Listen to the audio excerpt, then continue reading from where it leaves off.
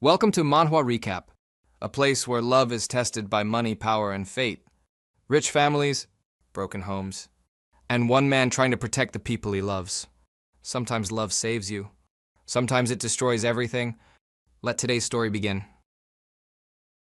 The audience wasn't buying it. As far as they were concerned, this was a setup.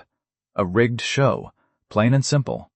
And if that was true, Jordan Ellis, the director, was about to get roasted alive on every platform in America. The more he thought about it, the angrier he got. He was going to drag whoever was behind this into the light. Sabotaging his own show like this? Whoever did it had some serious nerve. But for now, all he could do was pin his hopes on Layla Stone. Every eye in the building was locked on this single moment. Standing beneath the glare of the stage lights, Layla Stone felt herself slip briefly, achingly back to the height of her career. Back then, audiences had looked at her just like this, with that same electric, hungry anticipation. Something stirred deep in her chest, and her mind was already made up. If this moment could make her relevant again, even notoriety was traffic, even infamy was exposure, and if the truth came out later, she could always throw the blame onto Preston Yates. Besides, she wasn't alone in this. Caleb Rhodes and Marcus Webb had both already cast their votes. Decision made. Layla Stone parted her lips. Her voice was soft, but it landed like a wrecking ball. "I'm sorry, Shiloh. I prefer Dylan's music." "My vote goes to Dylan Chase." Back in the control room, director Jordan Ellis had gone completely still the moment Layla's words registered. His vision swam. Then, before he could stop himself, he slammed the glass in his hand straight down onto the floor. Water exploded in every direction. His assistant flinched, shaking uncontrollably. The entire control room fell into dead silence. The host, Sierra Monroe, was beside herself on stage. She genuinely had no idea how to keep going. She had no roadmap for this. None. The votes were set. Did the audience portion even matter anymore? And what's more, the live audience was already visibly restless, buzzing with barely contained outrage. Online, the fury was something else entirely. The live stream comments had completely swallowed the screen. El Mau, they are literally doing this in front of everyone. The audacity. Openly rigged. Zero shame. Nobody's gonna do a thing about it either. Trash show. Trash production. Trash mentors. Every single one. Garbage. Rigged. Rigged. Rigged. Rigged. If this isn't a setup, I'll eat 10 pounds of gravel. Stop trying to score free food. Mao. Even a 5-year-old can see this for what it is. Rigged lol. All that time I spent following this show, completely wasted. These votes have me genuinely speechless. I used to like Layla Stone. I really, genuinely did. Didn't expect this from her. Not even a little. Okay, but why are we only dragging Layla? Caleb Rhodes and Marcus Webb voted for Dylan too. This is genuinely wild. I cannot. This vote had my emotions on a complete roller coaster. And then it dropped me straight off a cliff at the end. The internet had completely detonated. Nothing but fury and accusations everywhere you clicked. The live venue was no calmer. Shouts of rigged and refund tore through the arena. Up on stage, Sierra Monroe exhaled a long, quiet breath. The facts were what they were. There was nothing she could do but announce the result.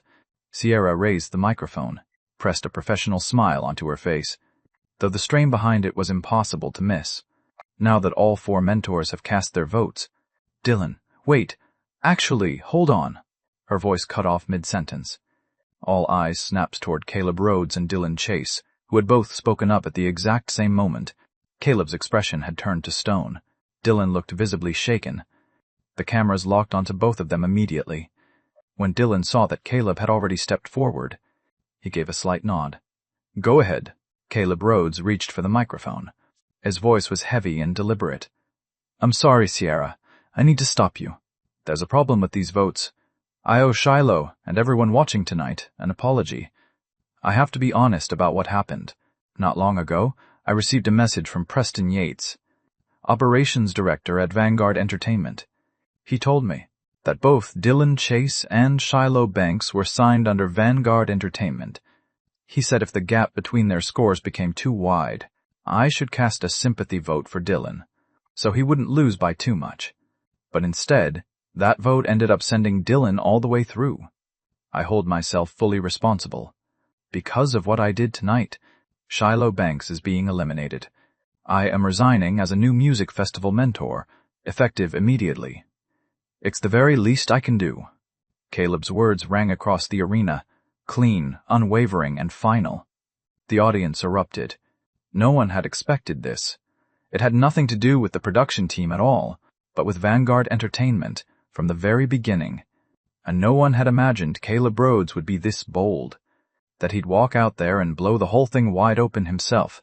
From my spot in front of the TV, I watched this unfold with a slow, measured raise of my eyebrow. Caleb Rhodes. He's something else entirely. His character lived up to every word I'd ever heard about him. Meanwhile, on the other side of the city, Preston Yates had been watching the screen and now looked like a man watching his own execution. He shoved the heavily made-up woman from his arms in one sharp motion, his hands trembling, his face drained of every last drop of color. He couldn't believe it. He couldn't believe Caleb Rhodes had actually dared to do this.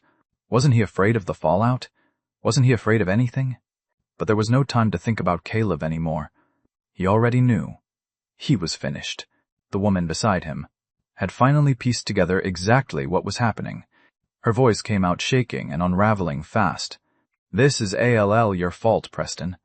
You're the one who kept insisting Shiloh was stealing your spot, that she was taking what belonged to you, and that she needed to be put in her place. Do you understand what you've done? It's over. Everything is completely and utterly finished. Preston Yates roared back, dumping every last ounce of blame squarely onto her shoulders. Even now, he still couldn't process it. The votes had already been cast, the results already announced, and Caleb Rhodes had still stood up and confessed anyway. No, I am not going down without a fight. Preston was still scrambling frantically for any way out. Then his phone screamed to life. The name on the screen. Chairman Gerald Yang. Every last trace of light drained from Preston's eyes. With trembling fingers, he answered. Gerald Yang's voice came through the speaker like a thunderstorm closing in fast. Preston, get yourself in front of me, right now. You have exactly one chance to explain yourself. On the stage, Dylan Chase stood in a complete daze. He hadn't known the full picture, but from the moment those votes were read, he'd felt deep in his gut that something was horribly wrong. He'd been ready to step forward and announce his own forfeit, when Caleb's words hit him like a freight train and left him completely rooted to the spot. He'd never once imagined that the person who had engineered this entire disaster from the shadows was his own uncle. His lips trembled, but no sound came out. 45. The facts didn't matter anymore. What his uncle had done. How was it any different from what Dylan himself had stood by and let happen? Even if he tried to explain, not a single person in that room would believe a word of it. Online, everything had already exploded. The moment Caleb finished speaking, Twitter and TikTok lit up instantly with trending posts about the incident. Jordan Ellis could never have predicted that the viral moment he'd quietly been hoping for would arrive like this. Millions of people swept into every live stream like a flood tide, pouring in from every corner of the internet. Most of them had followed the trending hashtags straight here. In an instant, the comment flood had multiplied several times over from what it had been before. Got here from trending. Heard there's a whole situation going down. Caleb Rhodes' integrity? Absolutely unshakable. Those other two? Whole different story. Their credibility is completely and permanently gone. Shiloh, forget the competition. Let me write you an entire catalog of songs. We'll go independent and do it all ourselves. We'll buy out your whole album. The fans will absolutely make it happen. Doing ALL of this with millions of people watching? Seriously? They actually think we're all just sitting here being stupid? Can I quietly say something? Dylan Chase is genuinely a really good singer. Nobody is saying he isn't. That's not even the argument. The whole point is the comparison. No comparison, no harm. That is literally the argument. All I want to know is whether Dylan actually knew about any of this. I used to genuinely love his song, Sweet Girl. This is hard to sit with. Bro, how would he not know? The entire fix was built specifically for him to win. The rigging existed for one reason, and one reason only, so he would come out on top. If he genuinely had no idea, I'll eat 10 pounds live on stream. El Mau, another one trying to score free food. Dylan literally tried to say something right before Caleb even finished. Did y'all miss that? I genuinely cannot understand how people are glossing over that moment. They're literally from the same company. Why would Vanguard do this to one of their own artists? The debate raged on across every platform. Even inside the arena, the noise had swelled into something raw and uncontainable. The crowd murmured in low, urgent voices, talking about Shiloh, how she had performed, how extraordinary that song had been. Everyone in that building already knew the truth in their bones. Nobody had expected it to come to this. This was wrong.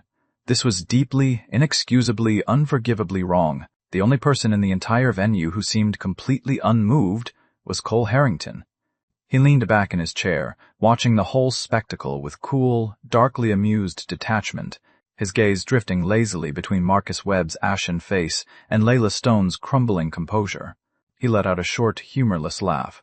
These two really lost the plot, burning their own careers to the ground over Preston Yates, of all people.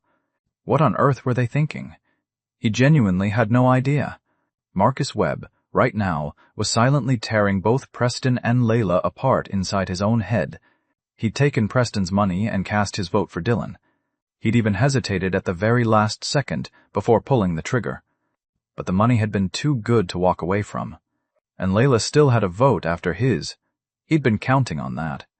He told himself, even if he voted for Dylan, as long as Layla voted for Shiloh, Shiloh would still win in the end. Everything would still be fine. Because in that situation, there was simply no way Layla would cast a second vote for Dylan. Except nobody had counted on Layla Stone, suddenly letting ambition completely override her common sense, and actually casting that second vote for Dylan anyway. And Layla herself had completely fallen apart inside. She'd planned to ride the chaos for a little attention and some headlines, play the victim afterward, and dump everything squarely onto Preston Yates. But Caleb Rhodes had demolished that plan down to nothing. She'd been the last to vote, so not only was there no traffic to gain, her reputation was gone. Irreparably, catastrophically gone. At least Caleb could frame his vote as a sympathy call gone sideways. Accidental, misguided. She had been last. There was no story left she could hide behind. Layla Stone had shattered completely. Sierra Monroe stood frozen center stage, utterly at a loss. In all her years of hosting, she had never once encountered anything like this. Even with all her experience behind her, she had absolutely no idea how to bring this back. Jordan Ellis had the worst migraine of his entire career. The votes were already in. What was he even supposed to do now? Declare them all invalid and start the whole thing over from scratch? It seemed like the only path left. What an absolute, unmitigated disaster. Broadcast accidents like this were the kind of thing that ended careers overnight. If Preston Yates had been standing in that room right now, Jordan would have put his hands around the man's throat without blinking twice. Helpless, Jordan let out a long, defeated exhale and was already preparing to walk out on stage to handle it himself, when Dylan Chase suddenly stepped forward and spoke. He stood at the center of the stage, microphone in hand, eyes hollow, but his voice rang out loud and steady. I forfeit. He understood the production team was in crisis. The only clean solution available was for him to be the one to step up right now. Whatever the judges decided, Shiloh's performance and Sea of Flowers were both far better than anything I put out tonight. I don't accept this result any more than anyone else does, so I'm forfeiting. The person advancing from this round should be Shiloh Banks. She has earned every single bit of it. Dylan finished speaking. He hadn't explained anything about Preston Yates. He'd only said what he knew to be true. The crowd inside the arena stirred again. Online, the debate flared right back up. Nobody could tell whether Dylan was speaking from the heart or speaking under pressure. For a moment, the internet descended into chaos all over again. Trending topics kept stacking by the second. Within 15 minutes, everything that had already happened was sitting in the top 10 trending searches. And now Dylan's statement was climbing right alongside it. already at number 50 on the trending list. At this point, virtually every trending topic was about the new music festival. That was when Shiloh Banks moved. She had been steady and composed from the very moment the voting began, but now she pressed her lips together, walked quietly to Dylan's side, and reached out to take his hand. "You were wonderful." Her voice was barely above a whisper. Only Dylan could hear it. But that gesture, everyone saw it. Everyone understood exactly what it meant. Shiloh Banks and Dylan Chase. There was something real between them, which meant Dylan couldn't have known about any of this. Why else would Shiloh be standing right beside him, holding his hand, looking at him like that? The online crowd paused, thought it through, and landed at the same quiet conclusion. After the voting ended, Dylan had stepped forward at the exact same moment as Caleb. He just hadn't gotten there fast enough to speak first. Caleb had beaten him to the microphone by a breath. He'd been trying to say, "I forfeit," the whole time. The noise online slowly began to settle because of one small, wordless gesture from Shiloh Banks, holding her warm hand. Dylan slowly turned his head and found Shiloh's eyes already on him, steady, forgiving, and devastatingly gentle. In that moment, he felt the sudden, overwhelming urge to cry, not from guilt, not from shame, but from something he hadn't seen coming, a quiet, aching happiness, just for getting to feel something this profound for someone, this extraordinary. She's worth it, he thought. She really, truly is. And right then, he made himself a silent promise. The moment he got home, he would have his mother sit his uncle down and tear him completely apart, then ground him indefinitely, with no possibility of parole. Having an uncle this reckless is genuinely, deeply exhausting. Jordan Ellis stepped up onto the stage. He was genuinely grateful to Dylan, because that spontaneous forfeit had saved him an enormous amount of grief. He took the microphone from Sierra. "Good evening, everyone. I'm Jordan Ellis, executive producer of the New Music Festival. What happened on our stage tonight, the fact that something like this could take place here at all, leaves me both heartbroken and deeply, personally ashamed. Shiloh Banks's talent speaks entirely for itself, and I will not allow her to be pushed off this stage because of something like this. I'm grateful that mentor, Caleb Rhodes, and contestant Dylan Chase chose to step forward when it mattered most, and gave this audience the truth they deserved. I am now officially invalidating the votes cast by Marcus Webb and Layla Stone, and we are terminating our contracts with both of them, effective immediately and permanently. Furthermore, this round of competition will be restarted with a clean, fair vote.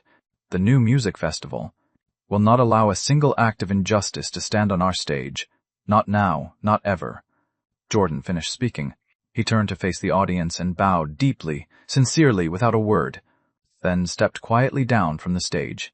Sierra took back the floor, announcing that the vote would begin again.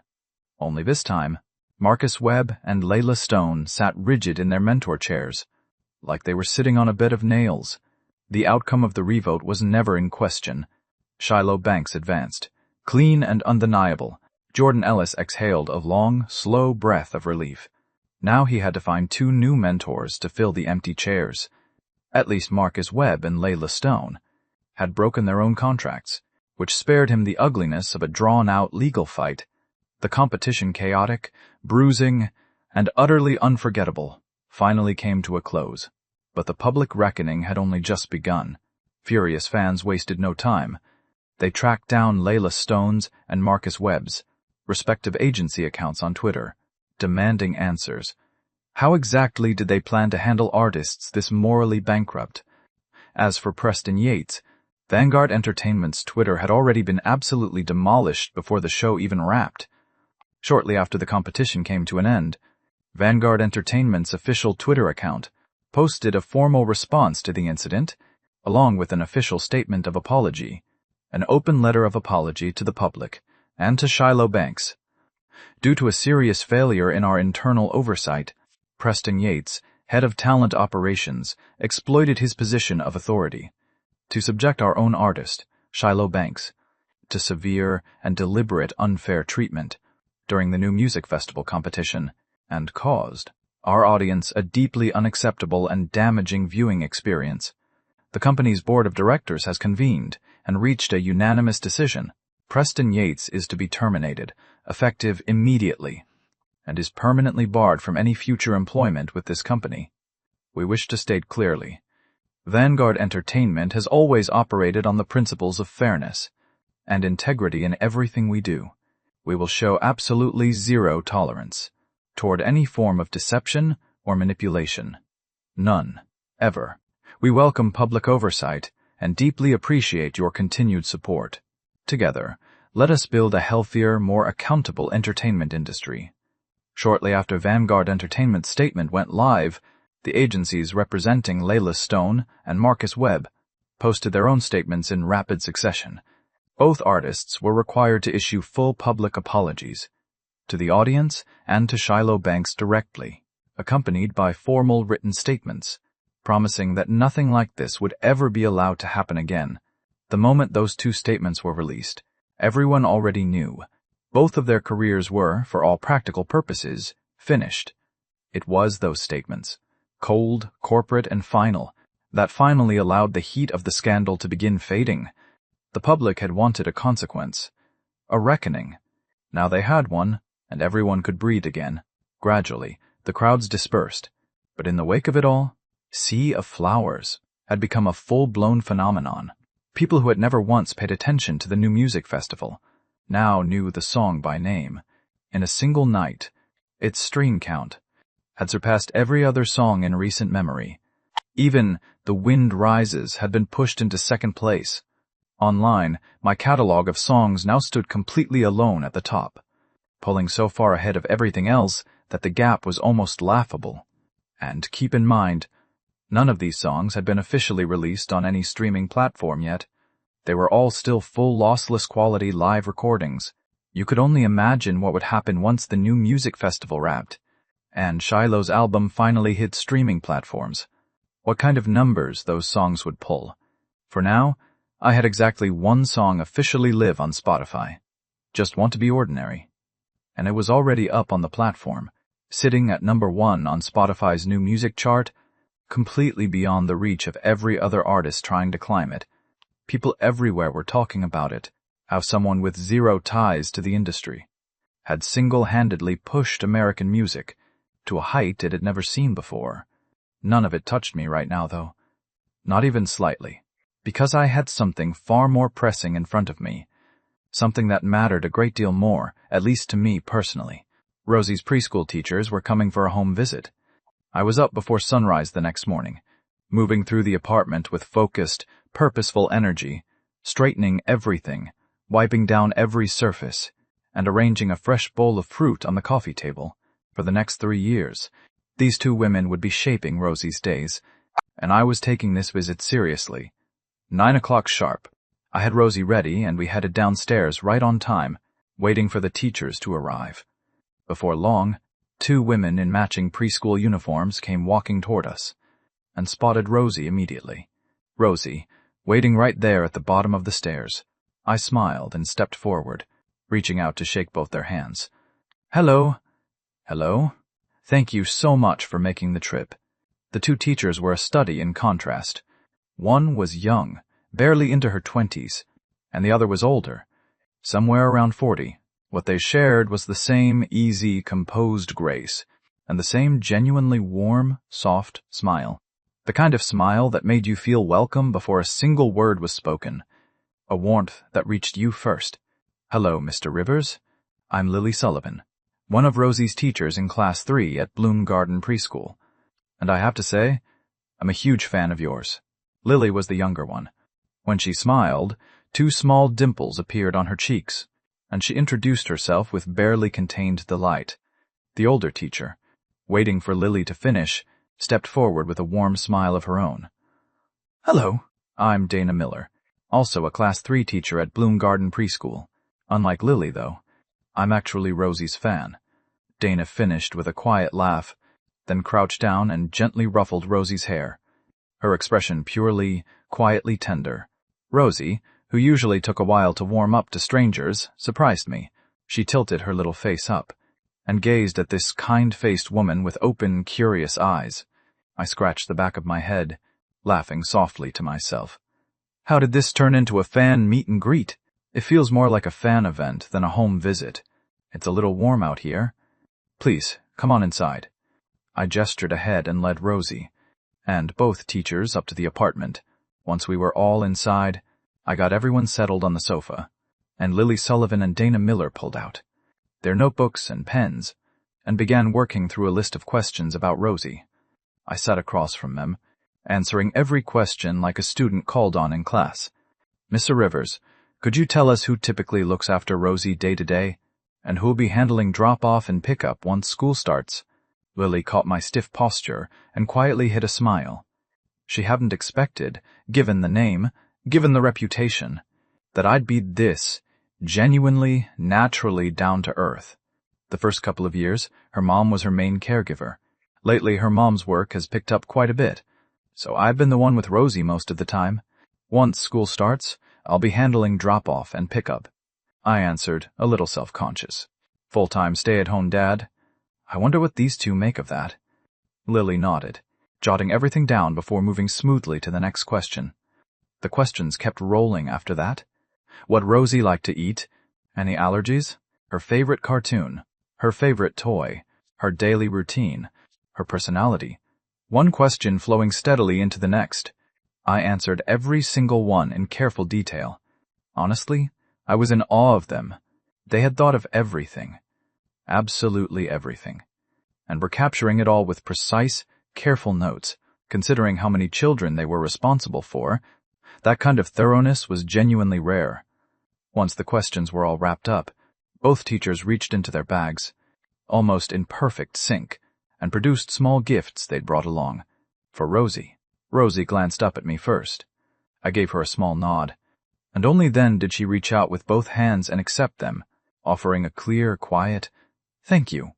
Lily Sullivan and Dana Miller were visibly smitten with Rosie. They crouched down and chatted with her, and in their eyes, Rosie was everything they'd hoped for. Sweet, polite, beautiful, and completely melting their hearts. After a few more minutes with Rosie, both teachers settled back onto the sofa, all smiles.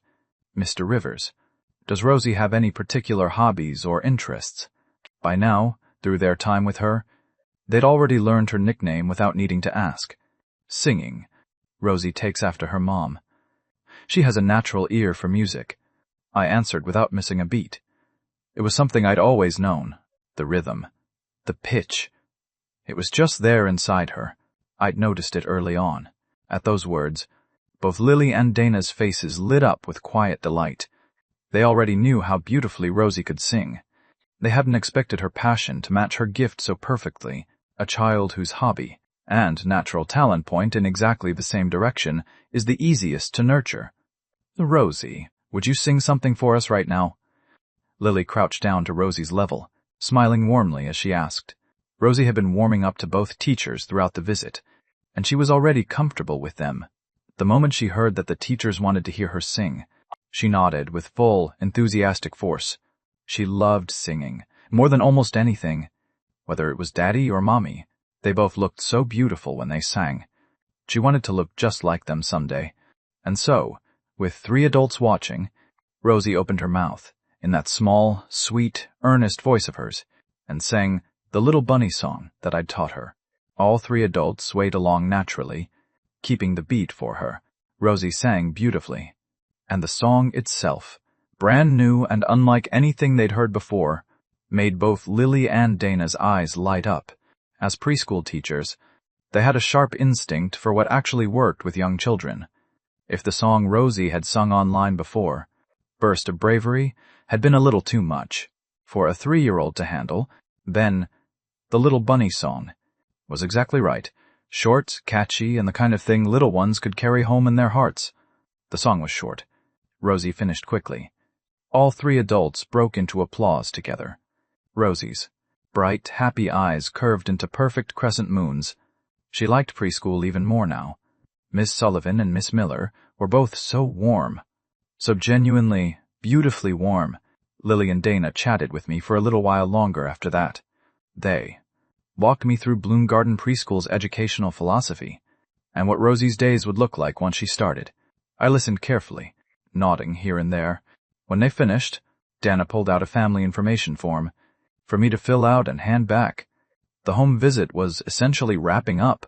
Lily and Dana tucked their notes away, but neither of them moved to leave. Instead, they sat there, both wearing the careful expression of someone working up the nerve to ask something. I tilted my head. I couldn't figure out what had shifted in the room. It was Dana who finally spoke first. "Mr. Rivers, here's the thing. School starts September 1st, right? Our preschool holds a welcome assembly every year for new students. When that day comes, every parent and every incoming child attends. It's a whole event. The principal requires that each class's teachers prepare 2 songs for the assembly, 2 children's songs, chosen and practiced in advance, and to teach both the songs and the choreography to the kids right there on the spot. Every year we've cycled back to the same 2 songs, the ones we always end up falling back on. They're not particularly catchy, honestly, and they've always been a little too difficult for the kids. A lot of them end up not being able to catch on in time. It ends up being awkward for everyone. This year, when Lily and I found out that your daughter was going to be joining our class, we started thinking, maybe this year we could try something fresh, something the kids would actually love. We wanted to ask whether you might be willing to write 2 original songs for us. Of course, this is entirely a personal request, completely unofficial. If it's too much, please don't give it another thought." Dana said it all in one breath, her expression genuinely sheepish. You could tell she was putting it out there on a hope, not really expecting a yes. Lily, sitting beside her, was blinking with exaggerated innocence, but the hope shining in her eyes gave her completely away. "Of course. Absolutely. Please don't feel awkward about it at all, Dana. This is for the kids. That's what matters." I said yes without a bead of hesitation. Honestly, I'd been bracing myself for something harder. This was nothing. Completely easy. The moment I agreed, both Lily and Dana exhaled visibly, almost audibly relieved, and their faces broke into the warmest smiles of the entire morning. What they didn't know was that what they'd just done was technically well outside the scope of any home visit protocol. Nothing in the official guidelines covered this, and if the principal ever found out, she absolutely would not have approved of teachers making personal requests of a parent. But these 2 had been stuck with the same tired, uninspiring songs for years. So they'd taken a chance and asked, because I had, after all, already written something like "Burst of Bravery." "Thank you so much, Mr. Rivers." Both women thanked me at the exact same time. "Whenever the songs are ready, just send them to us on Instagram. We'll figure out the choreography from there." We'd already connected on Instagram earlier in the visit, so they could keep me updated on Rosie and how she was settling in at school whenever needed. But what they weren't expecting was me waving a hand and saying, "No need to wait. Give me 2 minutes. I'll write them right now. You can tell me if they work before you leave." And just like that, I walked briskly back to the bedroom, grabbed a notepad, came back, sat right down in front of them, and started writing. Children's songs were simple by nature. 2 of them, I could write 2 with my eyes closed. Lily Sullivan and Dana Miller stared at me, completely frozen. 2 songs, with his eyes closed. Was he seriously treating children's music like a warm-up exercise right now? They knew he was talented. That was common knowledge. But this was something on a completely different level. No warm-up, no hesitation. Just writing, right now, right in front of them. This man was operating on a frequency the natural world simply wasn't designed to explain. Was he actually from another planet? What Lily and Dana didn't know was that the thought they were half joking about was closer to the truth than they'd ever be able to guess. If I weren't so careful about keeping a low profile, I could dismantle every songwriter and composer in this industry without breaking a sweat, especially that so-called godfather of music, Frank Morrison. If I ever actually wanted to go head-to-head with him, I'd flatten him before he even saw it coming. 10 minutes. That's all it took. Under the wide, stunned eyes of Lily Sullivan and Dana Miller, I set down my pen, picked up the sheet music and lyrics, and handed them over. "Here you go." Lily stared at the pages like she'd just been handed something impossible. I nodded like it was the most natural thing in the world. Of course. Go ahead and read through the lyrics first. Any questions, just ask. Lily and Dana exchanged a glance. Then both dropped their eyes to the pages in their hands. The sheet music was mostly beyond them, so they skimmed past it and focused on the lyrics. What they found was this. Both songs were strikingly, almost deceptively simple, clear and instantly readable. Lily looked up, holding her page carefully. I'm sorry, I can't quite read the music notation. Would you be willing to sing it for us? Dana looked up too, her eyes warm with curiosity. She was just as eager. She wanted to hear what these impossibly simple-looking songs actually sounded like when they came alive. Now it was my turn to feel self-conscious. Singing to Rosie one-on-one was one thing, easy, natural, but performing a children's song in front of two perfectly composed women? That was a different situation entirely. Still, they'd asked, there was no graceful way out. I rubbed the back of my neck, reached over and took the page from Lily's hand. All right, fine. I'll sing it. Fair warning. These were written for kids. Hearing a grown man sing them might not be quite the same experience. Lily waved her hand quickly. She was a fan. She already knew I could sing. Please don't worry about it, Mr. Rivers.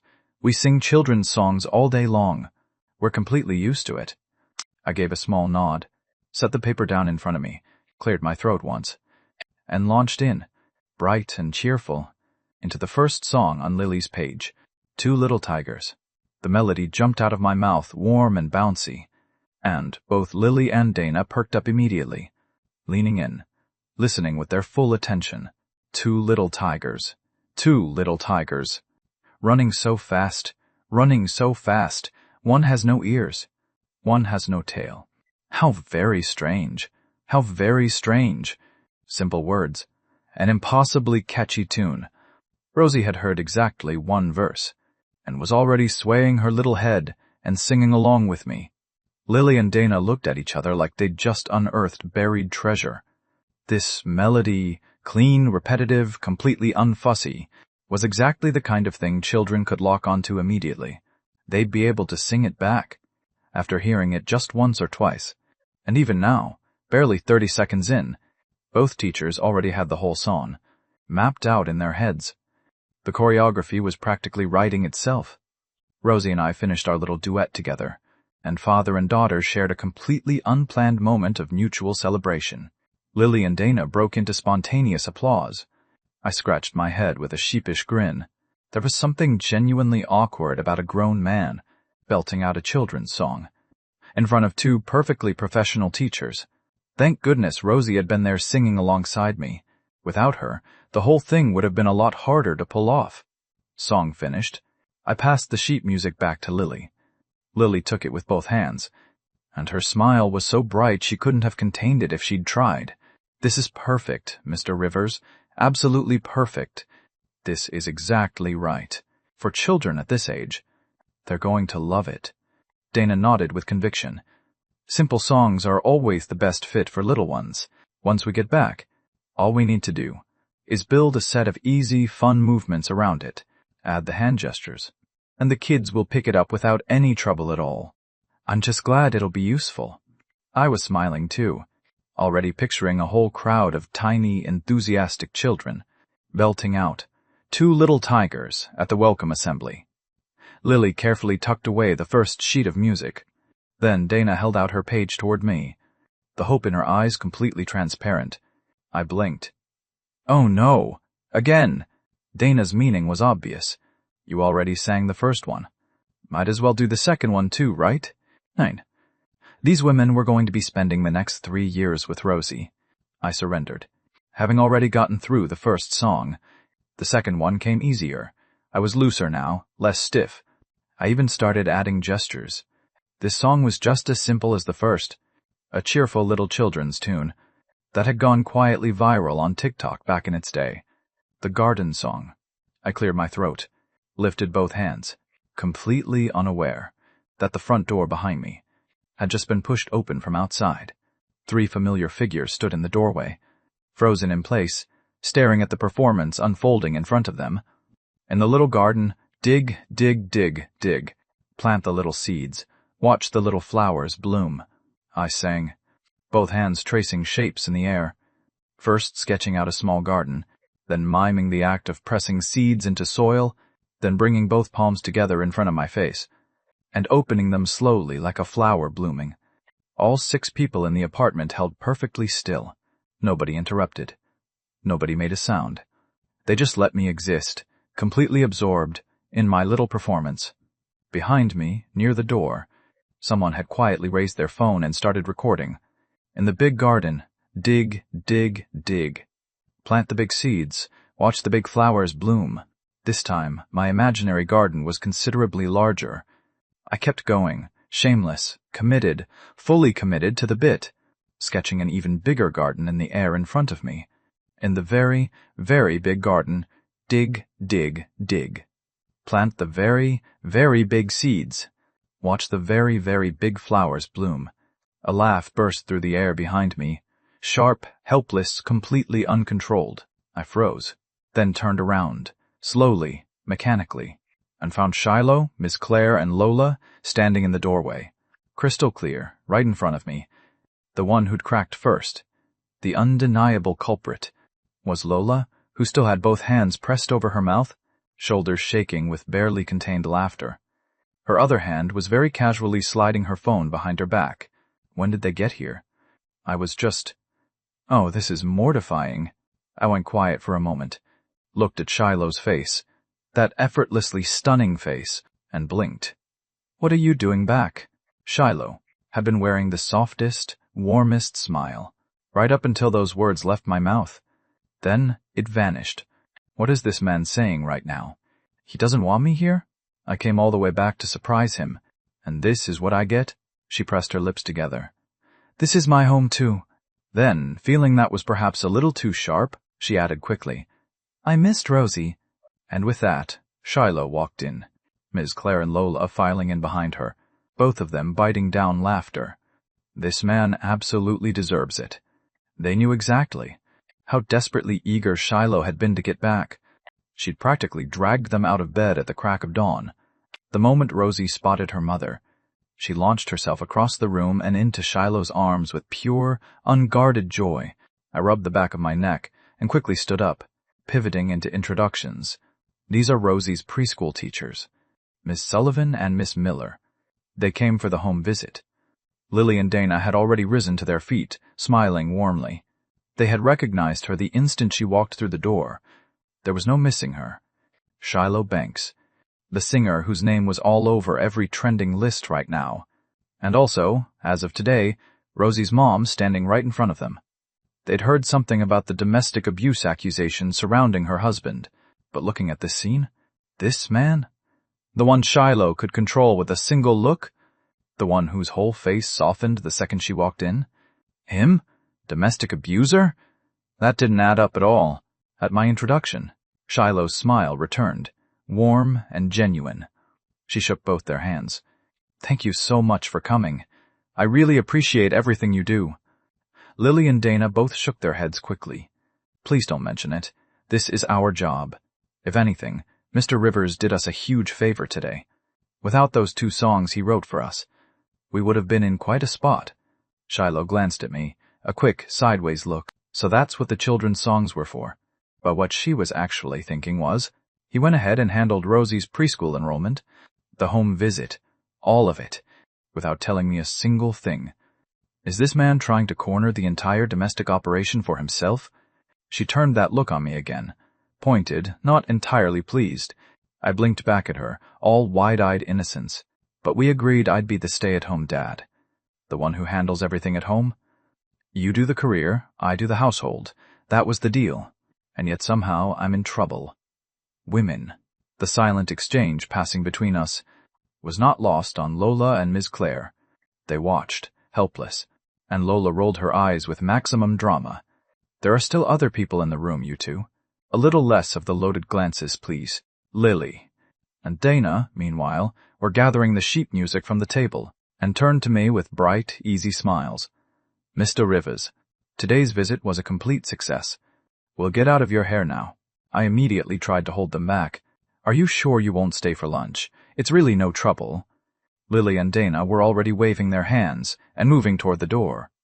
No, we really couldn't. We've already taken up so much of your time, and there are other families still waiting for us today. Please don't walk us out, Mr. Rivers. We'll find our way. With that, Lily and Dana said their goodbyes, and Shiloh and I walked them out to the building entrance together. All in all, the home visit had gone about as well as anyone could have hoped. I let out a long, quiet sigh of relief. Being a full-time stay-at-home dad is genuinely not easy. Back inside, I settled onto the sofa and watched Shiloh holding Rosie, and couldn't shake the feeling, real or imagined, that she looked just slightly softer than she had a few days ago. Her face, too. There was a quiet glow to it, a brightness that hadn't been there before. I found myself thinking back to the first moment I'd arrived in this world, opening my eyes to find both their faces looking back at me. So pale, so exhausted, so worn down. The contrast hit me like a slow wave. The distance between that moment and this one. The strange, aching beauty of how far they'd come. Shiloh glanced over casually, and caught me standing there like a complete idiot, staring at her and Rosie without moving a muscle. She shot me a look, half embarrassed, half exasperated, with a pointed flick of her eyes toward Lola and Miss Claire. That single glance snapped me clean out of my reverie. I rubbed the back of my nose, and managed. The new music festival finale is coming up in a couple of days, right? How did you two find the time to come back? Shiloh hadn't even opened her mouth yet, when Lola cut in, voice loud and theatrical as ever. James Rivers. Honestly, it's obvious you don't pay nearly enough attention to our Shiloh. The finale isn't for another week. She barely had a moment to breathe before she was rushing back here. Lola, that's not. I genuinely missed Rosie. Shiloh heard herself being narrated out loud, and a flush of color climbed her cheeks instantly. She cut in fast with her explanation. Lola blinked over at her. I didn't say you missed him, though. You volunteered that all on your own. Classic self-incrimination. Shiloh's cheeks went a full shade deeper. I scratched the back of my head. Honestly, I didn't even watch the end. Right after the revote wrapped up, I got a call from the preschool. I completely forgot the show was still going. Shiloh gave a soft, quiet hum in response, her way of letting it pass. I nodded. Smart. Don't ask how many days she's staying. That's the kind of question that gets a man in trouble. Better to wait and let her bring it up herself.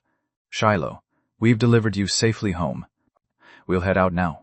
We've been meaning to get to the hospital to see your mom. Ms. Claire stepped forward then, looking at me with a small, warm nod. Miss Claire, at least let me and Shiloh walk you out. Don't bother. Shiloh just got back. Let her rest. Spend some time at home. We'll manage on our own. Miss Claire was already gently pulling Lola toward the door as she spoke.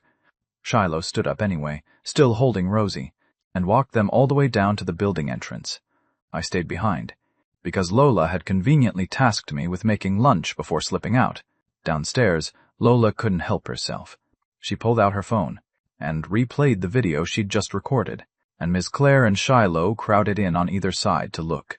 Watching me again, that whole ridiculous performance, all three of them dissolved into laughter all over again. Even Shiloh, who had never once seen me act like this at home, couldn't hold it together. Miss Claire looked at Shiloh then, her voice thoughtful. Shiloh, do you think this video would be okay to post? Since your comeback, your Twitter has only had those 2 updates. You've got something genuinely good here. Let people see a little of what life is like at home. It would land really well. And it could completely reshape how people see James, too. Ever since everything that happened, his image online has shifted quite a bit, but people still mostly think of him as this mysterious figure. Talented songwriter, complicated past. The public doesn't really know what I was actually like as a person in my day-to-day life. Most of the comments under Shiloh's Twitter were fans asking about new music, asking when the album was dropping, and asking whether she and I were doing okay together. Those kinds of questions.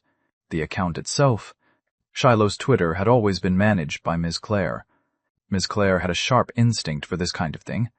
Hearing Ms. Claire's suggestion, Shiloh thought about it for a moment, then slowly shook her head. I should ask James first.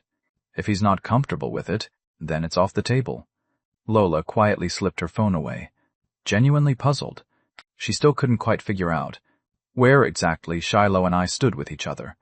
By any reasonable measure, they were a married couple. Practically old hands at this by now. Since when did a decision this small require Shiloh to check with me first?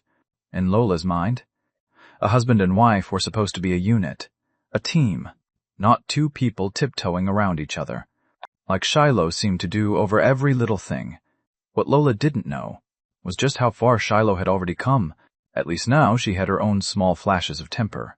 At least now, more often than not, she had her own opinions and her own decisions. By the time Shiloh got back upstairs, I was deep in the middle of cooking. The warm, savory smell of food drifted from the kitchen into the living room. Shiloh set Rosie down on the sofa, then drifted over and leaned against the kitchen door frame, watching my back in quiet, unhurried silence. My shoulders had filled out considerably since before. The hollow, worn-down look was completely gone.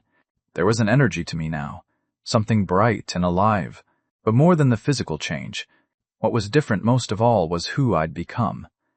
I had developed a patience for everything, unhurried, unshakable, a steadiness that hadn't been there before, a gentleness toward her and Rosie that showed up in every single moment, especially in the small, ordinary details of daily life. The quiet attentiveness I brought to everything. She found herself, without meaning to, completely wrapped up in the warmth of it. This man, she thought quietly. He's a treasure I didn't know I had. When I turned around, I found Shiloh looking at me. Really looking. Her eyes soft and luminous, the tenderness in them enough to undo me completely. I scratched the back of my head, suddenly a little flustered, but I held her gaze anyway. What's wrong? Seeing me standing there like a helpless fool? Shiloh smiled. The kind of smile that bloomed open like a flower and could stop time. It made me feel even more like a complete idiot. Nothing. Ms. Claire wanted to know if it would be okay to post the video. You know, the one of you, singing the children's song just now. Up on Twitter. My eyes went wide. Even the hand holding the ladle gave a small, involuntary tremor. She recorded that? Shiloh pressed her lips together to hide a smile, and nodded. Lola did. Ms. Claire thinks posting it on Twitter could help strengthen your public image a little. My expression said everything. Strengthen or completely destroy? Shiloh read my face immediately, and knew I wasn't exactly thrilled. It hasn't gone up yet, she added. I wanted to check with you first. If you're against it, it stays off. I looked at her for a moment, then asked, Do you want it posted? Shiloh blinked. She looked at me, at how genuinely, earnestly I was asking, and her smile got warmer. Then she gave a small nod. I do. Wanting it doesn't make it happen, I said. We'd still need to check with Miss Sullivan first. I laughed, a big, delighted laugh, like a kid who'd just pulled off the perfect prank. Both songs were written for Miss Sullivan and Miss Miller.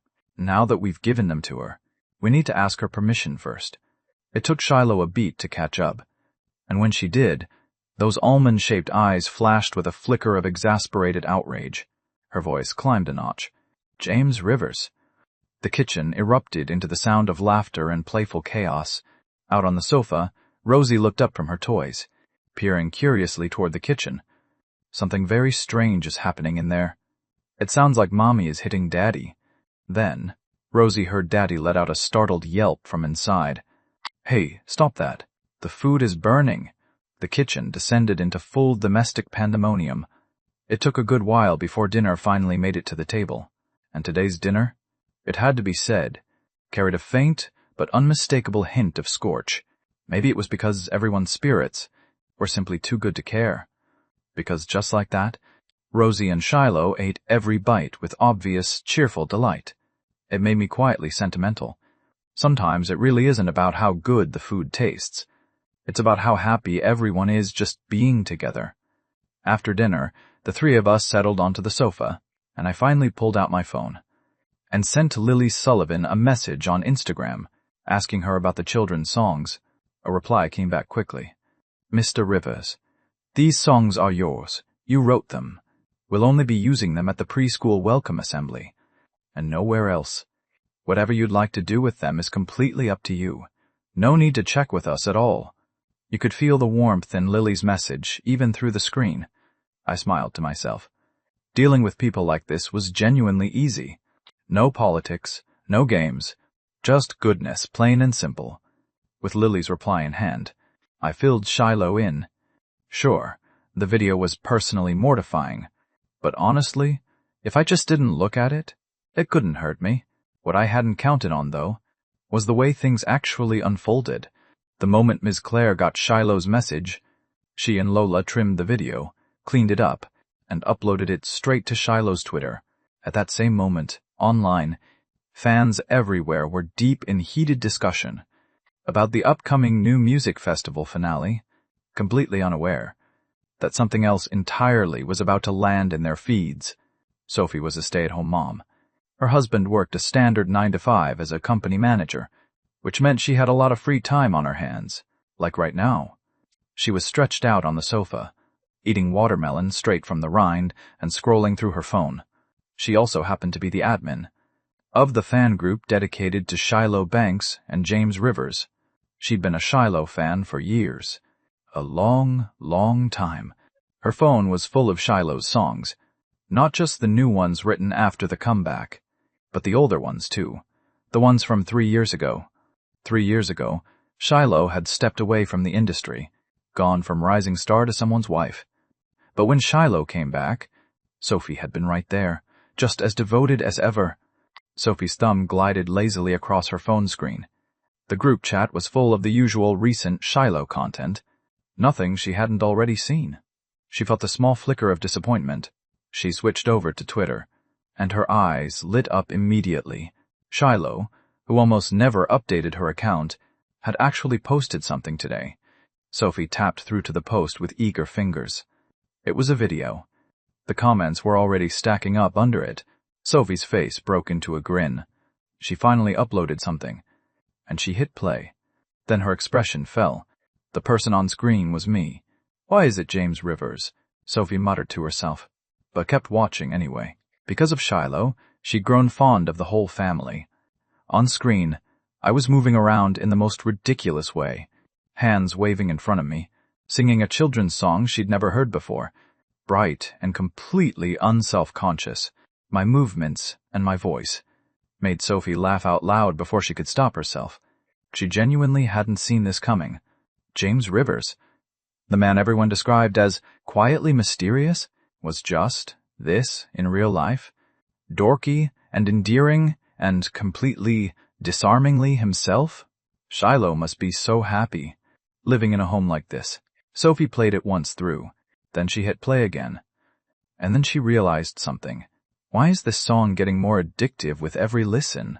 She scrambled over to the group chat and typed out a message. As fast as her fingers could go, everyone, go to Shiloh's Twitter, right now. You will not regret it. The group went quiet for half a second, then exploded. The admin, who almost never surfaced, had actually shown up. Is it Shiloh photos? You wish. Use your brain. She hasn't posted a single personal photo since debut. Curious going now. What is it? What is it? Admin, you can't just de-rop that and not explain. I have to physically open the app myself. Only an idiot is still typing when they could be watching it. Can you not see that literally everyone else has already gone quiet? So you're the last one sitting here making noise. How does that feel? The buzz spreading online had only just started warming up.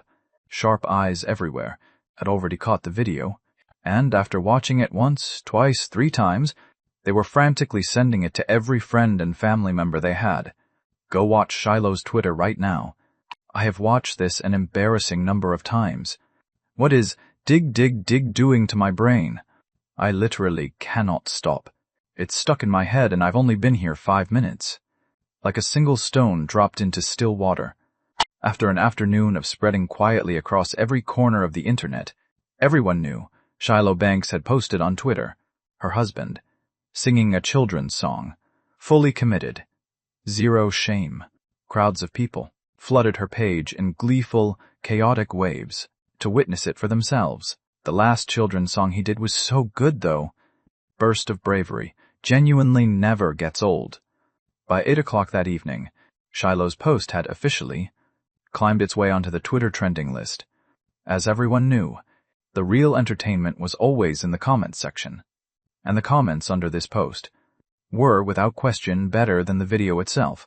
First watch, okay, what is this? Second watch, in the little garden, dig dig dig, LMAOOO. I'm done. You're telling me this is James Rivers? The mysterious songwriter image is Joan, finished, gone forever. I am going to die laughing, and I want to plant flowers now.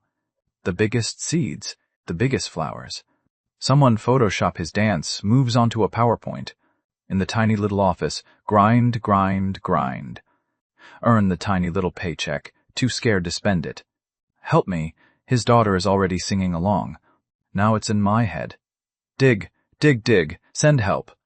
Different over here, though. I'm literally 500-something months old, and I am hooked. Completely hooked. Having kids just hits different, I guess. The joy is genuinely beyond what us childless people can access. Key requirement, the kid can't be a little monster. To whoever called this man violent, try me. Because what violent man digs like that? I cannot hold it together. Go ahead and dig, everyone. Dig at your own pace. What had started as the simplest little children's song had somehow become the internet's purest source of joy. By 9 o'clock that evening, the song had officially hit the #1 trending spot on Twitter. Oblivious little me still had no idea any of this was happening. I was just enjoying the quiet, ordinary happiness of an evening together as a family. And at the exact moment that post hit #1, somewhere across the city in a lavish apartment, Preston Yates sat hunched and pitiful over a glass of liquor. Watching the post blow up on his screen, he'd lost his job. Dylan had ripped into him when it all came out. And then, as if that wasn't enough, Dylan's mother, Preston's own sister, had torn into him so viciously he hadn't known which way was up.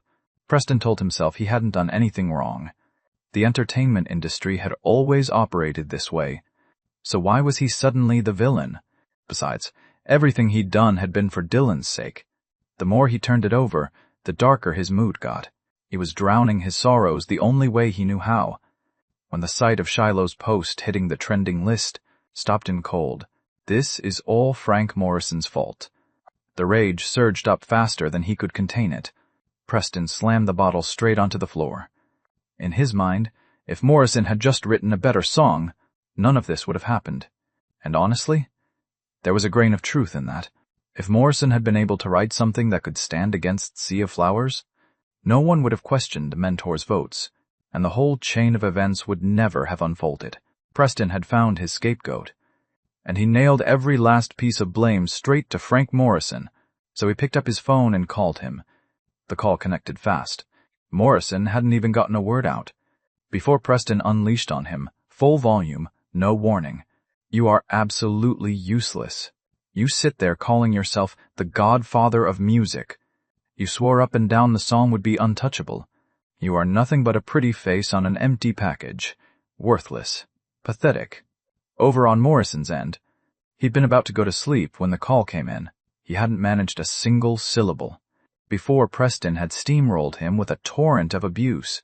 He stood there in blank, stupefied silence until Preston finally ran out of breath.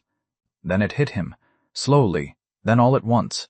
He was Frank Morrison, the most respected songwriter in the industry, and he had just been screamed at. By some nobody, a disgraced, fired. Nobody at that. A laugh escaped him, not amused. Cold. He didn't bother with a single word of response. He hung up, blocked the number. Done. A man like that wasn't worth one more breath of his time. Frank Morrison sat on the edge of his bed, staring at his phone. Sleep was completely out of the question now, and the longer he sat, the more the anger settled in, not because of the call. Preston wasn't worth anger. What stung was something else entirely. Ever since I'd arrived on the scene, he had lost to me twice in a row. Publicly, undeniably. What stung most was that more and more artists, whenever Morrison's name came up in conversation, now thought of me first. That kept him up at night. The resentment toward me had been building quietly, and now it had nowhere left to go.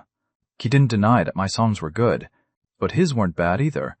In his mind, the two of them were evenly matched, neck and neck. The losses weren't his fault. They were the performer's fault. Restless and bitter, Morrison grabbed his phone again and started scrolling through the entertainment news. That's when he saw it, sitting at number 1 on the trending list. Shiloh Banks's Twitter post. Morrison narrowed his eyes. Again, Shiloh Banks. He couldn't pinpoint exactly when it had happened. But somewhere along the way, the entertainment world he'd always known had changed. Something had shifted beneath his feet, and now every trending list, every day, was covered in her name. Jaw tight, Morrison tapped through to the post. A video. And the face in that video was the very source of every ounce of his simmering frustration, James Rivers. Morrison watched in silence as I sang the children's song on screen. His brow creased deeper with every second. He watched it once, then again. Then he threw the phone onto the bed in disgust. Nothing but cheap crowd-pleasing nonsense. And he's seriously putting this kind of thing out there? Morrison felt personally insulted. A song this simple? This, embarrassingly simple, had hit number 1 on Twitter? He could write something like this in his sleep. And the comments online? People actually saying that after listening to my music, they couldn't enjoy anything else anymore. That, to Morrison, was the deepest insult of all. The contempt in his eyes sharpened into something colder. Then, after a long moment, something shifted, like a decision snapping into place. He reached down and picked the phone back up. He opened Twitter and tagged Shiloh Banks in a post. So this is what people are calling great songwriting? I've heard all the hype about Seven Memories' genius compositions. Seems like a lot of noise about. Very little. Nothing but cheap entertainment. The moment Morrison hit post, the weight in his chest lifted noticeably, especially when he watched his fans flood in immediately, rallying behind him. See? There were still people out there who understood real music. Morrison read the comments with the satisfied air of a man who'd finally found people who truly got him. But the satisfaction didn't last long, because very quickly, the fans, still scrolling through Shiloh's post, started noticing Morrison's tweet. The reaction was immediate. The response was loud, and most of it came from my fans and Shiloh's fans, who had been having a perfectly cheerful evening, and were now being publicly attacked without any warning. The mood soured fast. Within minutes, fans from both sides, along with half of Twitter who'd been watching from the sidelines, descended on Morrison's post, and the argument ignited. Sitting quietly at home, minding your own business. Shiloh posts one normal everyday video, and suddenly the jealousy brigade shows up. He even tagged her. The nerve. Does he actually still think he's the godfather of music? To be fair, Morrison's music is genuinely good. He and James Rivers just work in completely different styles. Morrison's stuff is more alternative. Alternative is doing a lot of heavy lifting there. I personally can't get into it at all. Nobody forced you to like it. Morrison's dark atmospheric tracks actually hit pretty hard. They just make me nervous personally, but okay. Nobody is forcing anyone to like anything. He jumped out and started swinging first. He's literally just mad. He lost twice in a row. Just publicly embarrassing himself at this point. Our Frank Morrison writes music that is, objectively, superior to anything James Rivers has put out. Rivers has a handful of songs. Morrison has a whole catalog. Does no one have perspective anymore? Morrison has more songs, sure. Morrison's post kept climbing in the middle of all the noise, quietly, relentlessly. And before long, it had found its way onto the trending list too. Morrison had been watching the whole thing unfold in real time.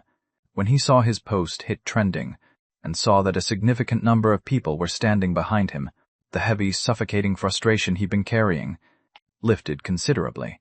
Some of the confidence he'd been running on for years came flooding back. As for the doubters, he'd let his work answer them.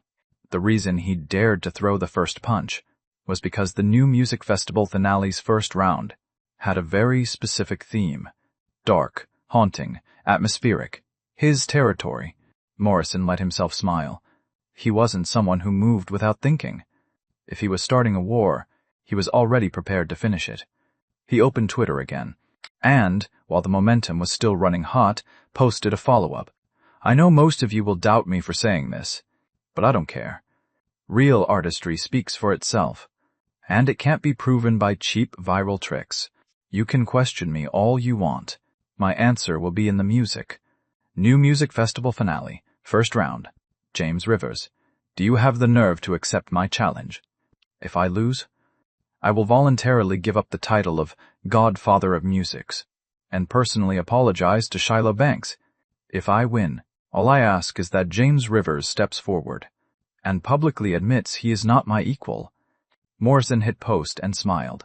I had already stopped paying attention entirely. I put my phone on the nightstand and gone to sleep completely unbothered, because I already knew. This was as good as a formal declaration of war. I didn't even need to look to know. That post was going to hit the trending list without any help, and it did, exactly as Morrison had expected. The second post landed and the internet detonated. A veteran songwriting legend, formally challenging an emerging songwriter to a public showdown. This was a once-in-a-generation event for the entertainment world. Media outlets scrambled.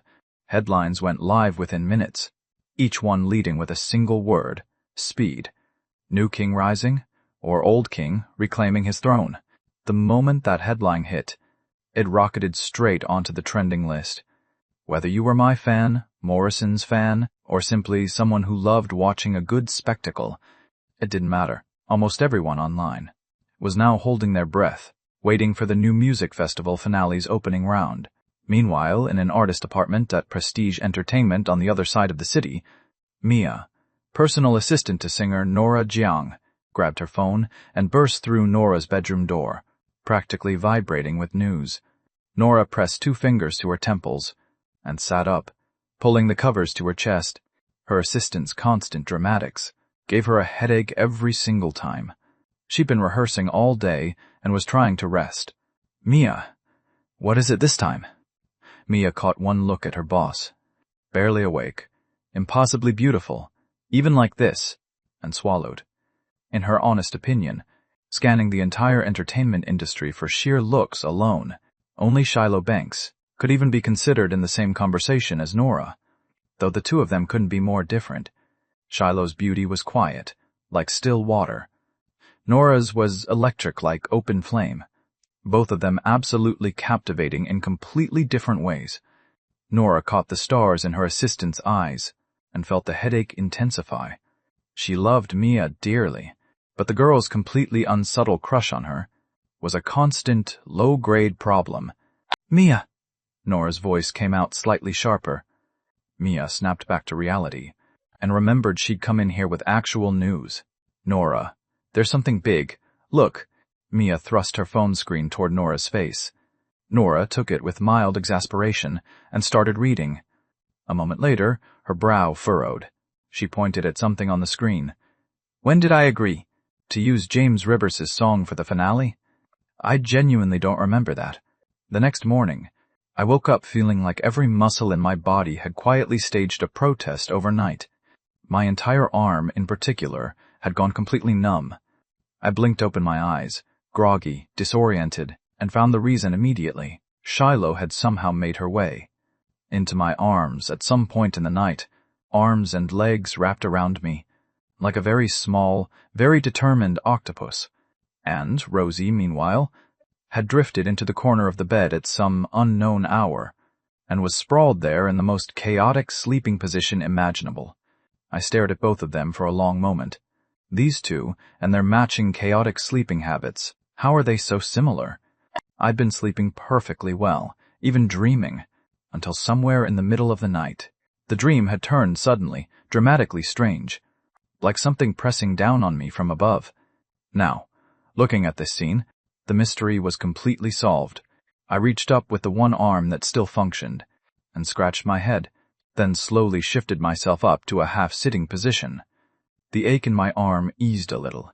The small movement apparently displeased Shiloh. Her nose scrunched, soft and pink. Her lips pressed into a tiny pout. She made a small sound, burrowed closer, and locked her arms tighter around me. I went completely rigid. This early in the morning? Seriously, I cannot handle this. I genuinely cannot handle this. I felt absolutely, profoundly persecuted. I looked over at Rosie, sound asleep in the corner of the bed, and put on my most suffering expression. I rubbed the back of my nose, and it occurred to me, Rosie was 3 years old now, old enough to have her own room. This arrangement cannot continue. Thinking that, I carefully began working my trapped arm free from under Shiloh. It genuinely didn't feel like part of my body anymore. I actually had to use my other hand to help coax it out. The moment Shiloh registered that her pillow had disappeared, her lashes flickered. A second later, her eyes opened, slowly, reluctantly. She lifted her head in a drowsy haze, looked up at me with unfocused, sleep-soft eyes. Thoroughly, helplessly adorable, our eyes met. Shiloh came fully awake in an instant. I didn't move. Shiloh went rigid. Her leg and her arm were still resting across me.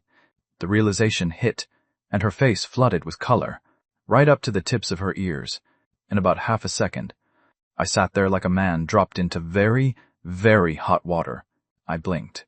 Shiloh scrambled off me in a flurry, turned her back, and absolutely refused to look at me again. Her heart was racing so fast she couldn't think straight. No, he is not going to think I did that on purpose. Shiloh bit her lip, curling into herself like she was trying to disappear. And then she heard it, the distinct, unmistakable sound of me swallowing hard behind her. I would like the record to reflect that I was struggling enormously. I needed cold water on my face with great urgency. There was simply no version of waking up to a sight like that. Soft, luminous, barely awake and completely devastating, and being expected to just sit there calmly. Nobody could do that. I got out of bed with considerable haste, hunched slightly forward, and bolted out of the bedroom. The door clicked shut behind me. Shiloh let out a long, slow exhale. She pressed both palms against her burning cheeks, still feeling the heat in them, her expression unreadable even to herself. It had been happening ever since I'd moved into the main bedroom. Every night, without fail, she'd wake up having drifted into my arms. She always went to sleep on her own side. She distinctly remembered, lying down properly, keeping to her half. And Rosie had been between them to begin with. So how did this keep happening? The thought of Rosie made her stop. She sat up quickly, and found Rosie completely unbothered, sprawled gloriously in the corner of the bed. Shiloh pressed her lips together, carefully lifted Rosie, and settled her back into the center of the bed, where she belonged, then pressed a soft kiss to her little cheek. Shiloh smiled to herself. It really did seem like Rosie was ready for a room of her own.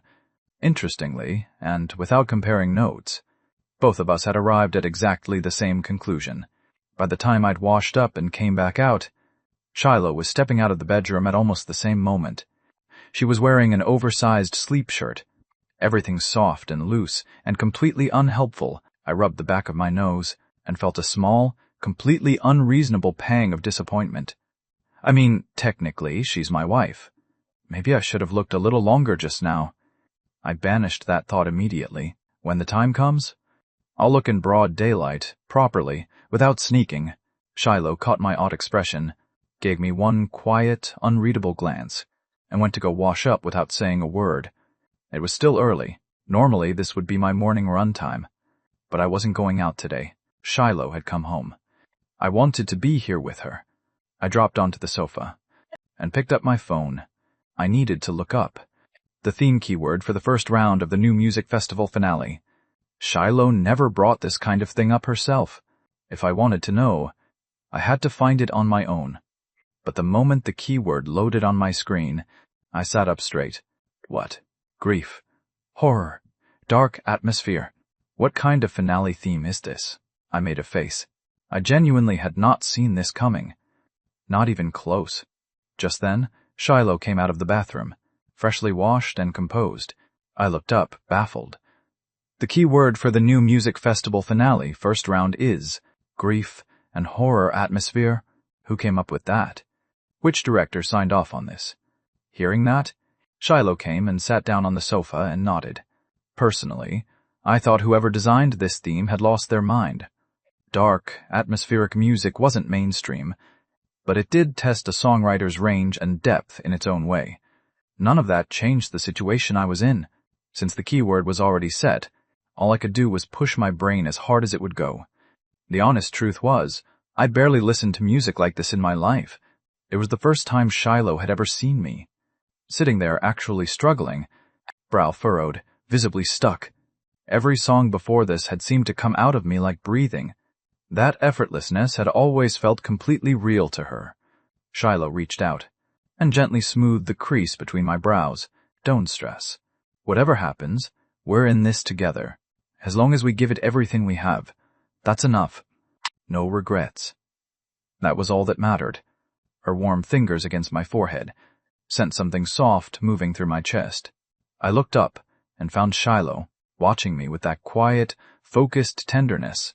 Fresh-faced, no makeup, just out of the bathroom, and all I could think was that she had never looked more beautiful than she did right now. Being looked at like that, so directly, so openly, made Shiloh's face warm. She didn't understand why one simple sentence from her had earned her a look like this. There was appreciation in it, but also something that felt like she was about to be consumed entirely. This man is so strange. And then, in the very next moment, she stopped thinking he was strange at all, because in her field of vision, my face was suddenly very close, and then a warm, gentle pressure settled against her lips. Shiloh's eyes flew wide open. She blinked twice, like she genuinely couldn't believe what was happening. She had just been ambushed. I had arrived at a full and complete understanding of one thing. When your wife is right in front of you, cold water and self-restraint are both completely useless. When it finally ended, Shiloh went slightly boneless against the back of the sofa. She hadn't come back to herself yet. James Rivers had just kissed her without any warning, and for what felt like a very long time. And then she looked over and found me still watching her, clearly wanting more. She immediately covered her face with both hands, so embarrassed she wanted to disappear entirely. I, for my part, had just experienced something extraordinary for the first time and was feeling approximately wonderful about it, especially with Shiloh sitting there like this, flustered, pink-cheeked, completely undone, which made the whole thing even better. I leaned in a little closer, closing the remaining distance between us. We're married. Kissing is an important and perfectly legitimate expression of affection between a husband and wife. I was attempting to talk Shiloh into lowering her hands, to get her to relax even slightly. It did not work at all. She scooted back 2 full steps in rapid succession, hands locked over her face, completely unwilling to move them. Attempt failed. I was left sitting there gazing at her with puppy dog eyes, quietly disappointed. I wasn't even done yet. If I'd had more experience, if I'd known what I was doing, I would absolutely not have let her off that easily. Being completely shameless, I tried a different angle. Fine, I'm just looking at my phone now. I'm not going to do anything. I picked up the phone and waved it in front of Shiloh as evidence, then made a very convincing show of looking at the screen.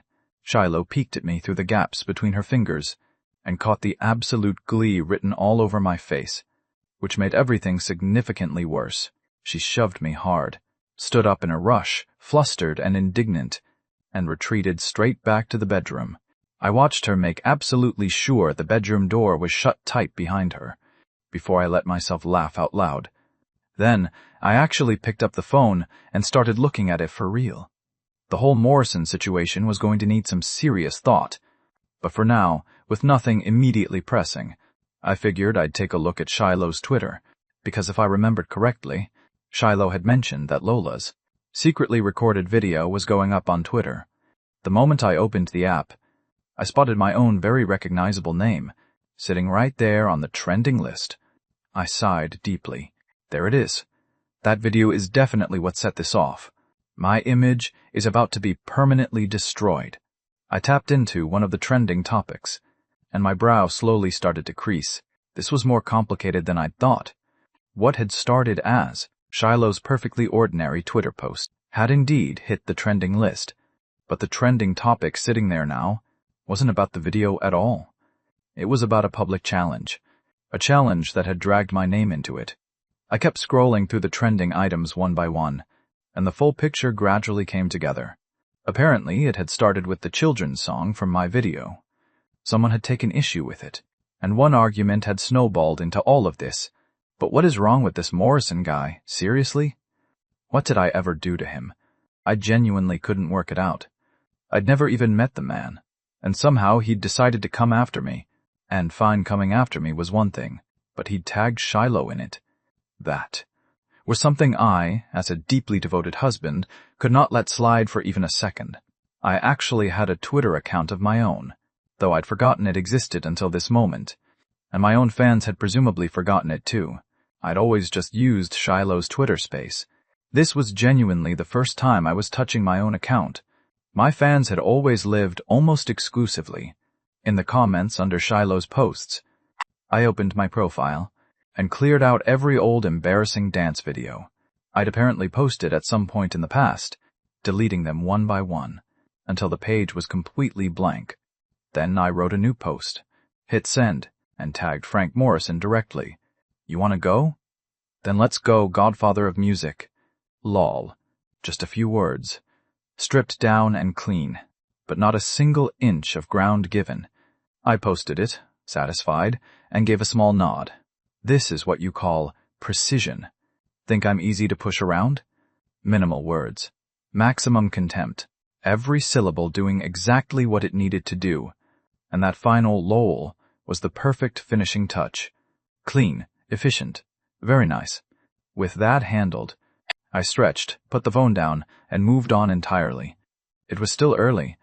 Most people were still asleep, completely unaware this had been posted. Even Morrison himself, having stayed up too late the night before, hadn't seen my response yet. By 9 o'clock the next morning, the three of us were sitting at the breakfast table, and most of the country was waking up. It was the weekend. People were doing what they always did, sitting in bed, scrolling through their phones, catching up on whatever had trended overnight, and that's when they found my post. In an instant, the last traces of morning grogginess vanished completely. There's more. There's actually more. People clicked through with zero hesitation and saw that brief, razor-sharp response. And just like that, they were fully, completely awake. Oh, James Rivers has teeth. They were delighted, one by one. People started piling into the comments section, especially my fans and Shiloh's fans, who had watched me fire back with that perfectly unbothered, not even slightly impressed tone, and were immediately, loudly, enthusiastically in my corner. The energy was electric. By 11 o'clock that morning, Morrison had just dragged himself awake and reached for his phone, and found my post already sitting on the trending list, pushed there by the crowd overnight. He read my words. Morrison let out a cold, short laugh. This round of the competition was entirely in his wheelhouse, and he was completely confident he was about to put me in my place. Thinking about it gave him a quiet, private satisfaction. Good thing Rivers actually accepted. If he'd ignored it, there would have been nothing to work with. But now, after this, all of Rivers' momentum was going to come straight to him, and he'd be right back where he belonged. The undisputed godfather of music, sitting at the top. Morrison's mood lifted considerably. He got on the phone immediately to start making moves. The only piece missing now was Prestige Entertainment's agreement, and on that front, Morrison was 100% certain they'd say yes. His reputation spoke for itself. Entertainment companies had always come to him begging for songs. Now he was walking up and offering one himself. On familiar ground, his own territory. If they turned that down, something would be very wrong. If I'd known what Morrison was thinking right then, I would have laughed without being able to stop. This poor guy had absolutely no idea what he was actually walking into. At 1 o'clock that afternoon, Prestige Entertainment sent their response. They said yes, exactly as Morrison had predicted. A legendary songwriter offering a song for free? Only someone with serious problems would turn that down. Of course, this all only worked because I wasn't writing a song for them. If I'd been willing to write for Nora Jiang, they would have dropped Morrison without blinking. Nobody was going to pretend otherwise. My momentum right now was at its absolute peak. Why wouldn't you ride it if you could? And every single song I'd put out had gone on to dominate the charts. When Nora Jiang got the news from the company, she was in the middle of rehearsing. The pressure of going up against Shiloh Banks was already weighing on her considerably. When she heard they'd accepted Morrison's song on her behalf, her brow creased, because she already had a song. She'd been working on it all of yesterday. Nora, frustrated, went to the company to demand an explanation. Nobody had asked for her input. They'd just made the decision for her. That was something she couldn't accept, but the reasoning the company gave her, she couldn't argue with it either. First, whatever they said about it, Morrison's song, was objectively better than what she'd been rehearsing. Second, the online momentum around this was explosive. This round wasn't just Shiloh Banks versus Nora Jiang anymore. It had become a public war between their two songwriters, Morrison versus me. The first round of the New Music Festival finale was being watched by practically the entire country. Prestige Entertainment wasn't about to walk away from that. By using Morrison's song, they stood to gain far more. And when the calculation looked like that, Nora's personal feelings simply didn't factor in. Nora understood all of this perfectly. It still stung. It wasn't that she thought Morrison's song was beneath her. It was just that she didn't want to be used as a vehicle for someone else's agenda. She couldn't help but feel a pang of envy toward Shiloh. From the moment of her comeback, Shiloh had always performed songs that were either mine or her own. And from everything Nora had ever heard, Vanguard Entertainment had never once forced her hand. Nora only had to think about it for a moment, before she understood exactly why. Because she has someone standing behind her. That's what makes all the difference. So you and Morrison are actually going head-to-head. It wasn't until evening that Shiloh finally saw the trending posts. She rarely paid attention to this kind of thing. It was only after a call with Miss Claire that she even found out someone had thrown down a formal challenge. Looking at Shiloh's worried expression, I kept my voice easy and unbothered. Yeah, someone came all the way to my door to pick a fight. I couldn't exactly pretend I didn't notice. But you haven't even written the song yet. What are we going to do? Unlike me, Shiloh was quietly full of anxiety. She knew Morrison well enough. His work in this specific genre was genuinely formidable. And that afternoon, I'd still been sitting there frowning at a blank page. Stuck in the middle of writing the script I'd been working on, I set it down and waved a hand to reassure her. It's fine. Don't you trust your husband? Even hearing that, Shiloh couldn't quite shake the worry. If this had only been about her competition, win or lose, she genuinely could let it go. But the entire internet was watching now. This round had turned into something directly tied to my reputation. Shiloh pressed her lips together, thinking, and then her eyes lit up slightly, like something had just come to her. Seeing her settle, I turned back to the script I'd been writing. Truthfully, I was a little stuck myself. I still hadn't decided exactly which song was going to win this thing. By 9 o'clock that evening, Rosie had drifted off to sleep in the middle of one of my bedtime stories. I had just settled back against the pillow when I noticed Shiloh on the other side of the bed. Quietly, carefully sitting up, moving like a thief, she crooked one finger at me, a small, deliberate gesture, then slipped out of the bedroom without a sound. It took me a blank second, and then my eyes snapped wide open. My heart took off at a dead sprint. Was she? I didn't dare finish the thought. The look on my face was pure, undisguised anticipation. I scrambled out from under the covers immediately, tiptoed out in quick, quiet little steps, eased the bedroom door shut behind me, and found Shiloh already settled on the sofa, waving me over. I jogged the rest of the way, and dropped down right beside her on the sofa, turned to look at her, heart hammering, and then, bold as anything, reached over and pulled her close against my side. Shiloh froze completely. "What are you doing?" Color rushed up her cheeks. She pushed my hand away with exasperated dignity. "Stop that. What is wrong with you?" Now I froze. "Well, you're the one who called me out here. What else was I supposed to think?" Shiloh rolled her eyes at me, a look that was equal parts fondness and disbelief, and leveled me with the most unimpressed stare she had. "Sit down and listen. I have something to tell you." But she didn't move to stop. The arm wrapped around her waist. Instead, she said quietly, "I called you out here to help you find inspiration." What exactly did you think I meant? Inspiration. Right. I was suddenly very embarrassed.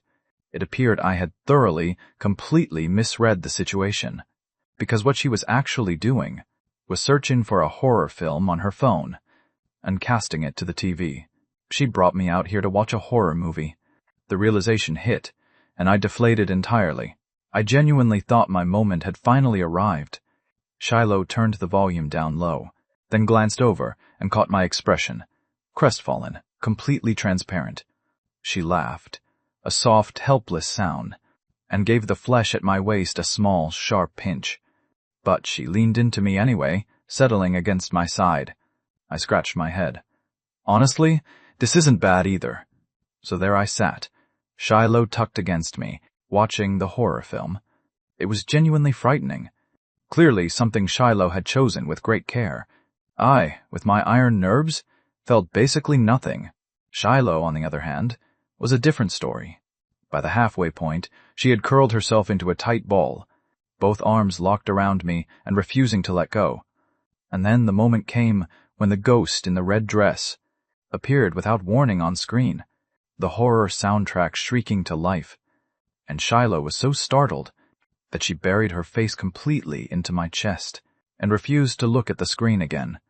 I patted her back gently, trying to soothe her. It's not real. None of it is real. If you can't watch, we don't have to watch anymore. But Shiloh burrowed further into my chest and shook her head, her voice so small it was almost a whimper. No! I need to see this part. It'll be scary for just a little while longer. I smiled softly and stopped trying to convince her. I turned back to the screen and kept watching, and I really did feel something stirring now. The ghost in the red dress on screen, her smile, broken and haunting, her figure flickering in and out, and then a sudden close-up of her face filling the screen. Shiloh, unable to help herself, peeked again, then went completely limp and simply collapsed against me, her whole body trembling slightly. That one had genuinely gotten to her. James, do you have your inspiration yet? Her voice came out barely above a whisper. Shaking faintly, something warm moved through me. I pulled her closer and reached over and turned the TV off. The room went instantly quiet. Got it. You can stop being scared now. I already turned the TV off. I rubbed her back gently, my voice soft, speaking to the frightened woman curled against my chest. Like she needed reassurance. You really got it? I reached up and smoothed her disheveled hair. Really? Cross my heart. Shiloh finally lifted her face, eyes still damp with unshed tears at the corners, clearly shaken more than a little. She studied my expression and asked one more time. Really? I nodded. My eyes drifted to her lips, rosy, close, impossibly soft. But for once, my heart was perfectly steady. By tomorrow morning, my darling wife will have a brand new finished song. Dark atmosphere, haunting elements, all of it. She looked at me, at the quiet certainty and warmth in my eyes, and believed me. A soft sound of acknowledgement. Then she tucked her face back against my chest, nestled in, and after a moment, pulled herself free. I looked down at the damp spot on my shirt, equal parts helpless and fond. This woman is turning more and more into a little kid. All right. Go to bed. I'm going to go change into my pajamas. I ruffled her hair again, but this time with a quiet note of resignation. The moment Shiloh heard I was leaving, she closed the distance immediately, threading both arms through mine, and holding on tight. Don't go.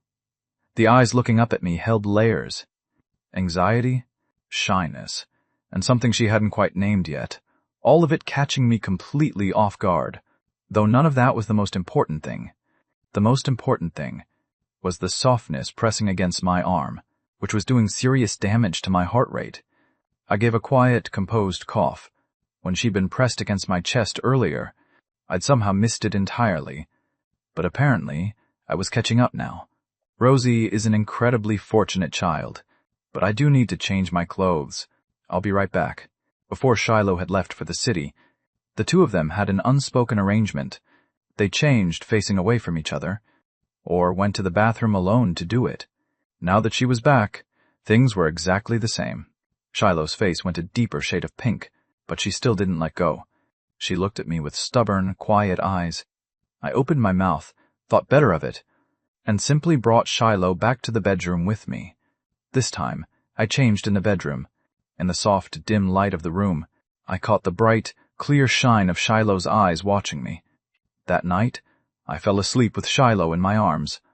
Both of us slept deeply and well. When Shiloh woke the next morning, and the memories of last night came drifting back, her cheeks warmed quietly to themselves. When exactly had she gotten so bold? The corner of her mouth curved upward, though it really did feel nice. She pressed a light kiss to Rosie's cheek, slipped out of bed, and padded softly out of the bedroom. The moment she pushed the door open, the smell of food drifted over from the kitchen. She breathed it in. Steamed egg. She recognized it immediately. Morning. Go wash your face first, then wake Rosie up for breakfast. I came out of the kitchen right at that moment, carrying dishes, and smiled when I saw Shiloh already up. Shiloh nodded and went to get ready. After breakfast, I was in the kitchen washing up, Shiloh beside me, helping where she could, her gaze drifting toward me and staying there. He was starting to feel more and more like a proper homemaker. Oh wait, hold on. Almost forgot. I had just finished putting the last dish away, when I looked up and caught Shiloh watching me with that soft, distracted look. Something came to me, and I spoke. Shiloh's thoughts came back to her at the sound of my voice. She watched me set down the chopsticks I was holding and jog into the side room, which I'd converted into a small study. When I came back out, I was holding 2 sheets of music notation paper. A grin spread wide across my face. Here, this is what I promised you last night. I walked over to the kitchen and held out the pages. The horror movie wasn't wasted.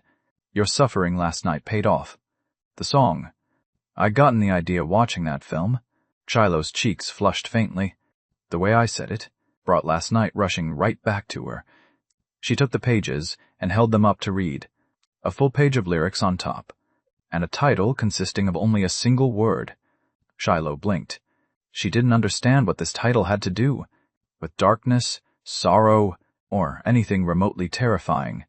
Then she kept reading, and barely got past the first few lines, before goosebumps rose across her entire body. January 18th, an auspicious day. Every American knew. January 18th wasn't a day for weddings. It was a day for funerals, for grief, for endings, and yet the lyrics were calling it a lucky day. Shiloh swallowed, and suddenly, the image of the ghost in the red dress from last night flashed right back into her mind. The song is from the ghost's perspective. Shiloh skimmed the lyrics and moved to the sheet music, studied it for just a moment, and then her whole body gave a small, involuntary shudder. She looked up at me. I'm scared I can't sing this. Her voice carried a trace of genuine distress. I cleared my throat twice, and immediately moved to reassure her. It's fine, it's fine. If it's really too much, we absolutely don't have to use this song. It doesn't matter at all. In my mind, nothing came close to Shiloh. And Rosie, even the competition could wait. Hearing me say that, Shiloh took a breath and steadied herself, then said quietly, That's not what I mean. I'm just a little scared. But if you're with me, it'll be much easier. And then I understood. It wasn't that she couldn't sing this kind of song. She was still spooked from last night's film. The horror movie had genuinely gotten to her. Realizing that made me feel something deep and warm. Shiloh had been that frightened, and she'd still sat through the whole thing, just to help me find inspiration. I reached over and ruffled her hair. Then I'll stay right beside you, for every step of this competition. Shiloh dropped her gaze and answered softly, a small, quiet smile growing on her face, and I found myself wondering if this woman had planned it this way all along, just to make sure I'd stay close. That same afternoon, we packed our bags as a family, got in touch with Miss Claire and Lola, and headed to the city. Once we arrived, I started wondering if I'd been wrong about the whole thing, because after Shiloh got back, I could barely catch a glimpse of her twice in a full day. She spent almost every waking hour in the recording studio at Vanguard Entertainment. The reason Shiloh pushed herself that hard was simple. Every time she thought about my challenge with Morrison, she couldn't stop herself from wanting to get the song just a little better, and then a little better than that. She didn't want me to have any regrets, so I stayed on my side of things. and kept working on the screenplay I'd been writing. Time moved quickly when you weren't watching it. The new music festival finale's first round arrived before I knew it. The anticipation around this particular show was far beyond anything the competition had seen before. Not only had the finale brought in two genuinely legendary veteran mentors to replace the empty seats, there was also the public showdown between Morrison and me, humming underneath everything like a live wire. The drama was practically layered. The doors to the arena opened at 8 o'clock that evening. Lines of people stretched out in every direction, faces bright with anticipation, moving steadily through the entrance. I was somewhere in the middle of one of those lines, head down, mask on, trying very hard not to be noticed, because I'd spotted more than a few audience members, holding fan signs with my name written on them. Rosie hadn't come with me tonight. Ms. Claire had stayed back at the apartment with her. By 9:30, the entire audience had filled their seats, and the competition officially came to life. On the stage, a throne built for a champion rose slowly from below, and beside it, a single crystal microphone caught the light. The host, Sierra Monroe, came on stage in a sweep of red, heels clicking evenly as she walked to center stage.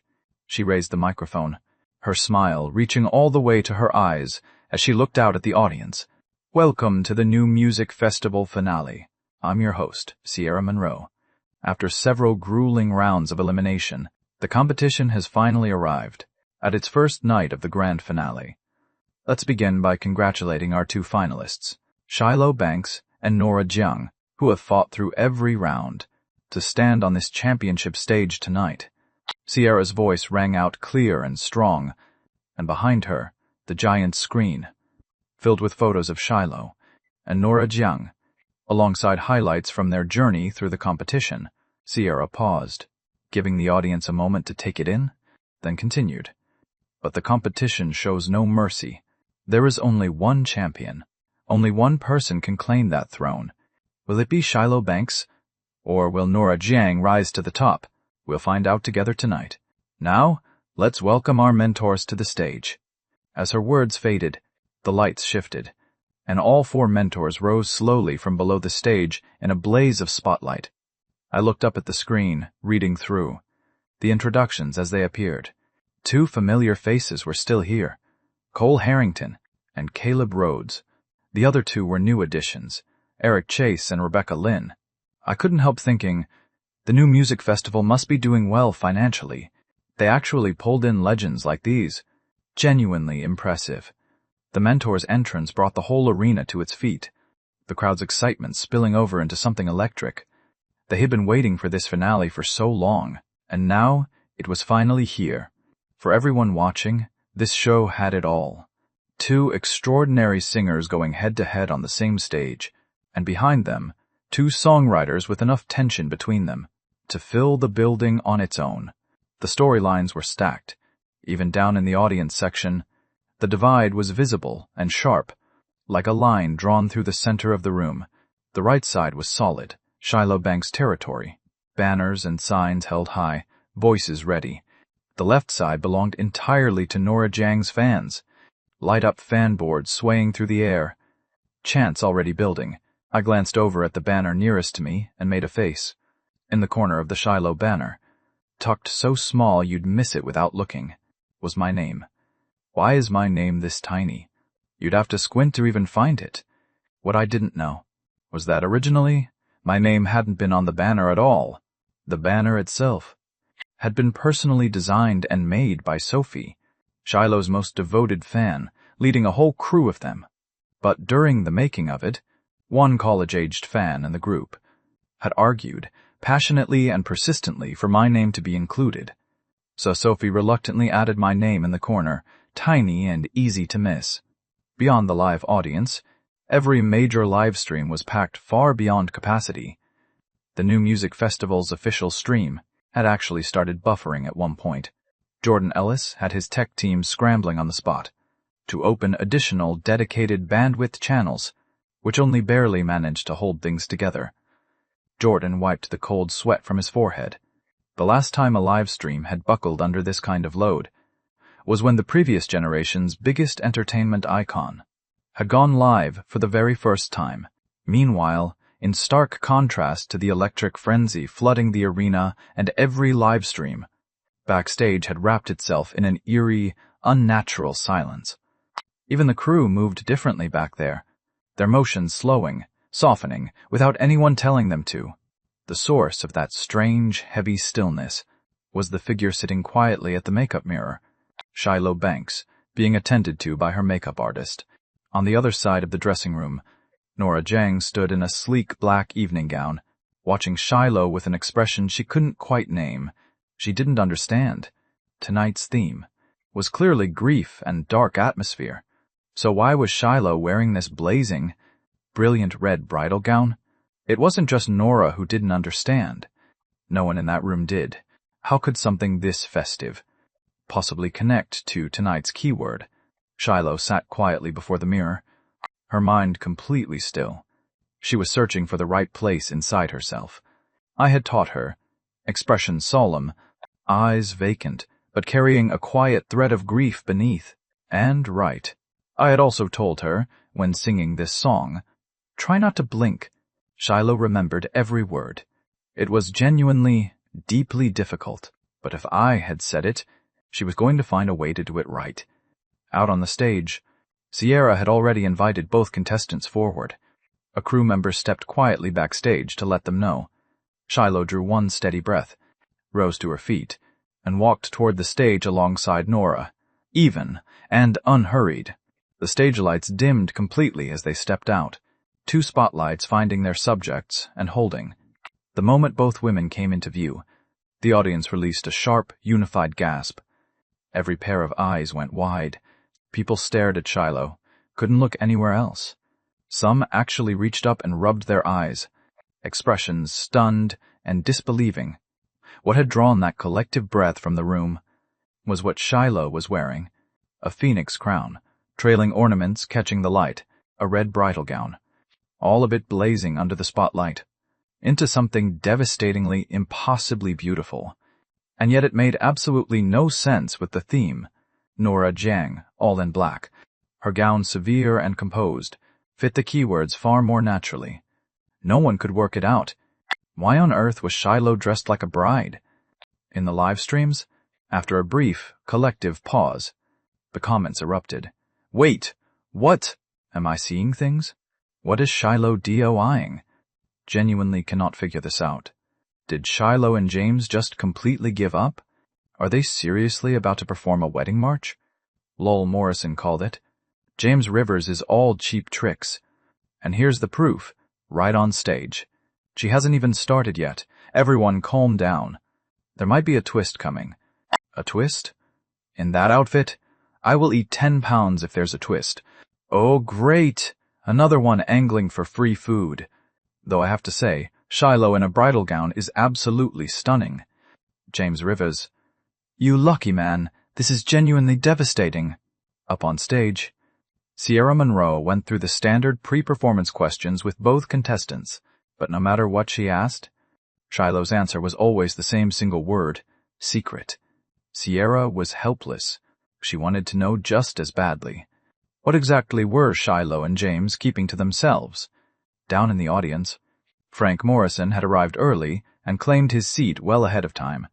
When he caught sight of Shiloh's outfit, he nearly laughed out loud. Even throwing in the towel, you still can't pull it off. A contemptuous smile played at the corners of Morrison's mouth. He had spent weeks carefully honing a song, built specifically around horror and grief, crafted from the ground up for exactly this round. The pre-show interview wrapped up on stage. Nora Jang performed first. And it had to be said, Morrison had real, undeniable skill. The title of Godfather of Music had not been given for nothing. Nora also gave the song everything it asked for, drawing out all the layers buried inside. Her vocals, her expression, both precise and complete. When Nora finished, the audience responded with genuine, warm admiration. The competition pressed on. The stage fell into total darkness. And then, under a single moving spotlight, Shiloh Banks walked out slowly, carrying herself like someone who had stepped in from another world entirely. In that light, Her expression was completely at odds with what she wore. The gown blazed red, celebratory, festive. But her face was blank, empty, dead still. A stillness, like the silence before something terrible. Those eyes, usually bright and luminous, stared straight ahead, hollow, unblinking. She stood there in the dim silence of the stage, perfectly motionless. And something cold and inexplicable and nameless began rising from the chest of every person watching. No music yet. No introduction. The entire arena held its breath. On the screen at the back of the stage, the song title appeared, rising slowly into view. Performed by Shiloh Banks. Words and music, James Rivers. The moment they read the title, every person online and in the arena went completely blank. Joy? They knew the word perfectly well. It wasn't that they didn't recognize it. It was that they couldn't believe it. Joy as a title? Why was it here, right now, in this moment?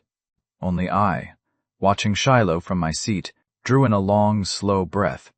The expression on Shiloh's face right now was absolutely, perfectly right. Every hair on my body had already stood on end.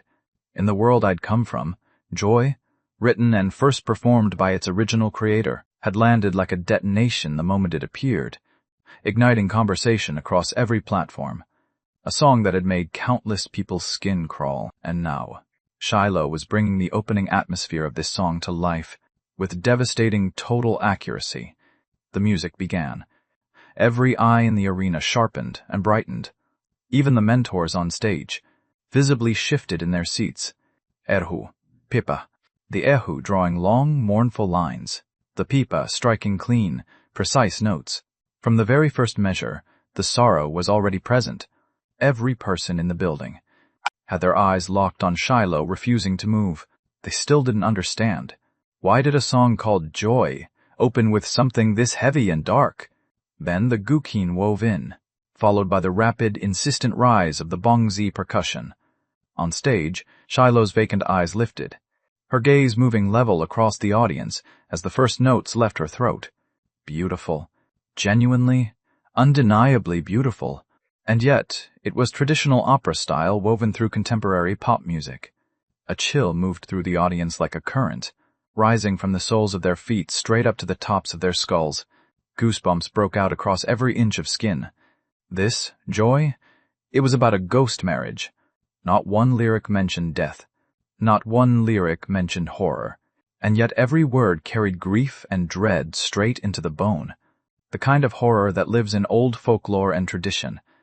Woven through the ancient ritual of spirit marriage, folklore and superstition fused with the customs of another age. And it set every nerve ending on full alert. The live stream comment section detonated. Unlike the live audience, who had to hold everything in, online viewers had absolutely no such restraint. Oh my God. The moment her voice came in. I swear something just moved behind my closet. It is midnight, please do not. This is the kind of horror that lives inside old tradition. I am currently hiding under my blanket to listen to this. I just quietly pulled the part of my blanket hanging off the bed, back up onto the bed. You wanted horror. You got a direct line to the other side. Can we please just enjoy music like normal human beings? The songwriter is a genius. Whether the person himself is, I genuinely cannot tell anymore. Symptoms I am currently experiencing: cold spine, full body numbness, weak knees, aching joints, crawling scalp, total vision blackout. The person above just described a complete system failure with the most elegant phrasing. I'm genuinely concerned. What do you even do when you're terrified and physically cannot stop listening? Shiloh had no idea what was unfolding in the live stream. She had already dissolved entirely into the song. Her hand rose slowly, fingers curved into a delicate orchid petal gesture, carrying quiet, wordless grief. And she held on to what I had told her. Don't blink. The next moment, the music shifted, a new pulse surging forward, and the entire arrangement accelerated into something urgent and breathless. Shiloh's hollow eyes snapped up, locking directly onto the audience, her voice surging with it, fast and close and completely inescapable. Every person in the arena swallowed, purely on instinct, purely out of fear. Even I gave an involuntary shudder. I genuinely hadn't seen this coming. Hadn't imagined that when Shiloh sang this song, she would make it feel like something she had actually lived. The pipa rose again, Shiloh's expression crumbling into something aching and hollow, her body swaying faintly with the rhythm. The gentleman laughed. The gentleman rejoiced. He thought and pondered for so very long, and all that came out was the sorrow of one left behind. She laughed while she wept. You tell me? How did she laugh and then cry and cry? Watch how she weeps, and smiles, and weeps again. The high, celebratory music crashed over the audience like something violent and fundamentally wrong. Wedding ceremony words woven through the backing track, and the collision of all of it struck every person in that room completely speechless. The suona rang out. Gold fills every hall, either ascending to heaven or bowing before the altar. Morrison's eyes blew wide, disbelieving, destabilized. James Rivers. How did he dare? That instrument, that reckless, unstoppable instrument, what gave him the right to use it here? The suona. Morrison felt everything come apart, completely, irreversibly. Everyone who knew the old saying understood. No soul, the erhu can't lure away, and no spirit, the suona can't carry off. This song had both erhu and suona together, and no Western instrument could ever replicate what the suona did to a room. It's over. Morrison's nails bit deep into his own palm. This song wasn't just extraordinary in its lyrics. The arrangement was untouchable. Folk textures and cultural elements woven through it, cutting straight to the marrow. Traditional opera fused with contemporary pop in a way that was nothing short of explosive. The title said, Joy. The soul of it was grief, and buried inside every lyric was a terror that went all the way to the bone. It wasn't only Morrison who felt it. Every person watching in the live stream felt it too. Shiloh, please blink. Please just blink once, I'm begging you. She doesn't need to blink. She has transcended blinking. I have fully ascended. James Rivers is an actual menace. Art can have a soul, but it shouldn't come with an actual haunting. Wait, I meant a ceremony. It's a ceremony. The beauty goes all the way to the bone. And yet somehow it is the most unsettling thing I have ever witnessed. Look at my arm hairs, standing straight up like they're at attention. Shiloh. WHY won't you blink? Please, I'm begging. Don't make me start wondering if you came up from somewhere else just to do a promotional appearance. I have suddenly and completely lost the urge to envy James Rivers. It is 10:03 p.m. I am alone, lights off, under my blanket. Does anyone understand my suffering? But no matter how desperately the live stream audience pleaded, Shiloh's voice kept traveling through screens, through covers, through the dark, finding its way directly into every waiting ear. As if her voice had filled every corner of every room in the country, Shiloh herself had long since forgotten to be afraid. She had become the song completely, totally, with nothing held back. Shiloh's voice eased into its final notes, the suona's cry fading by slow degrees, the celebratory music drifting in as if carried from somewhere impossibly far away, and everyone listening knew this was not a celebration. The audience fell silent. A soft, aching sadness moved through the arena like a tide. If the moment the suona had first sounded had sent a jolt of shock and fear through the crowd, then this ending, suona and celebration music together, left nothing behind but sorrow. The sorrow of ignorance, of an age without mercy, a life in full bloom bound and given to the dead. And Shiloh's face, every micro-expression she carried, the faint, almost invisible crease of her brow, the aura around her, of something utterly without choice, without escape, and those eyes that had not blinked once, all of it together, made every person in that room feel as if they had been standing inside that very hall, watching this tragedy with their own eyes. In the live stream, the comment flood slowed to a trickle, growing quieter and quieter, until only a few voices remained, speaking softly into the silence. The most beautiful ghost bride there has ever been. Every expression, every gesture, nothing but grief. Every breath, every note, a cycle with no end. This is what a great song is supposed to do. It puts you inside it and never lets you leave. The moment the suona came in, I knew right then this song was something entirely different. Shiloh was extraordinary. She gave this song every single thing it deserved. You are all monsters. It is nearly midnight and I am alone. Do you have any idea what you've done to me? The last threads of sound dissolved quietly into the air. The lights dimmed alongside them. Shiloh's red figure fading slowly into the darkness. Until she was gone, this performance had swept everyone into something they could not name or explain. Director Jordan Ellis exhaled one long, quiet breath and pressed his fingers to the corner of his eye. This history, this tradition, only those of his generation truly understood the weight of what it carried. Backstage, Nora Jiang had gone very still.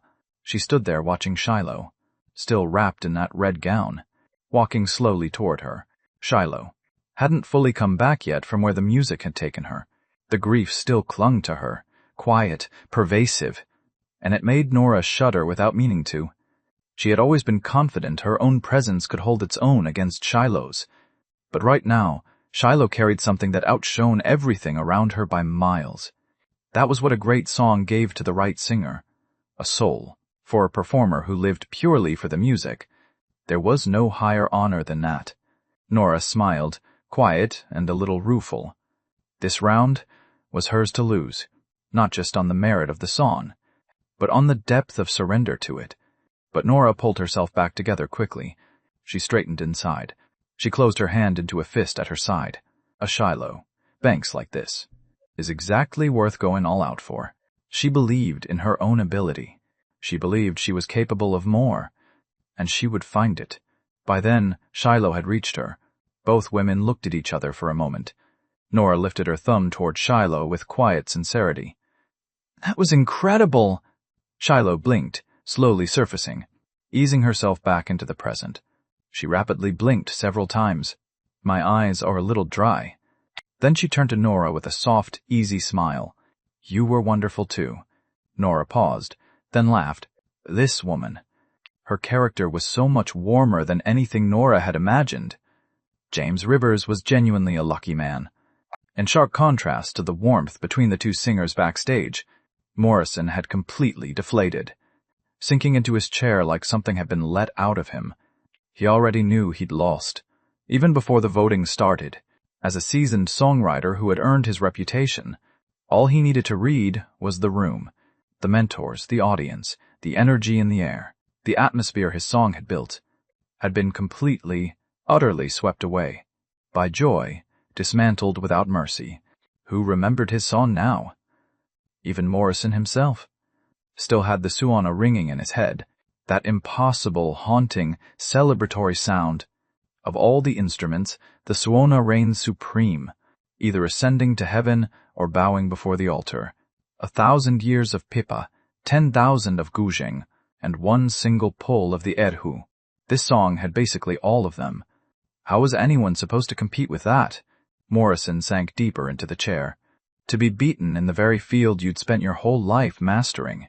The humiliation of it sat thick and suffocating. What stung most was that he was beginning to suspect I genuinely was better. What felt most unfair was that the suona felt like cheating. Using the suona? That's cheating. That's absolutely cheating. Out on stage, the lights had come back up, bright and flooding, pulling everyone out of that dreamlike ceremony and back into the world. Sierra Monroe, in a white evening gown, made her way calmly back to center stage. She raised the microphone and looked out at the audience, still visibly dazed, held the pause for a beat, then said, voice full and clear, "I never imagined that this stage would give me 2 songs quite like these, contemporary music and ancient tradition. 2 completely different songs that arrived at exactly the same spirit.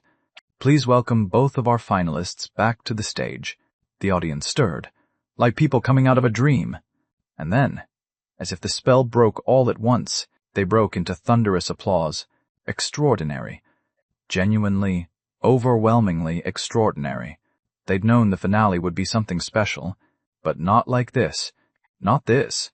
In that moment, every person who had bought a ticket felt it had been worth every cent. Backstage, Shiloh and Nora, who had been waiting in the wings, walked out together as Sierra's last words faded, stepping into the applause side by side. The moment the two of them appeared together on stage, the audience lit up all over again. A shared thought moved through the crowd without a word. What a breathtaking pair. Standing that close together, even Sierra Monroe, polished and composed as she was, felt a quiet, involuntary pressure beside them. Now, we move into the mentor voting segment. Let's invite our mentors to share their comments and cast their votes. Sierra moved the segment along briskly, and the audience's attention shifted toward the mentor panel. The cameras followed, lingering. The new music festival finale had been structured with more care than any previous round, and one new addition this time was a mentor commentary segment, where each mentor was required to speak before casting their vote. The camera found Cole Harrington first. He looked at Shiloh and Nora on stage, and let something genuinely conflicted show on his face. Honestly, voting in the finale is extremely difficult. In my view, both of them sang beautifully.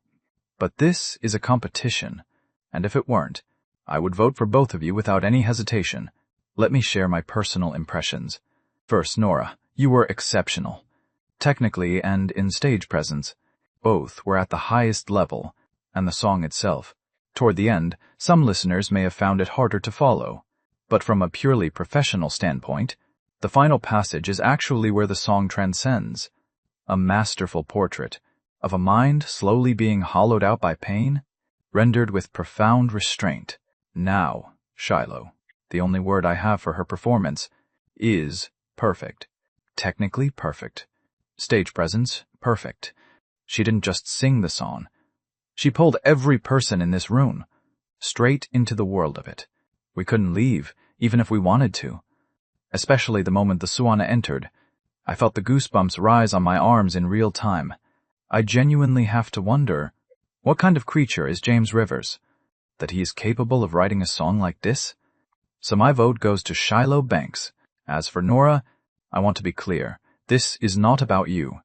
The songs themselves were simply different in kind.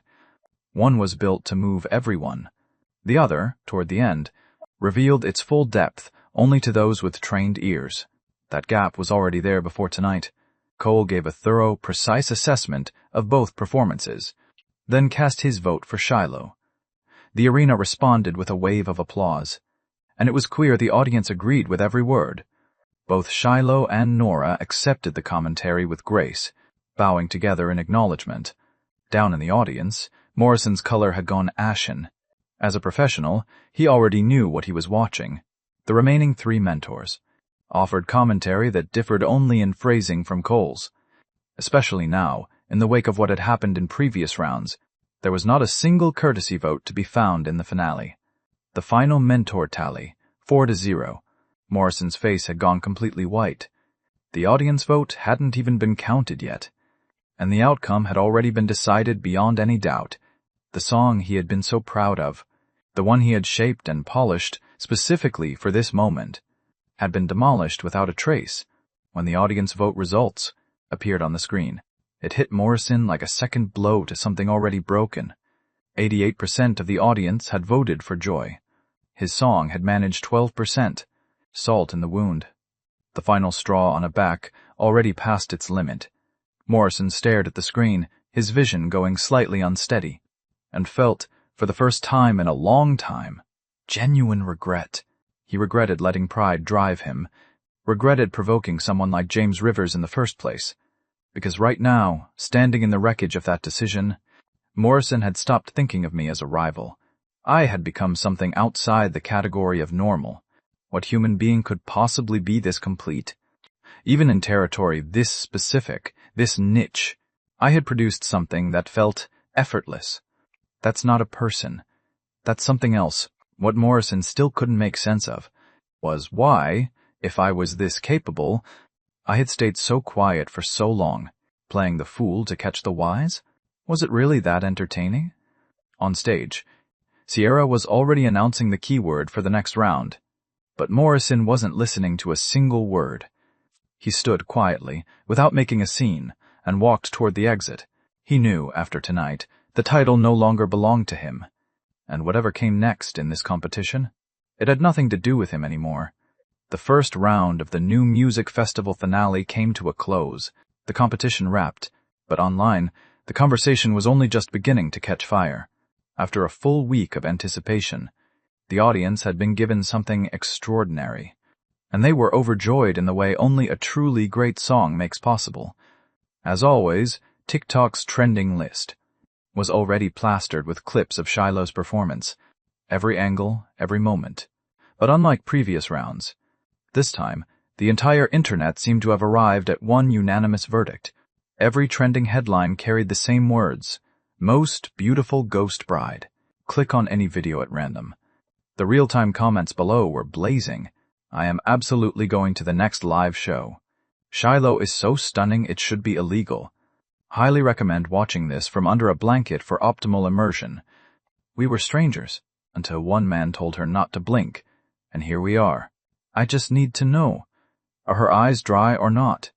That is not the concern right now. Most Beautiful Ghost Bride. No one else even comes close. It has to be Shiloh. El Ma'u. I just want to know. Does James Rivers get scared at night sleeping next to her after this performance? Sir, this ruined my heart, and I need compensation. Compared to TikTok's warm, celebratory energy, Twitter was considerably louder, and considerably more pointed. Thousands of people were tagging Morrison directly, pressing salt into the wound with relish. Hello? Weren't you making a lot of noise earlier? You all are being mean. Morrison's music is genuinely great. Anyone who brings us good music deserves respect. Nobody said his music was bad. He threw down the gauntlet himself. He started this fight himself. You can dish it out but can't take it? You lose. You own it. That's how this works. In the middle of all the noise, Morrison's Twitter finally updated. A single, spare sentence. Outmatched, I concede. I relinquish the title of Godfather of Music, and to Shiloh Banks. I apologize. I'm sorry. I was blind before, and I know it now. The moment that post went up, a significant portion of the criticism against him stopped. He had said he would, and he did. There was no point holding on after that. It had to be acknowledged. In this, Morrison had shown a kind of quiet intelligence. If he had doubled down and stayed defiant, what waited for him would have been far, far worse. The night had gone deep and dark. When Shiloh came out from backstage, she found me standing at the side of the road, phone in hand, completely still, waiting for her.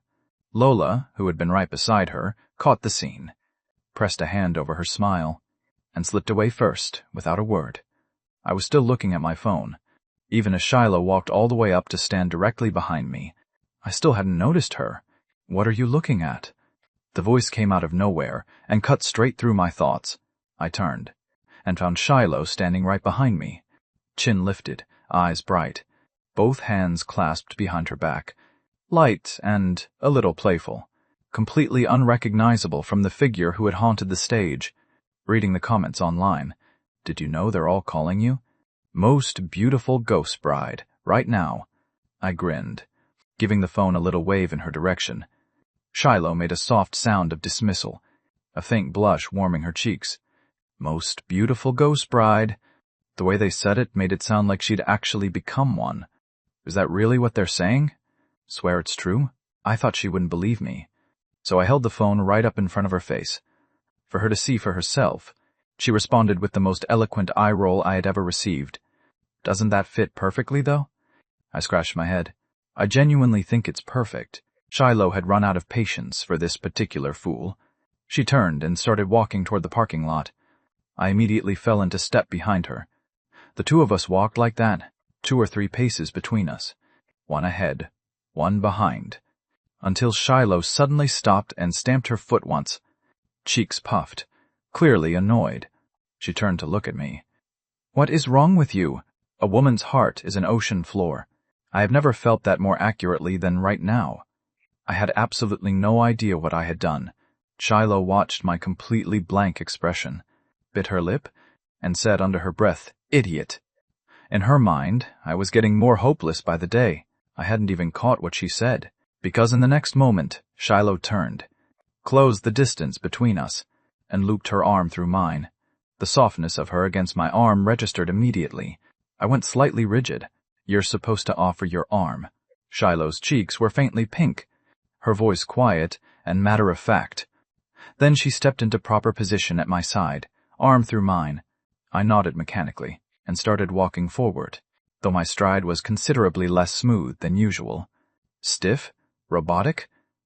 Like someone had replaced my joints with hinges. Shiloh felt the tension radiating off me and had to bite down a laugh. Two people walking arm in arm. It was the most natural thing in the world, and yet somehow, on me, it looked like a hostage situation. The painful part was having no idea what to do with any of it. Shiloh looping her arm through mine like that, for someone who had spent decades as a committed, card-carrying single person, was doing significant things to my nervous system. If it hadn't been for the small steps of closeness Shiloh and I had already built between us, I genuinely think I might have turned and fled. We walked all the way to the parking lot together, but there was no sign of Lola anywhere. Shiloh called to ask, and found out Lola had already hailed a ride and left on her own. And on that call, Lola had whispered a question. Did Shiloh even need to come back to the apartment tonight? Shiloh's entire face went red. She glanced over at me, sitting in the passenger seat like a complete oblivious fool, and replied quietly, "Not coming back tonight." Unlike last time, the hotel I was staying at this trip was very close to Shiloh's apartment. Even on foot, it was only a few minutes' walk.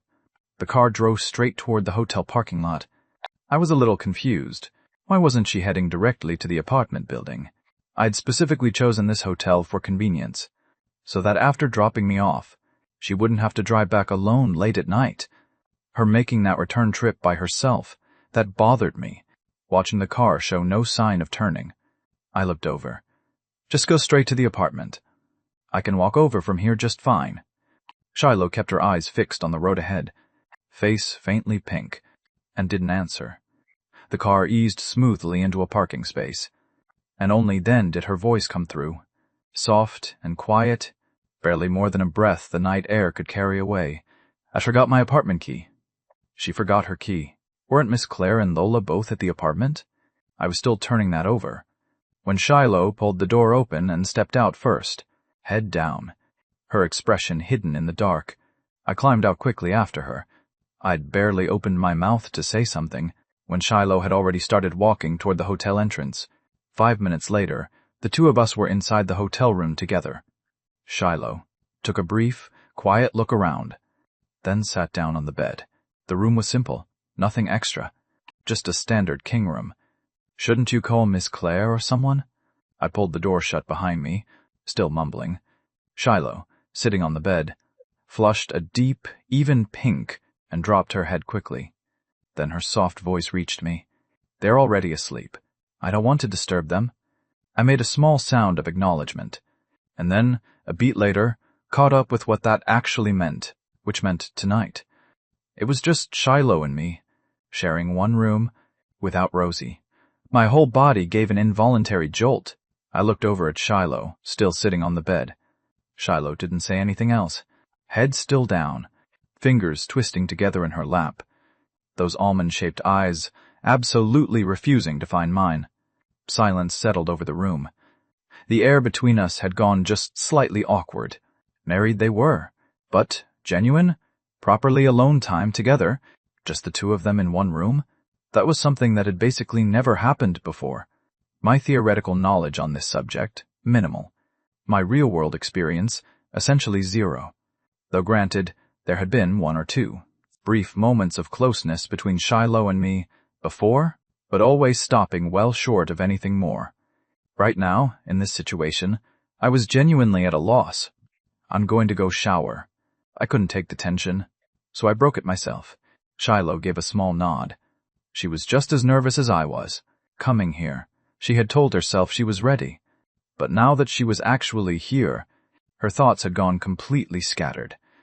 The bathroom door clicked shut, and then the quiet sound of running water started up. Shiloh's lashes fluttered slowly.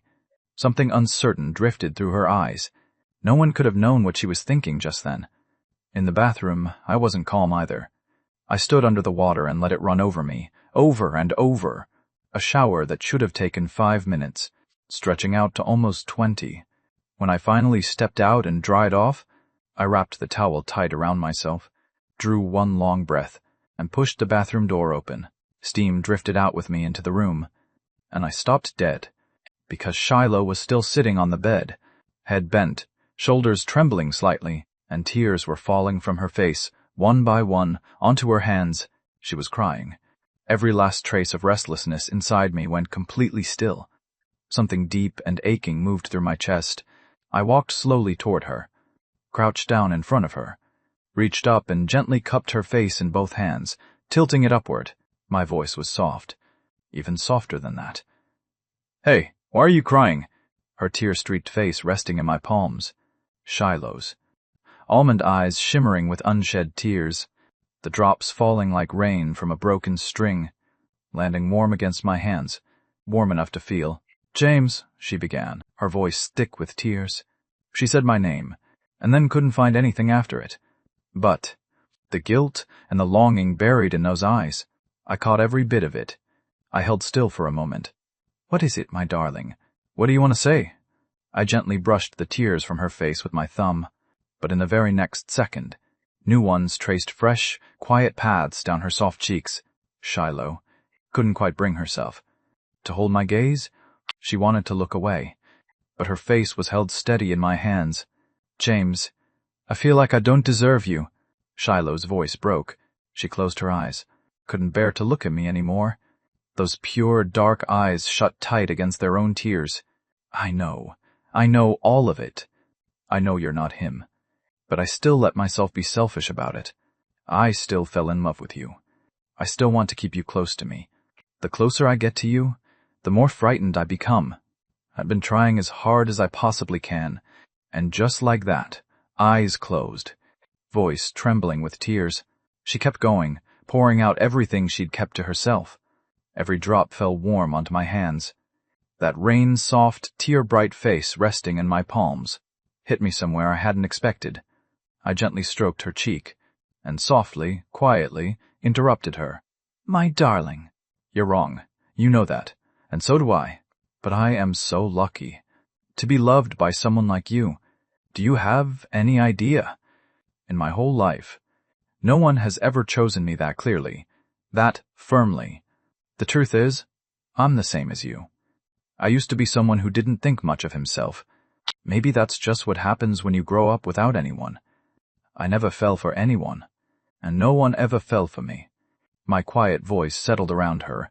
Shiloh slowly opened her eyes, looking directly at my face, so close to hers, and the warmth behind my eyes was doing something to her she couldn't quite name. "Until I found you. That's when I finally understood that I actually could feel this way about someone. And hearing you say what you just said, honestly, it made me so happy, because now I know for certain this fool actually loves me back. I've always thought what you said before was true. Some meetings, some feelings, they're written somewhere before you arrive. Heaven sent me to your side. This is a love that was already arranged. You can't argue with that. Heaven's arrangements always win. Is that really true?" Shiloh's soft, uncertain eyes blinked slowly, watching my face, listening to every word. When I paused, she prompted me, voice thick, gentle, and sweet. I stroked her cheek again, playing it up with mild theatrics. "Of course it's true. Think about it. How much bigger can heaven's arrangements get?" Then I kept going. "And besides, who says anyone doesn't deserve anyone? I get nervous too when I'm with you. Even the most beautiful ghost bride's husband is just an ordinary person. You're incredible. That means I have to work even harder to be worthy of you. As for why I love you, beyond what heaven arranged, it's every single small moment we've had together. The love I always wanted was never grand or dramatic. It was something exactly like this, quiet as still water, soft and steady, just like you." I finished speaking, smiling, eyes holding hers. Shiloh looked at that gentle smile in front of her, pressed her lips together. and then, without warning, reached out and wrapped both arms around my neck. The warmth of her hit me all at once. In that moment, everything between us was understood. This was the right time, the right place, the right person, a lifetime of this growing old together, a long, unhurried, deeply felt kiss, left Shiloh breathless, until finally she pressed gently against my chest, and the two of us pulled apart. Shiloh covered her face with both hands. Her cheeks were burning. There was no other explanation for the heat in them. Even the way I was looking at her had shifted from warm to something that could scorch, and she dropped her gaze and couldn't lift it again. I looked at her and let out a slow, quiet breath, my voice coming out slightly rough at the edges. My darling's kiss. That was beautifully, completely unexpected. Shiloh's blush deepened by about 3 shades. She pressed her lips together, thinking, not for the first time, that I was becoming insufferable. The absolute nerve-taking, what was given, and then acting smug about it. Why are you still just crouching there? Shiloh tilted her face up, eyes wide with indignation, lips in a small, perfect pout, like a rabbit who'd just been thoroughly wronged. I need to go shower. My legs fell asleep. I made a pained face. Not that I don't want to move. I literally cannot. I've been crouching too long. Shiloh let out a soft burst of laughter. She genuinely couldn't hold it back. She looked at me, blinked. So he's not insufferable. He's just an idiot. I scratched my head. Feeling my dignity had taken a serious hit, I dropped to sitting on the floor for a moment to shake it out, then scrambled up and moved out of the way. I genuinely could not explain why. When I exercised every single day, a few minutes of crouching had completely done in my legs. Was I not training hard enough? Shiloh headed off to the bathroom. The moment she was gone, I unwrapped the towel from around myself, realized I hadn't brought any pajamas, thought about it briefly, and climbed into bed in just my boxers. Then I waited, half an hour, long enough that I'd started yawning. I genuinely could not fathom why it took women this long to shower. This was enough time for me to shower 8 or 10 times over. I picked up my phone and set an alarm. Tomorrow morning we needed to head back home. In a couple of days, it would be the first day of school, and the preschool's welcome assembly was coming up fast. I waited a little longer, growing fuzzy at the edges. When the bathroom door finally opened, Shiloh stepped out in small, careful steps, cheeks flushed, whether from the heat of the shower or something else entirely. She was running her fingers through her hair, still slightly damp from the blow-dryer, and she darted one very careful glance toward the bed. Our eyes met immediately. Mine came back into focus. Shiloh instinctively pulled her towel tighter. You're still awake? Was that really a thing to ask? I was momentarily speechless, but kept my expression completely composed. I was worried you might pass out from the steam in there. Shiloh caught the amusement dancing in my eyes and pressed her lips together. The intentions are written all over his face, and he's still sitting there acting perfectly innocent. She stood there in the middle of the room, not quite sure what to do next. Stop hovering. Come to bed. I watched her look of total uncertainty and was quietly fighting the urge to smile. Shiloh answered, forcing herself to walk over to the bedside with manufactured composure. And then, click, the room light went off. Darkness swallowed the room completely. I hadn't even registered what was happening when the covers beside me lifted, and something soft and completely boneless tucked itself smoothly against me. The warmth and softness of her registered all at once, and I did not move. Not a single muscle. Both of us, right now, the circumstances being what they were, skin against skin. In the dark, I could hear the slight unevenness of her breathing. Both of us pressed close together, both of us equally, completely frozen. After a long, still moment of holding on, Shiloh's muffled voice finally came from somewhere under the covers. I swallowed hard and forced myself into some version of calm. I reached out and wrapped my arms around the Shiloh in my arms, and Shiloh looped her arms around my neck in return, lifting her head slowly from the covers. And in that moment, I understood completely. The feeling I'd been getting hints of before hadn't been wrong at all. It really was exactly that. Idiot, she said softly, looking at me operating on instructions like a robot. her voice so small I barely caught it. I said you're an idiot. The room was dark around us. Their eyes adjusted slowly to the darkness around them. Shiloh's cheeks were warm and flushed, but she didn't look away. She tilted her face up and held my gaze close, unwavering. I looked down and found Shiloh's eyes in the dark, soft and luminous. We looked at each other. Even if you're an idiot, you're still this idiot's wife. Something in me loosened with those words. I smiled and pulled her closer. Shiloh caught the smile in my eyes, thought about it for a moment, lips pressed together, then quickly leaned up and pressed a brief, soft kiss to my lips, then retreated immediately. James, I was really scared tonight, you know. I've been afraid of the dark since I was little, and scared of ghosts. When I was singing up there, my heart was pounding the whole time. But then I thought about you being right there in the audience, and I wasn't as scared anymore. I thought, even if I was a ghost bride, I'd still be your bride. And thinking about it that way, I actually felt a little happy about it. But then afterward, coming back here with you, the fear came back. Shiloh murmured on quietly, and I lay still and listened until she finished.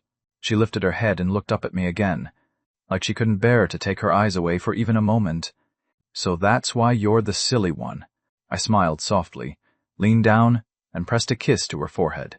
But a silly one and an idiot. That's still a pretty good match. Okay, no more being scared. I'll spend the rest of my life proving that I'll always be right here beside you. So, good night. At the sound of my good night, looking into my eyes with that quiet smile in them, Shiloh went still. She felt the urge to cry again. A different kind this time. My warmth was with her. Every single moment, Shiloh buried her face into the curve of my neck, and didn't come out again. Good night. That was the last thing Shiloh said to me that night, and the one that settled me most completely. So much had happened today. From the performance to this hotel room, Shiloh's nerves had been stretched thin, all of it. The moment she closed her eyes, she was asleep almost immediately, which left me in a rather unfortunate situation.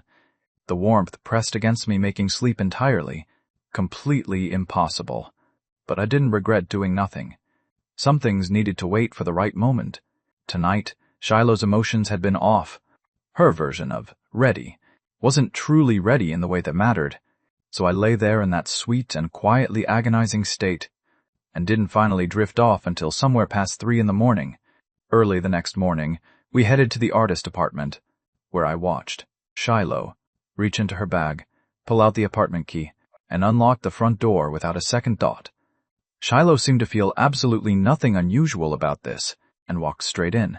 She turned and found me standing in the doorway, staring at her with a very particular expression.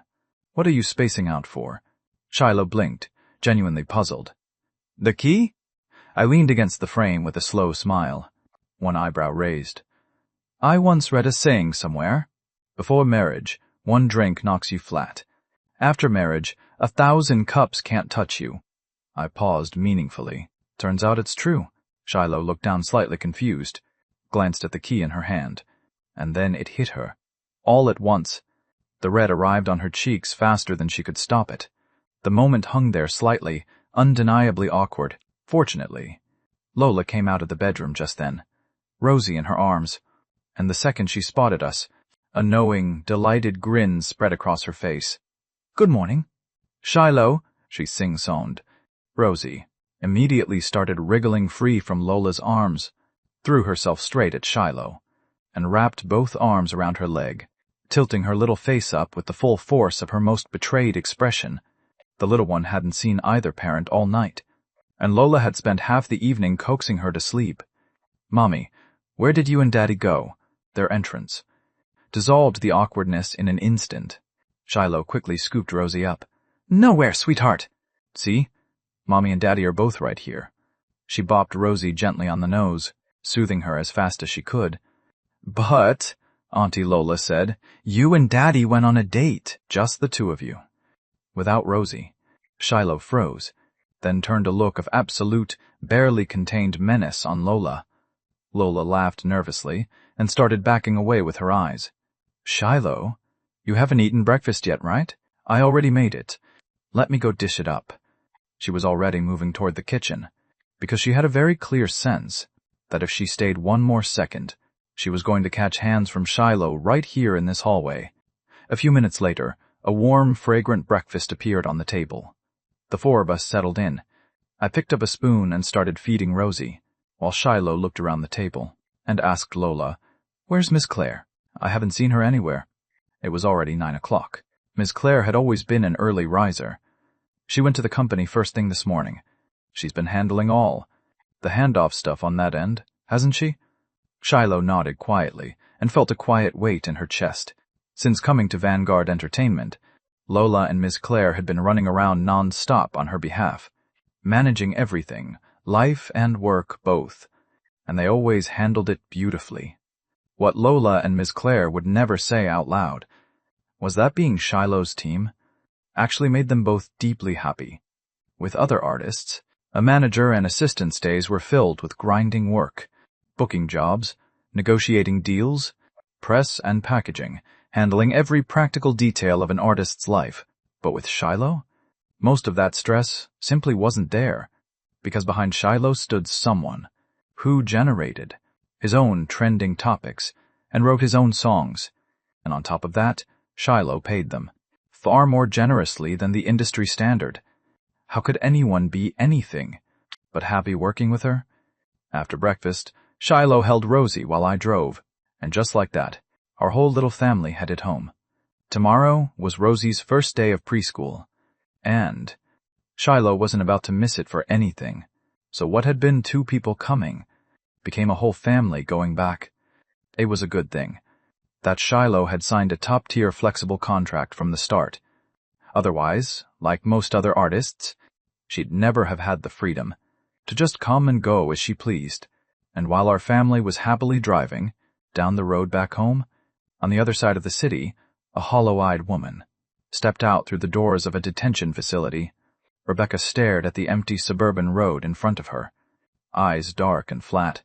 She'd been held for a full 15 days because of what she'd done, and now that she was finally out, not a single person had come to pick her up. Her contract had been terminated. She had nothing left. Rebecca stood at the roadside and pulled her phone from the envelope of belongings that had just been returned to her. She pressed the power button hard.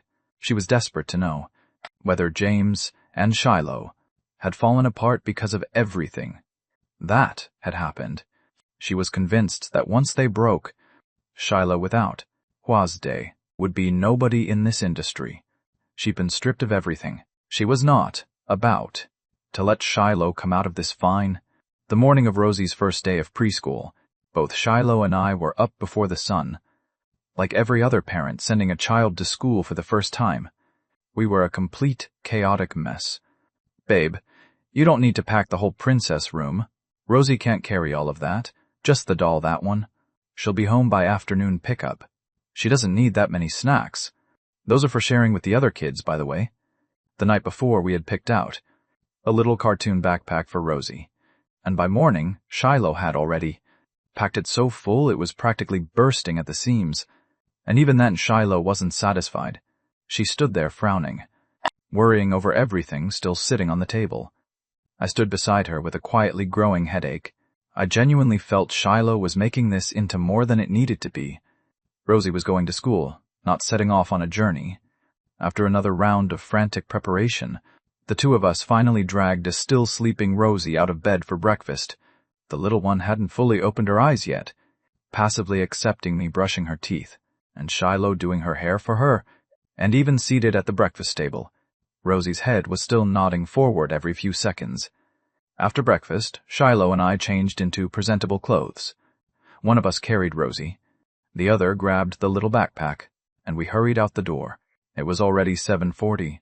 School started at 8. We'd be cutting it close. I pulled into the parking lot beside the preschool, and the 3 of us climbed out. Bloom Garden Preschool looked completely different from the last time I'd been here.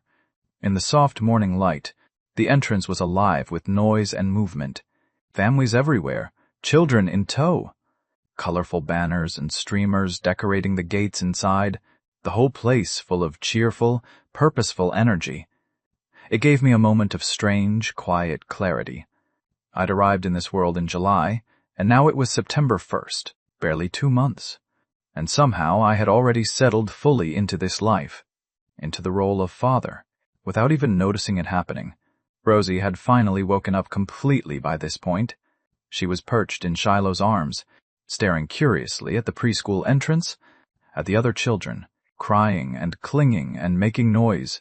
In her 3-year-old mind, those kids her age were simply not behaving, because Daddy had said, "The children who don't cry on the first day are the good ones."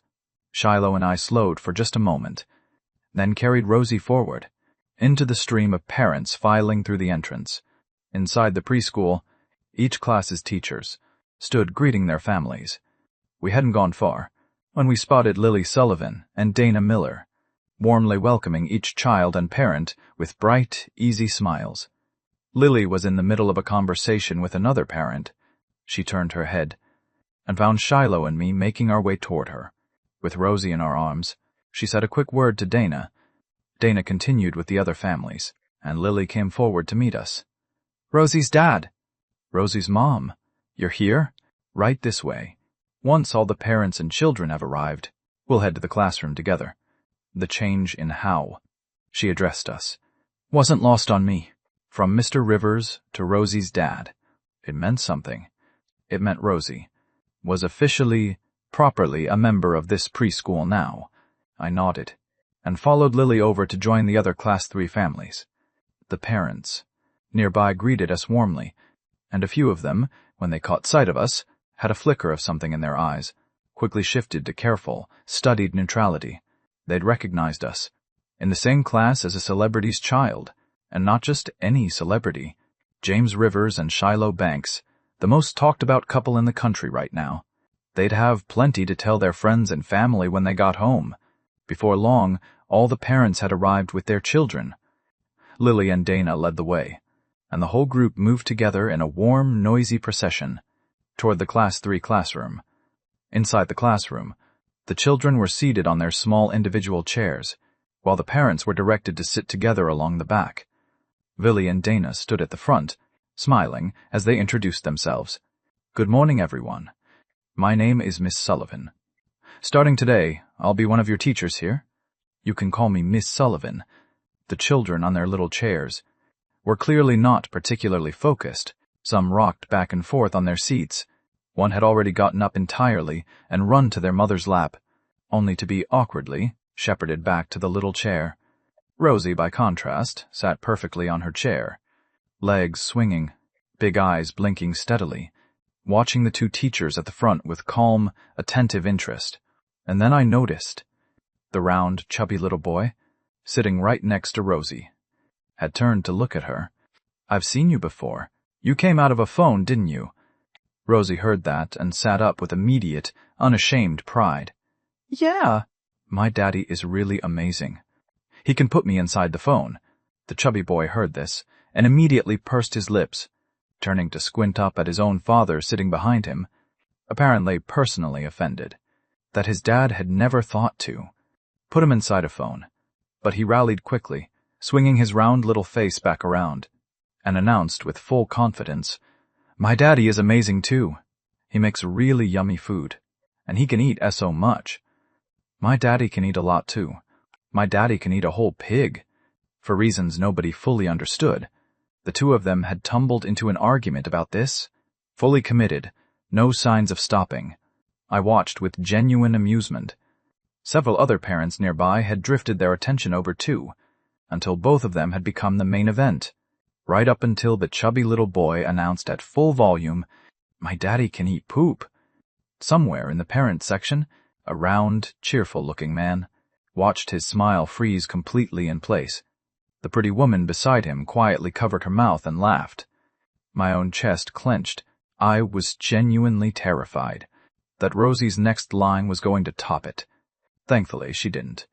She tilted her little head to one side, thought about it with a trace of genuine regret, and said softly, "Wow, your daddy is really amazing. Mine can't do that." I exhaled so completely I nearly collapsed with relief, then broke into the warmest smile. My thoughtful little girl. Absolute MVP. That warmth and tact. Flawless. Shiloh was quietly laughing beside me, because she'd watched me nearly rise out of my chair, with anxiety just now. Up front, Lily and Dana were still gamely trying to engage the children, and only when the welcome assembly finally began did the two of them get a moment to breathe. Every year at this time was always the most exhausting stretch for them. The welcome assembly was Bloom Garden Preschool's signature event, held each year to welcome the newest class of incoming children, and it took place out on the preschool's green artificial lawn. Parents stayed for the whole thing, while the teachers led the children through various games, designed to help them get comfortable with each other quickly. Between the games, each class performed their children's songs. When Lily and Dana's Class 3 launched into Two Little Tigers, the children singing it together in cheerful, imperfect unison, the teachers from other classes were still struggling to get their own kids to learn their songs. More than a few of them glanced over at Class 3, listening to how cleanly the children were keeping up, and felt a very specific, very obvious envy. They wanted something that simple and singable too, something the children could actually pick up fast. Shiloh stood beside me, watching Rosie singing along with the other children, and the smile that rose on her face was completely unguarded. She turned to look at my profile, her eyes full and soft. When the Bloom Garden welcome assembly came to an end, the children followed their teachers back inside, and it was time for parents to separate from their little ones. Shiloh and I hovered near the window, watching our Rosie, both of us quietly falling apart, because Rosie, all of her earlier brightness and curiosity, had gone very quiet. She sat small and still on her little chair, arms wrapped around her own knees, long lashes fluttering, eyes glossy and enormous, her little mouth pressed into the most heartbreaking pout, unlike the other children, who were crying and fussing loudly. Rosie sat perfectly still, and let the tears fall in silence, one by one. I felt it in my chest with every drop. Every part of me wanted to walk in there and carry her home. Skip preschool. Forget preschool entirely. Shiloh reached over and gently pulled at my sleeve. I turned. Shiloh had her head down, her soft voice carrying a thread of quiet resolve. Let's go. Every child has to go through this moment. I was quiet for a beat. Then I nodded. I took one last look at Rosie through the window, then took Shiloh's hand, and walked with her toward the preschool gate. The morning sun was sharp and bright. My heart was not particularly light. Part of it was not wanting to see Rosie hurting, but the deeper part, the part that cut more, was something I couldn't quite explain. Looking at Rosie, I had somehow glimpsed across time, a shadow of Shiloh as a little girl. What Shiloh must have felt as a child. It would have been so much harder than this. No family beside her.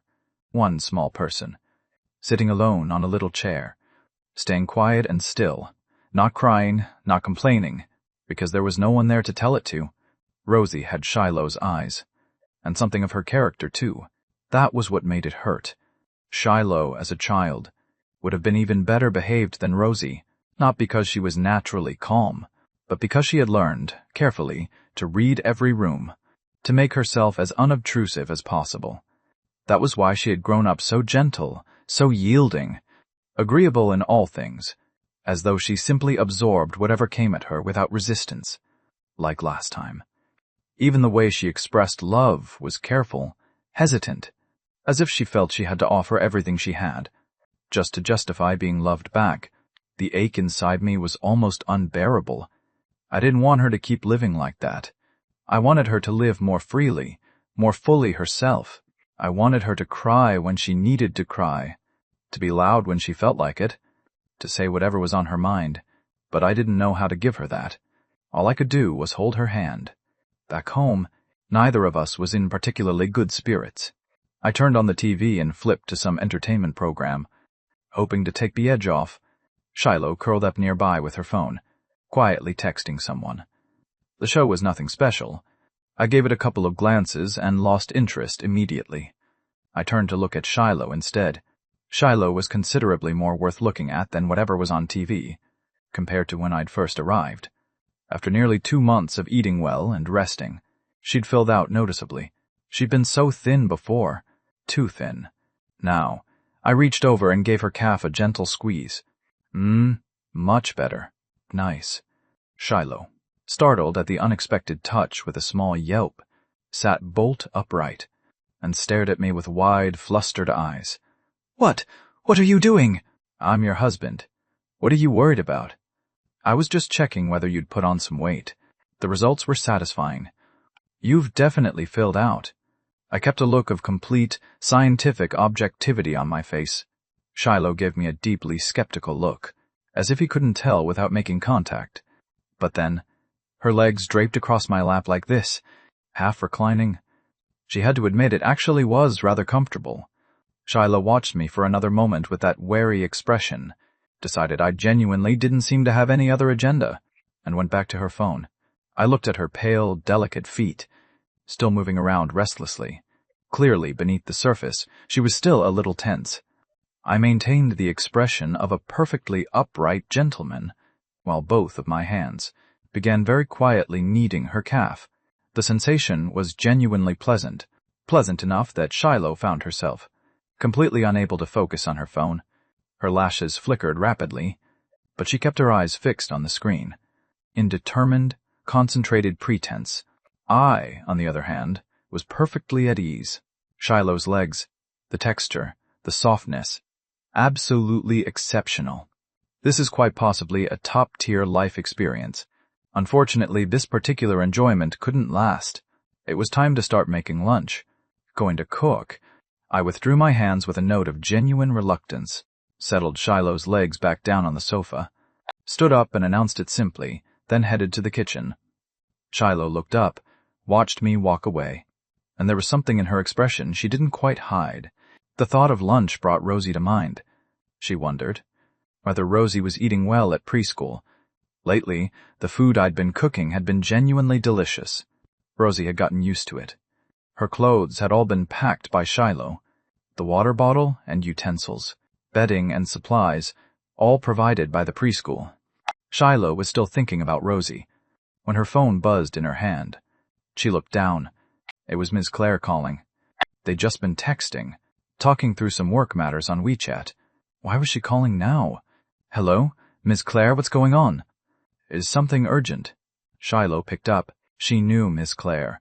She wouldn't call unless it was something that couldn't wait. Shiloh, there is something I need to ask you about. The second round of the finale is coming up in a few days. They're planning to invite a featured guest performer. The company wants to know if you have someone in mind.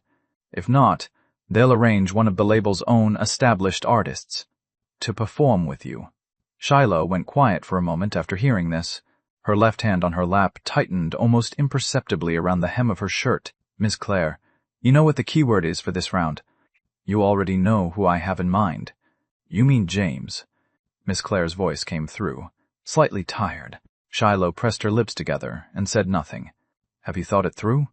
James isn't a professional singer compared to a seasoned artist. Their vocal technique, their stage presence, James doesn't have any of those advantages. And, have you even talked to him about this? Has he agreed? Hearing Miss Claire's questions, Shiloh lifted her eyes, looking quietly at my figure moving around in the kitchen. She paused, and didn't finish her sentence. She knew Miss Claire understood what she meant. This girl? Always making people worry. I'll decline for you on the company side. As for James, honestly, that's between the two of you. I'll stay out of it. Miss Claire just wants you to be happy. There was something fond and indulgent in Miss Claire's voice. Shiloh drew her legs up onto the sofa, sitting cross-legged, glancing once more at that familiar, busy figure in the kitchen, and said softly, I will be. The call ended. Shiloh sat quietly for a moment, distracted.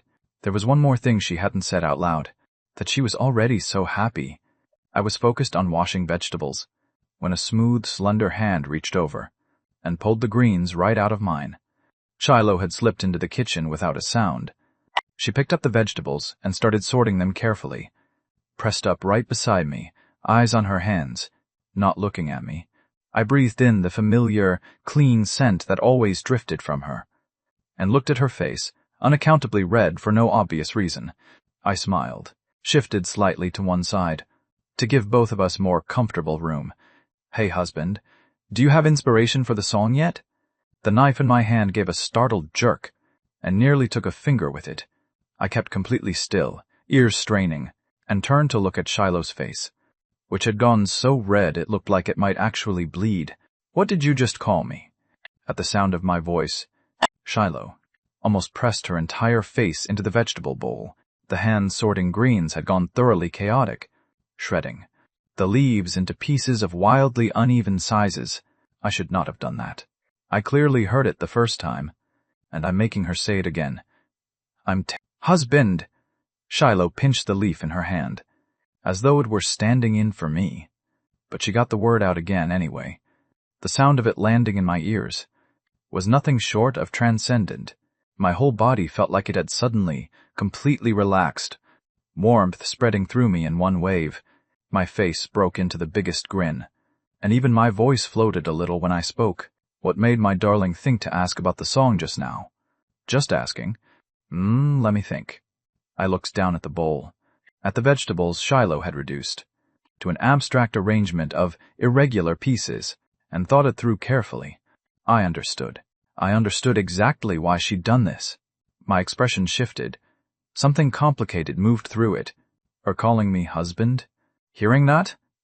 I was genuinely, deeply happy about it, just like that night in the hotel. I treasured moments like this. But this was different. It was still her choosing to do it freely, but the reason behind it was different. She was trying to please me again. Something quiet and sad moved through me. This fool. Does she have to express love like this every single time? Careful, tentative, like a stray cat someone had taken in, always checking whether she was welcome. It broke my heart, and I didn't know what to do about it. Shiloh waited, and no answer came. Uncertainty rose inside her. She wanted to look up at me, but couldn't quite bring herself to. A moment longer, and she felt me move beside her. The next second, she found herself pulled gently into the warmth of my arms. My voice came soft and close against her ear. I've already thought of a song. When we're done eating, I'll write it out and show you. Okay? My warm breath brushed her ear. Shiloh's whole body went rigid for a beat, then went completely soft. The closeness undid her knees slightly. She was entirely, absolutely lost. Whatever she'd been planning to say had gone completely out of her head. I held her for only a moment, then let go, mainly because this soft, melting version of Shiloh was far too much, and I genuinely didn't trust myself not to take advantage of it. Lunch ended up taking a full hour longer than it should have. At the table, Shiloh was quiet, a little subdued. She ate in small, careful bites, cheeks slightly rounded, because there were still so many things she hadn't said back in the kitchen, things she hadn't figured out how to say yet, things she wasn't sure she was brave enough to say. But maybe, someday soon, she would be. All of it scattered the moment I moved without warning. The infuriating James the idiot was still sitting across from her, smiling. After lunch, Shiloh quietly took over the cleaning up, while I went to the study. I thought I had figured out what to do. It would make Shiloh a little hurt for a little while. But I believed that after this, she would call me husband naturally, not like what had just happened in the kitchen. Once Shiloh finished the dishes, she curled up on the sofa, staring in the direction of the study, lost in thought, eyes flickering between wanting to come forward and pulling back. Finally, she pressed her lips together, and let what remained in her expression settle into something soft and full of feeling. This time, the wait stretched on, all the way past 4 in the afternoon, before I finally came out of the study with 2 sheets of paper in hand. I noticed Shiloh's eyes light up slightly at the sight of me, and my grip on the sheet music tightened without meaning to. The careful, tentative way she loved. It hurt me and frustrated me in equal measure. I forced a smile onto my face, walked over and sat beside her. Take a look. Love duet, right up my alley. Shiloh took the sheet music from my hands.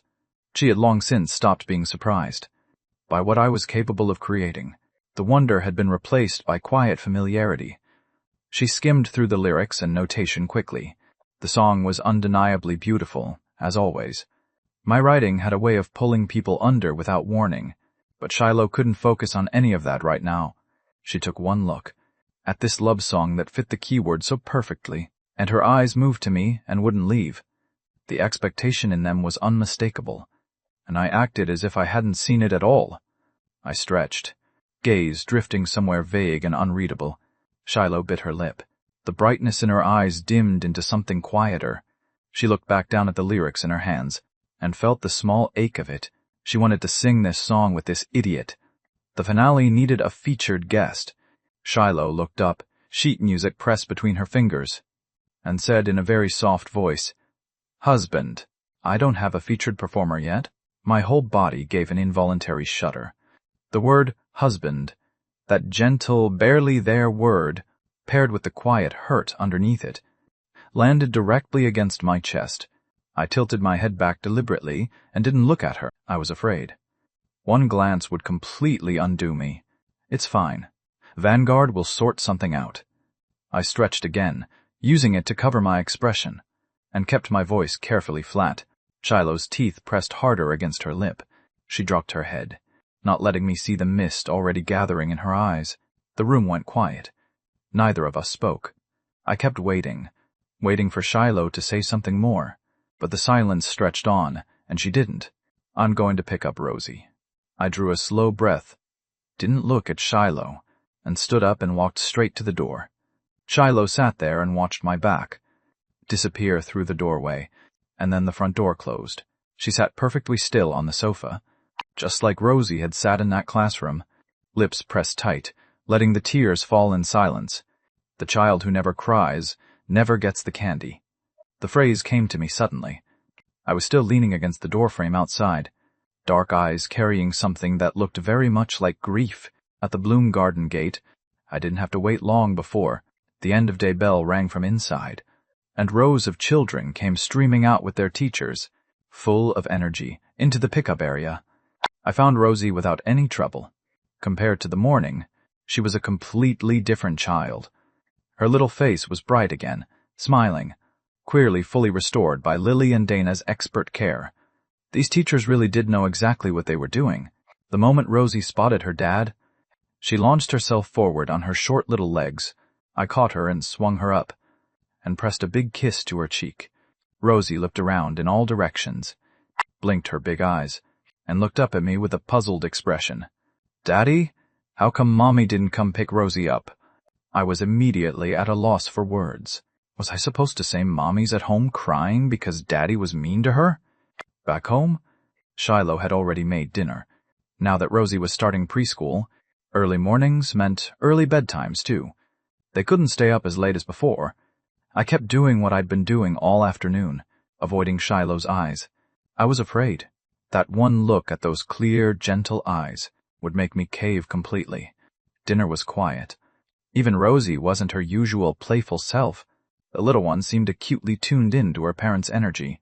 She kept glancing between them, at Mommy, who sat with her head down eating in silence, and at Daddy, who wasn't saying a word either. She pressed her lips into a small pout, and quietly shifted her little body closer to Shiloh. Daddy did something bad. He must have been mean to Mommy again, so after dinner, I spent a considerable amount of time quietly and earnestly reassuring Rosie, swearing up and down that I had not, in fact, been mean to Shiloh, before she finally accepted it and went to bed. Bedtime, of course, meant the nightly story. I had been waiting for this moment all day. I stole a glance at Shiloh, lying still on the other side of the bed, cleared my throat, and launched into it with full dramatic flair. Once upon a time, there was a very, very well-behaved little white rabbit. This rabbit had a wonderful, wonderful friend, a little gray rabbit, but the gray rabbit was very lazy. That autumn, the white rabbit worked hard and harvested 5 whole carrots. One day, the white rabbit went over to visit the gray rabbit, and found the gray rabbit sitting there, stomach growling, looking up with the most pitiful eyes. The white rabbit saw that his dear gray rabbit friend was going hungry, and without a moment's hesitation, gave the gray rabbit one of his carrots. The gray rabbit got the carrot, and said happily, "You're the best!" Hearing that made the white rabbit very happy too. A few days later, the white rabbit went back to visit, and gave the gray rabbit another carrot, until at last, The White Rabbit had only 1 carrot left. That day, the White Rabbit came to visit once more. The White Rabbit looked at the last carrot in his hands, then looked at his dear friend, the Gray Rabbit, and knew that if he gave away this last one, he himself would go hungry. I paused here. I glanced over at Shiloh, still lying quietly on her side. Then I gave Rosie's little nose a gentle flick. Rosie, if you were this kind little White Rabbit, would you be so afraid of losing your best friend that you'd give away your very last carrot, too? Rosie was wide awake and listening carefully, big round eyes blinking slowly. When Daddy asked her, she scrunched up her little nose, thought about it for a long moment, then said in her small, serious voice, "Can we split it in half? That way, neither of them has to go hungry." I smiled and ruffled her hair. Of course you can. Rosie is so smart. But Daddy wants to tell Rosie something. The White Rabbit's way was actually wrong. He should have told his friend, the Gray Rabbit, what he was really feeling inside, instead of being so afraid of losing the Gray Rabbit that he kept giving away his very best things. Rosie blinked at her father, a little bewildered. She thought the White Rabbit was kind and sweet. On the other side of the bed, Shiloh's body gave the faintest tremor. She bit her lip, a faint sting rising behind her eyes. She thought the White Rabbit hadn't done anything wrong either. I leaned over and kissed Rosie's cheek softly. The White Rabbit is wonderful, but he forgot about himself. His heart was only ever thinking of the Gray Rabbit, but he never once thought about what he needed too. All right, Rosie needs to sleep now. Otherwise you won't be able to get up tomorrow, and the teacher will have to give you a little pat on the bottom. I switched off the bedside lamp and began gently, coaxing Rosie to sleep. It didn't take long before the little one was out. The room settled into quiet, only the soft, measured breathing of 3 people. But I didn't lie down. I sat propped against the headboard, eyes open, staring into the dark, waiting for Shiloh to come to me. Shiloh's mind was nowhere near still. She had been turning the story over ever since I'd finished. She knew it had been meant for her, but she didn't understand why I'd done it this way. Why, when I already knew what she meant, I couldn't just say yes. More time passed. Then I heard Shiloh sit up on the other side of the bed, the soft, careful sound of her feet on the floor following. In the dark, my eyes were black and quietly alive. James, the idiot. The soft, rounded sound of her voice stopped me cold. Shiloh was already at my side of the bed, both hands wrapped around my arm. My darling, do you have any idea how long I've been waiting for you? My voice came out slightly unsteady. The knot in my chest finally, fully loosened. She came on her own. Thank God. Shiloh didn't say anything, just held on with her lips pressed together. I shifted quietly out of bed and led Shiloh out to the living room without a sound.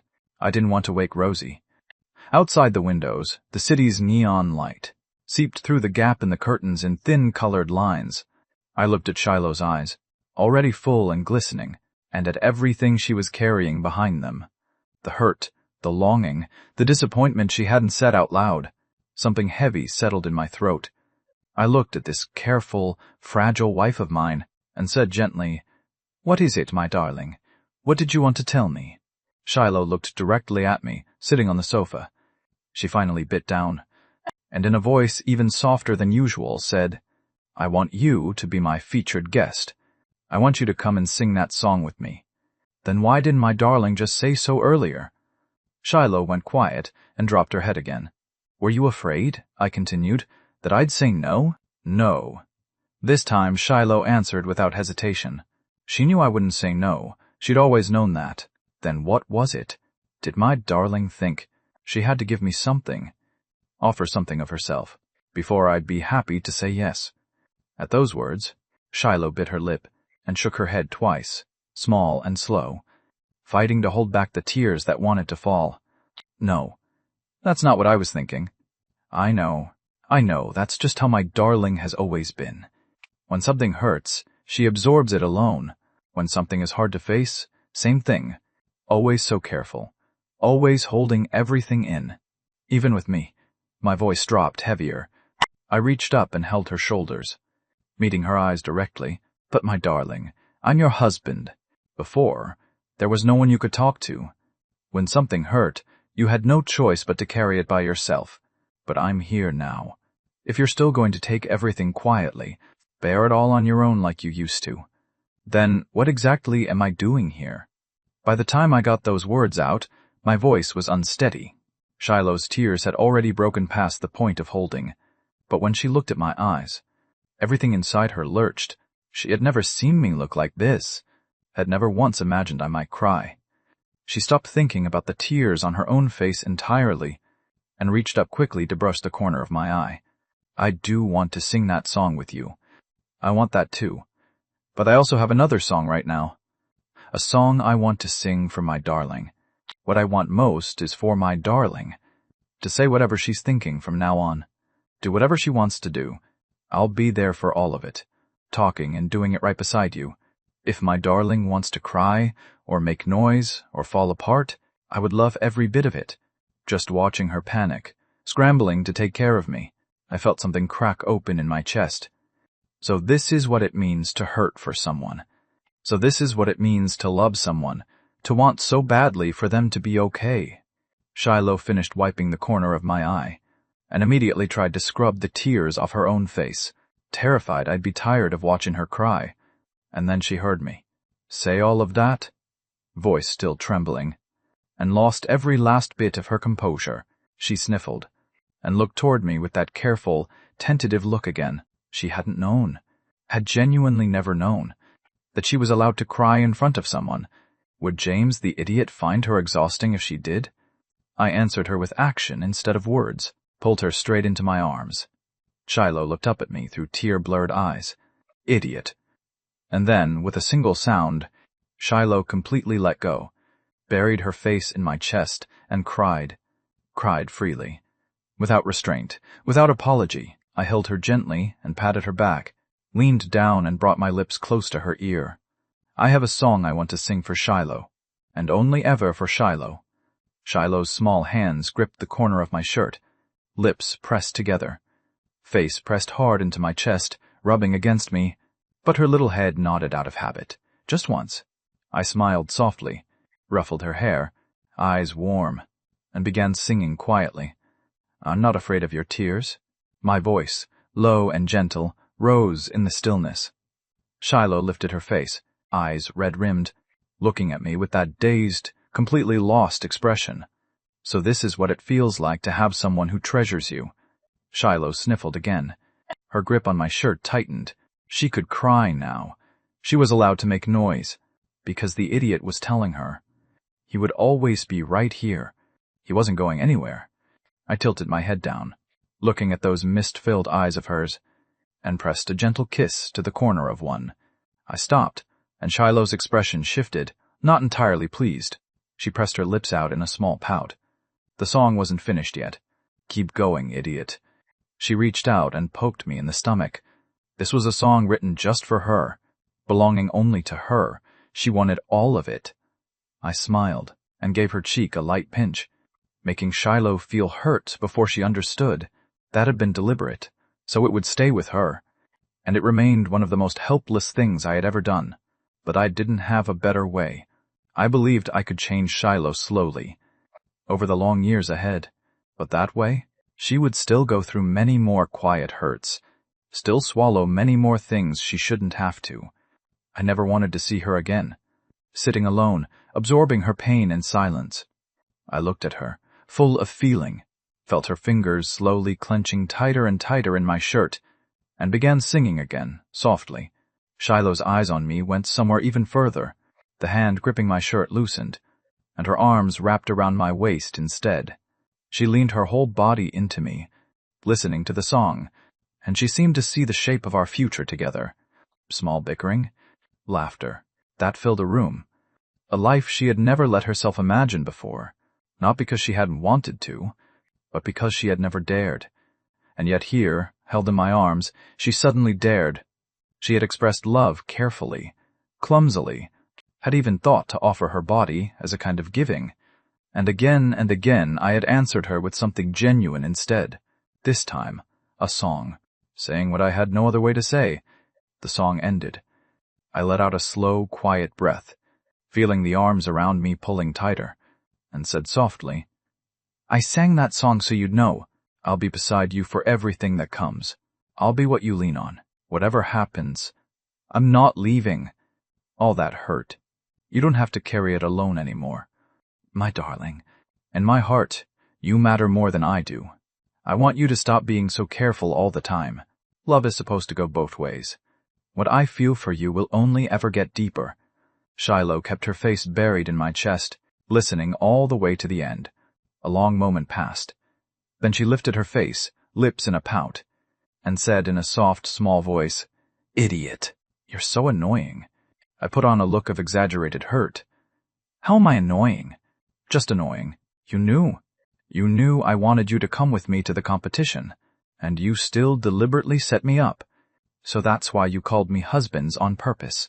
The moment those words left my mouth, Shiloh's face flooded scarlet. She looked at me with those still glistening eyes, and glared hard, then pushed me flat onto the sofa in a burst of indignation, and covered my mouth. Stop talking! My eyes were nothing but laughter. I made a token attempt to resist, nodded quickly, indicating I was done. Shiloh released me, but the flush on her face was absolutely impossible to hide. She sat on top of me, hands over her cheeks, still glaring at me in aggrieved fury. So, my darling does have quite a temper after all. Seeing this side of you makes me very happy. From now on, whenever something's wrong, I hope my darling can come to me this directly. This straightforwardly. I lay pinned beneath her on the sofa, smile warm and unhurried. Life is short. My darling needs to think of herself first, before she thinks of anyone else. You are you. I am me. Together we become us. Not just a version of me. If you only ever think about what I need, how could you ever be your true self? And besides, it hurts me to watch. Shiloh looked at me like that, and nodded, hard and certain. Her hands, braced on my chest, came up and cupped my face. Lips pushed out on the edge of tears again. How could she like this insufferable idiot this much? Shiloh kneaded my face between her palms, cheeks warm.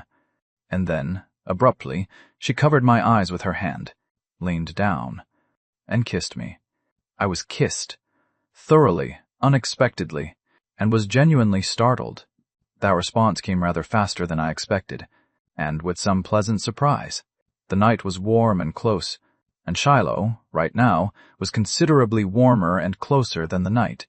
A long, lingering kiss left my thoughts thoroughly scattered, and somewhere along the way my hand had found its way, inside the loose fabric of her pajamas, until we were somewhere close to a point of no return, and Shiloh finally registered what was happening.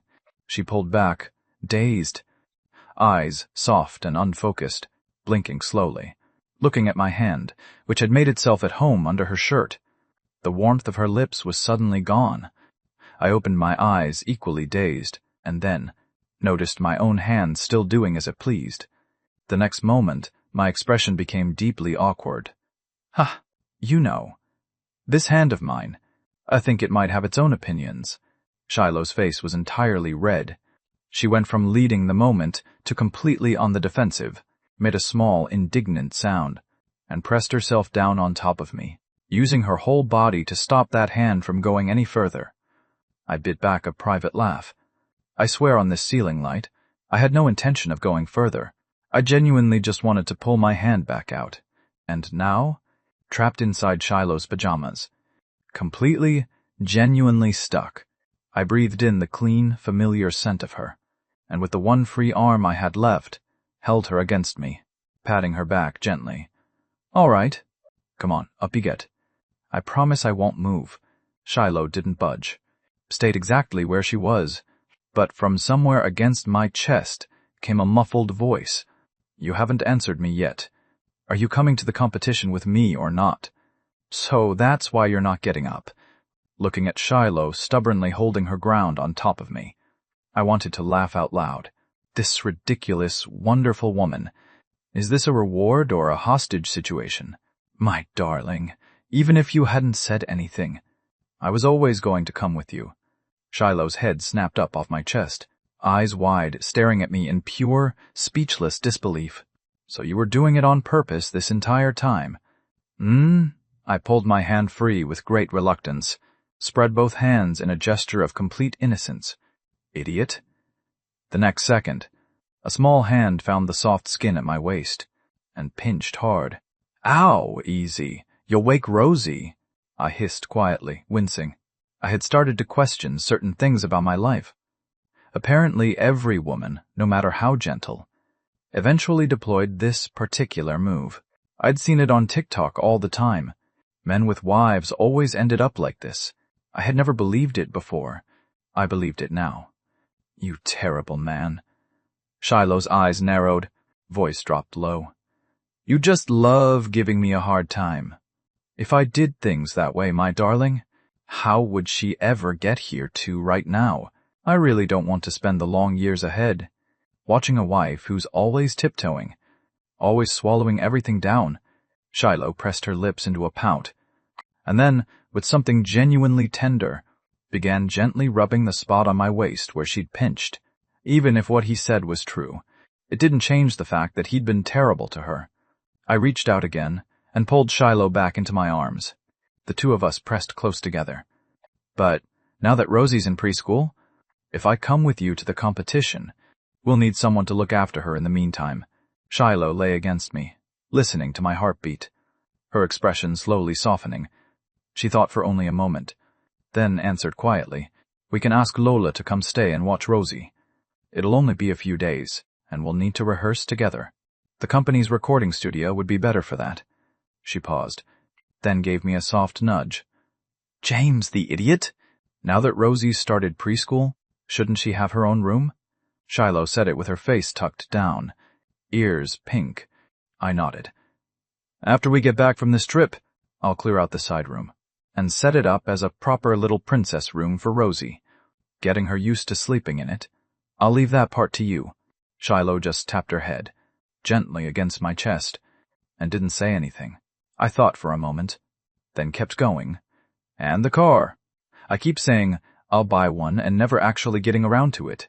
Tomorrow. I'll call that sales rep I was in touch with before. Get another one, make the school runs easier. And the apartment? We need to find a bigger place eventually. Though that one, we'll have to wait until my darling earns enough to make it happen. After all, I'm a stay-at-home dad. I said it with a small laugh. Though stay-at-home dad was doing a lot of work as a description, because right now I was genuinely busy. The animated series script. I'd been working on it steadily. Another 10 days and season 1 would be wrapped. The songs, still mine to write. And now the competition itself. I was apparently going as a featured guest performer. I laughed quietly at myself. But I really did think it was time to move. This apartment only had 2 bedrooms, and the side room was currently doing duty as my study. Once Lola arrived tomorrow, I'd need to sort out the side room first. Shiloh made a soft sound of agreement, then lifted her head, and quickly pressed a small kiss to my lips. Thank you. James, the idiot? She'd been wanting to say it for a long time, and only now had she finally managed to get it out. If you really want to thank me, say husbands again and let me hear it. I looked at the thoroughly flustered Shiloh, eyes full of anticipation and amusement that made Shiloh flush all over again. She scrambled up off me, practically speed-walked, heading for the bedroom with very purposeful steps. From behind her, barely reaching my ears, a thread of a voice. Time to sleep. Fair enough. I rubbed my nose.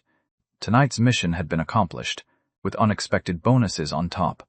I was very content. I pushed myself up, and followed her to the bedroom. Back in bed, I pulled Shiloh into my arms again. Poor Rosie unceremoniously exiled to her own side. In the darkness, I closed my eyes with quiet satisfaction, and then heard the wife in my arms say softly, Husband. This night had nothing left to wish for. The next morning, when Shiloh opened her eyes, I was already gone from the bed. She pushed the covers back slowly, and looked down at her own thoroughly disheveled pajamas. Such a terrible idiot. Shiloh wrinkled her nose. Face warm. She checked the time. 7:30 already. Shiloh looked at Rosie, still deeply asleep, and decisively lifted her up. Rosie was being drafted for duty once again. the sleep schedule she'd built up before. It was going to have to change, little by little. I had breakfast on the table, just as Shiloh came out of the bedroom, Rosie dangling from her arms. I looked up at Shiloh, pajamas now straightened and tidy, smiled. "Morning. Come on, wash up and eat." Shiloh glanced at me, gave a small, pointed "humph" by way of acknowledgement, and took Rosie to the bathroom. There was something different about a Shiloh with a little playfulness in her, a completely different kind of charm. After breakfast, I took Rosie to school, while Shiloh called Lola, both of them handling their respective tasks. Lola agreed without a moment's hesitation. Coming to look after Rosie, she was thrilled at the idea. That baby was so adorable. She'd have happily held her every single day. By the time I got back, Lola had already set off for the station. Shiloh and I got to work, clearing out the side room, calling the dealership about the car, one thing after another. I didn't have any particular requirements for the car. As long as it drove, it was fine. No business meetings to attend, so I just asked the sales rep to recommend something, anything in stock that could be ready to pick up the next day. Time moved quickly. After finishing up the side room together, neither of us had barely caught our breath before noon had already arrived. Shiloh got a call from Lola. She'd made it to the station in town. With everything at home sorted, the two of us got in the car and headed for the city. Back in the city again. This time just the two of us. I felt quietly struck by it. Back in my old world, I was a single person, and I was never this busy. Funny how being a stay-at-home dad in this life had me leaving the house more than ever. That morning, Shiloh had already sent the competition song to Ms. Claire, who as always took it straight to the company's production team to have the backing track arranged and the copyright registered. Once we arrived in the city, we rested briefly at the apartment, then headed straight to Vanguard Entertainment's building. The two of us found our way to the 11th floor without thinking. Miss Claire was already there waiting. She didn't need to look long before she noticed the hands firmly laced together, and a smile rose on her face without her meaning it to. She looked more carefully at Shiloh, and couldn't quite explain why, but in only 3 days apart, Shiloh had come back different.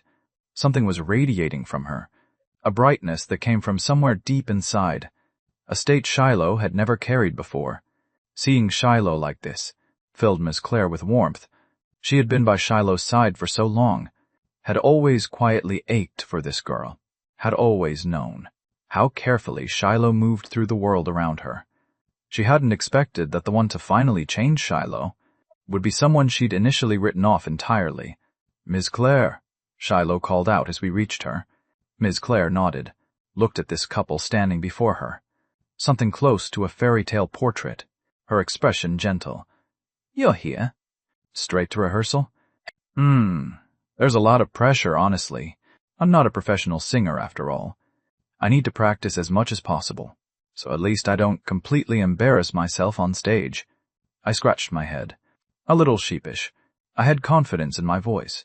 I wasn't going to go off key. That song from before had gone viral partly because of that.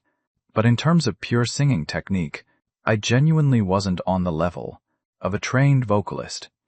That was simply the truth. This competition, I was probably going to drag Shiloh down a little. I believe no matter how either of you sounds, Shiloh is going to be very happy.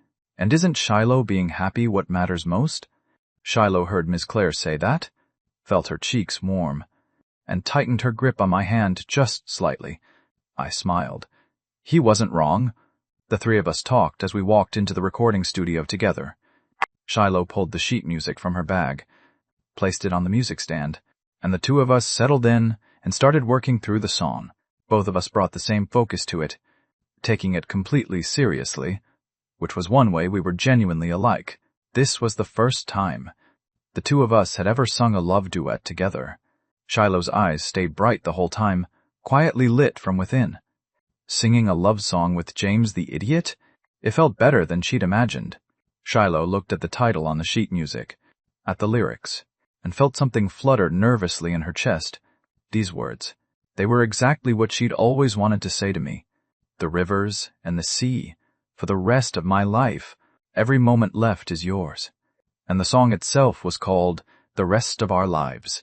I had the advantage of already knowing the song well, so when we first started rehearsing, I was noticeably more comfortable than Shiloh, and could even correct her on a few things.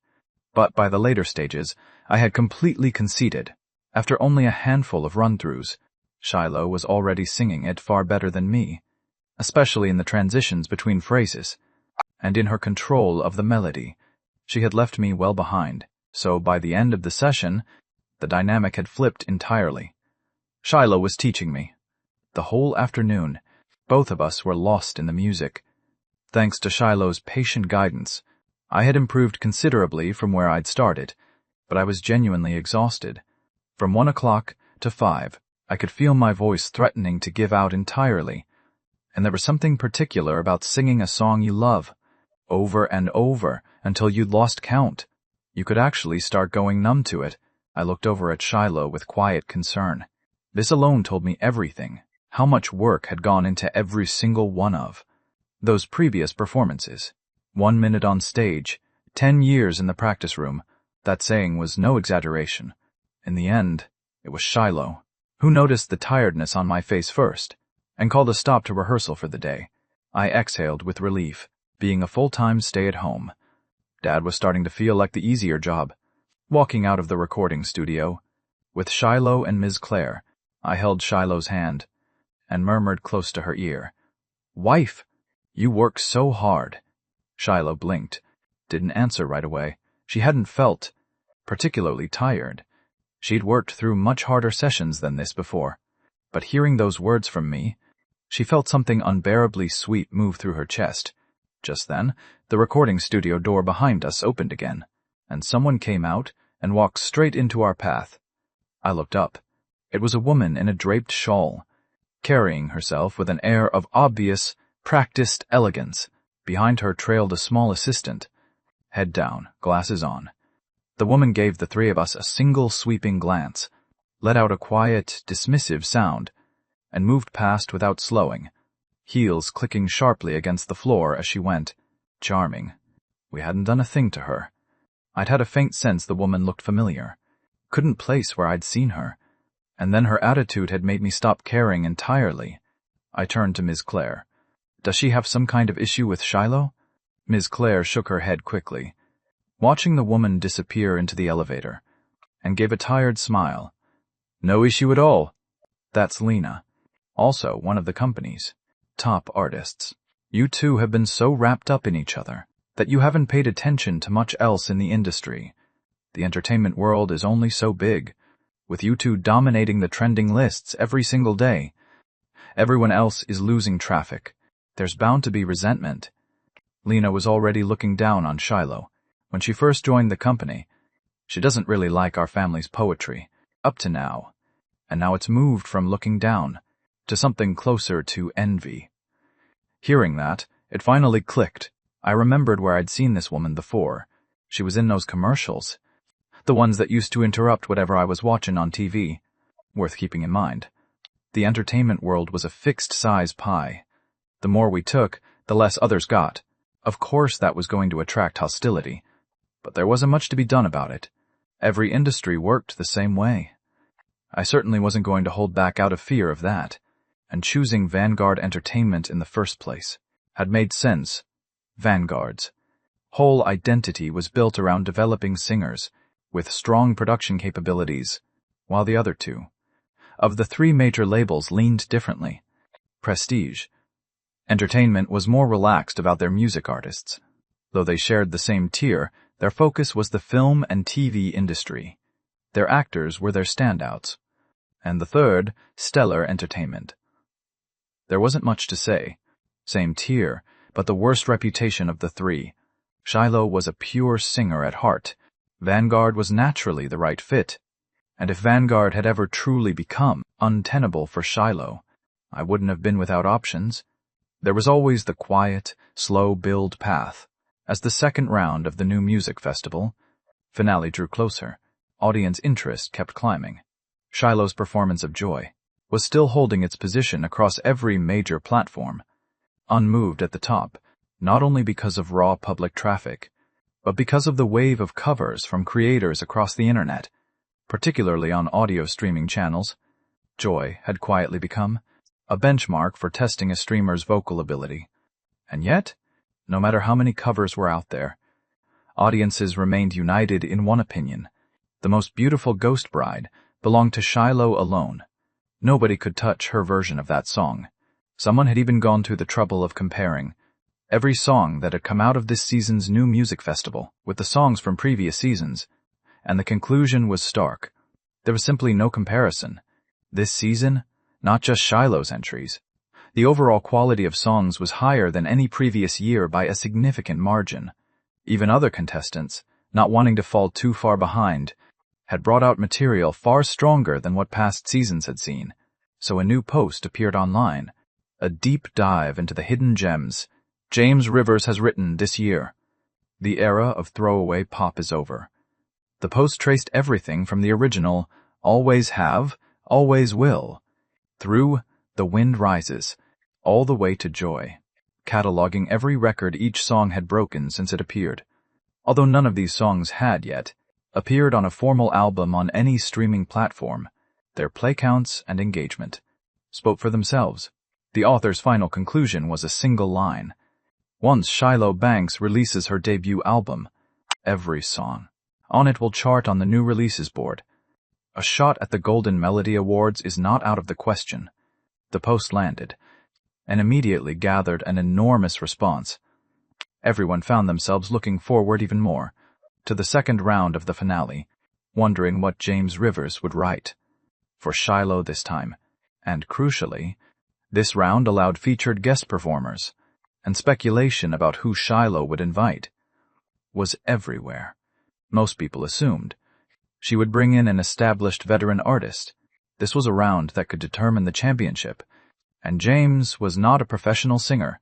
He simply couldn't match a seasoned performer. The entertainment world was the entertainment world. Everyone understood how it worked. When it came to winning, even the most devoted couple would make room for practicality, but there were others, particularly fans of both Shiloh and James, who quietly, privately hoped she would choose him, because from the moment they had first appeared in the public eye, everything they had shown had been about putting each other first.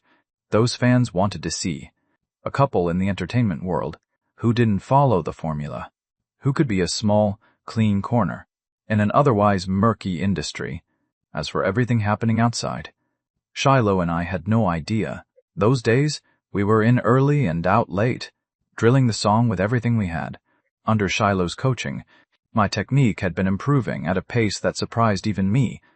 September 7th, the second round of the new music festival finale officially opened. Right up until that evening, audiences still had no idea who Shiloh or Nora Jiang had invited as their featured guests. The production team had kept it entirely under wraps. Not a single hint had leaked. Outside the city arena, crowds had been building since early in the day, and beyond the audience, press representatives from every major outlet had descended, more journalists than any previous episode had drawn. This was the second round of the new music festival finale, the round most likely to determine the champion.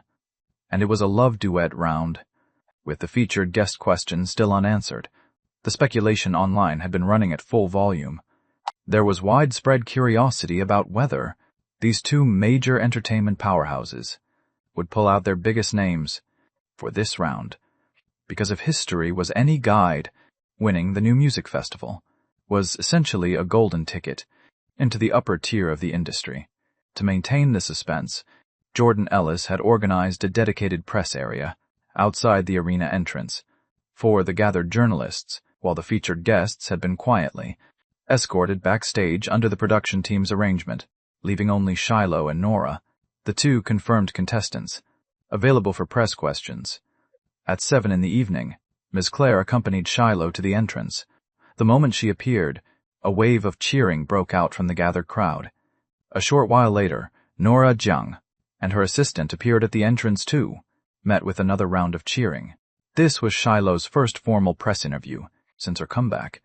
The assembled journalists looked at her, with expressions that could only be described as predatory, and surged forward all at once. each one trying to be first. Ms. Banks, can you tell us who you've invited as your featured guest tonight? You'll find out when we perform. Shiloh shook her head and gave a playful smile. Of course, she wasn't going to say. The production team had been absolutely firm about that. Ms. Banks, could you tell us a little about what your day-to-day life is like at home? With James Rivers? That one I can answer. A small smile settled on Shiloh's face. Same as any other couple, nothing out of the ordinary. The journalist who'd asked that blinked. That answer was functionally identical to no answer. He pivoted and turned the microphone toward Nora. Nora, you lost the last round. Do you feel confident going into this one?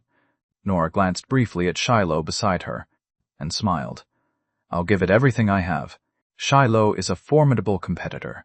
Going up against someone like her has made me better. The journalist went quiet again. Right. You two clearly rehearsed this together. Both of those answers were completely useless. Then another reporter stepped forward. Ms. Banks! There's been a trending discussion online about James Rivers, raising the standard of the entire music industry. What are your thoughts on that? Shiloh blinked and answered with complete, composed sincerity. I can't speak for anyone else, but in my heart, James Rivers is the best songwriter there is. There it is. That's the quote of the night. The journalist who'd asked nearly cracked a grin. Shiloh's answer was bold. Yes, she'd framed it as her personal opinion. But saying it out loud, in public, like that, it was effectively announcing to the world, he is the best. A few more journalists threw out questions. Shiloh and Nora, reading the time, gave brief, breezy answers and headed inside. The press corps dispersed quickly behind them. For the reporters, the session had been both satisfying and frustrating. Satisfying because they'd gotten some genuinely good material. Frustrating because the featured guest question remained completely unanswered. Inside the arena, audience members had been filing in steadily, and before long, every seat was filled. As the arena doors closed, a brilliant field of stars bloomed across the ceiling of the venue, and a cascade of starlight fell slowly across the stage. The new music festival's opening theme rose and filled every corner of the building, and the second round of the finale officially began. In sharp contrast to the excited anticipation rolling through the audience, backstage was entirely calm. Shiloh and Nora, two strikingly beautiful women, were chatting quietly like old friends. Whatever they were talking about, they had both glanced over in my direction, and both were smiling. As for me, I was in conversation with a man somewhere in his mid-40s, and that man was one of the legends of the previous generation, King Lu. The moment I'd seen him backstage, I'd had to work hard not to laugh at myself. My very first competition appearance, and the other side had brought out this particular titan. They really do think highly of me.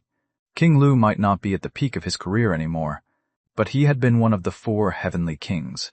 What that title meant, in terms of both ability and reach, was not something that needed explaining, particularly when it came to his pull over his audience. That was in a class entirely its own, and for his part, King Lu had taken to me immediately. He had first noticed me. When Always Have, Always Will came out, he'd paid attention then. That song happened to be his personal favorite. Out of everything currently in circulation, the melody and the lyrics had struck him with the feeling that this was a song only someone of his generation could have written. The fact that it had come from someone as young as me had genuinely moved him. He looked at me now, composed, understated, and laughed. I genuinely didn't expect someone like you to come out of the younger generation. Honestly, the industry right now, I can't make heads or tails of it.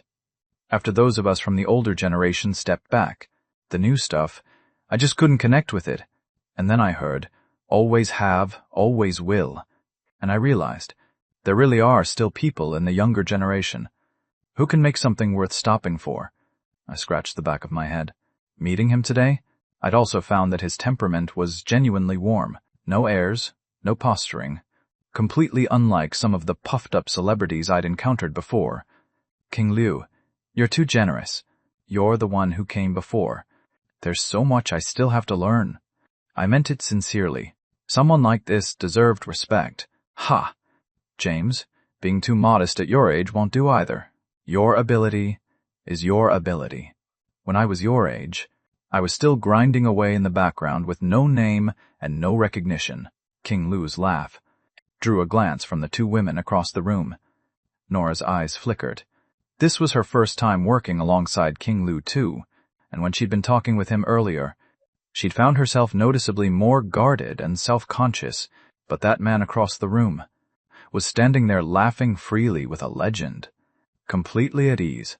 That's what genuine ability looks like. And real presence. He really is something. Nora pulled her gaze back and looked at Shiloh beside her, and found Shiloh watching me, eyes full of something soft and quiet. In that moment, Nora felt a particular kind of envy she didn't try to name. Out on stage, Sierra Monroe had already taken her place, introducing both contestants as she always did, Shiloh Banks and Nora Jung, then inviting the mentor panel to take their seats. And then came the moment everyone had been waiting for. The contestants were called to the stage.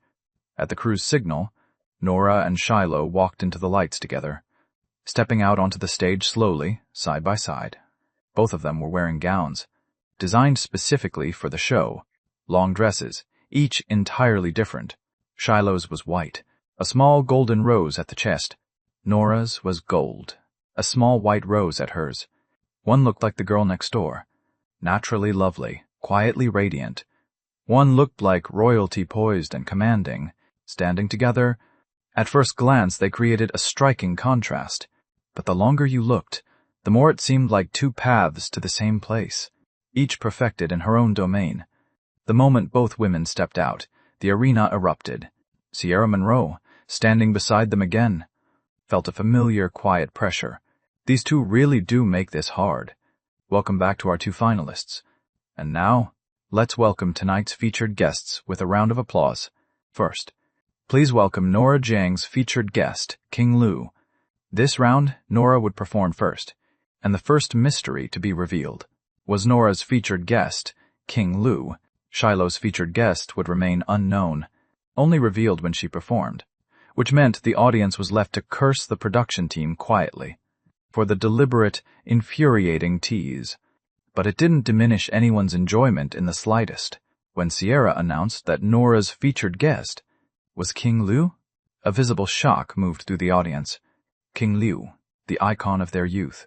A wave of pure, genuine excitement broke across the crowd. People grabbed their phones immediately, texting and calling friends and family. Turn it on now. King Lu is at New Music Festival. This brought a flood of new viewers, who hadn't been following the competition, all suddenly tuning in. The livestream comment section filled wall-to-wall within seconds, the 30-somethings reporting for duty. King Lu is you unbeatable. Nora securing the bag with this one. I'll be honest, I don't actually know who King Lu is, looking at the username above. Definitely a minor. I don't know him either. Is he really famous? I only know Shiloh and James. He's literally called King. You think that's not famous? Our generation just got older. We didn't disappear from the internet. We just got lives. Team King Lu, Team Nora. This is what a living legend looks like. His fans had, for the most part, settled into their everyday lives. But the moment their king appeared, every piece of nostalgia and memory came flooding back with him.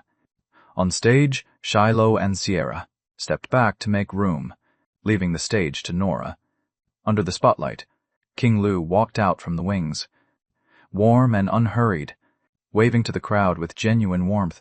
Even at 40-something, he had taken exceptional care of himself, and that age had given him something new, a deeper, more weathered kind of appeal.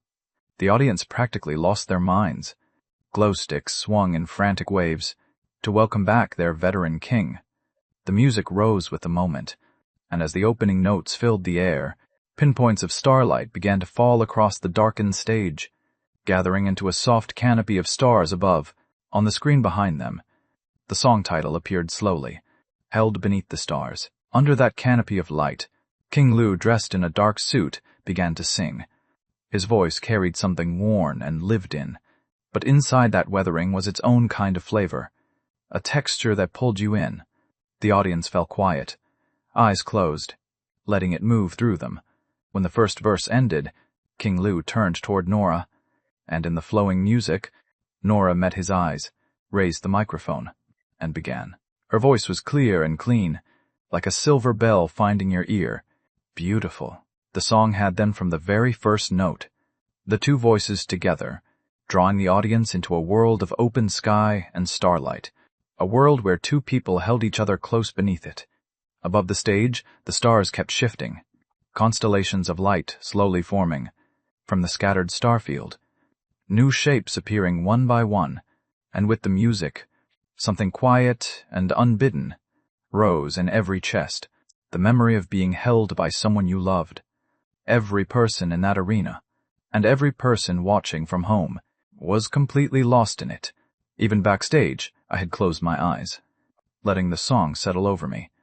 This is a king. He had given every piece of this song exactly what it needed.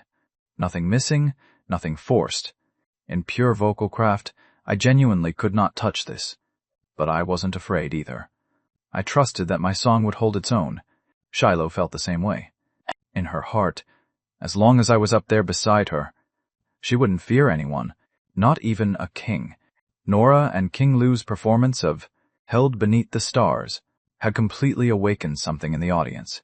Couples throughout the arena, under those slowly forming constellations of light, turned and held each other. And the single people, eyes quietly brimming with longing, reached sideways and grabbed the friend sitting next to them. Mutual consolation. This isn't a love duet competition. This is a targeted attack on people living alone. The last stars faded from the air. The music drew to a close. King Lu and Nora bowed deeply to the audience, and then both of them slowly faded, back into the darkness, stepping off the stage. Even after both had gone, the glow sticks in the audience were still waving in perfect, unhurried unison. I watched King Lu walk toward me, and felt something genuine in my chest. This is what a king's power looks like. This is what a king's reach looks like. When I'd first arrived in this world, I'd assumed the artists here were roughly what I'd expect. Now I understood. That had been the original James's limited frame of reference, the era those older artists had inhabited. It was something entirely different from today. Just as those middle-aged fans had said, "We got older. We didn't disappear." When the older generation stepped back from the spotlight, they simply got on with their lives. But when they came back, their audiences came back with them. These artists from before, they genuinely deserved to be revered. The live-stream comments were flooding the screen. King Lu's appearance had brought more than a few people to tears, and the ease with which he had commanded the song said everything that needed to be said. King Liu, it's been too long, and now we say goodbye again. After this song, I have to go back to my life and responsibilities. Has anyone else noticed? James Rivers and the older generation of artists feel similar somehow? The songs they create, there's the same quality to them. This is what it means to carry something forward. That's always how it is in this country. In every field, in the hardest moments, there's always someone who steps forward. There's always someone who steps forward. James Rivers is exactly that. I'm middle-aged myself. The stuff that was coming out before, I stopped listening to music entirely until James Rivers showed up. Still no idea who Shiloh's featured guest is. The not knowing is killing me. I really hope it's James Rivers. It won't be him. That's just not how the industry works. Nora brought out a king. Shiloh's going to match that. Why is it impossible, though? I genuinely believe Shiloh and James are different from everyone else in this industry. What is there to argue about? Just watch, and you'll find out. Bunch of trolls. Shh, it's starting. While the debate was still running hot online, Shiloh had already appeared on stage. A white dress, the small golden rose at her chest, and a smile on her face that radiated something the audience couldn't quite name. The crowd felt a collective shift. That expression, that kind of happiness, was something they hadn't seen on Nora's face a moment ago. This was the look that only came with real love. Love that was actually yours.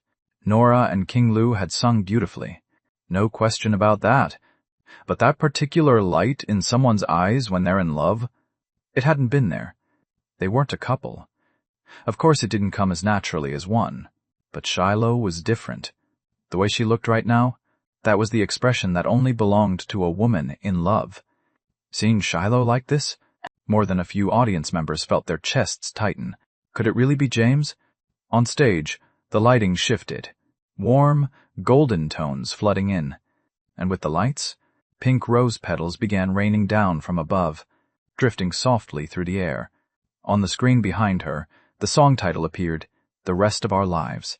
Written, composed, and arranged, all credited to me. But when the audience saw the name listed under, performed by, something lurched in their chests, and then a wave of enormous, complete satisfaction rose in its place. The live stream comments, which had barely quieted, exploded again immediately. I told you! They really are different. This is exactly why I stand them. Open your eyes and look. Performed by James Rivers and Shiloh Banks, a breath of fresh air in this whole industry. Brothers, I am deceased.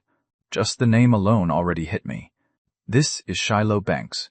Someone was saying the industry is all calculation. Yeah, not these two.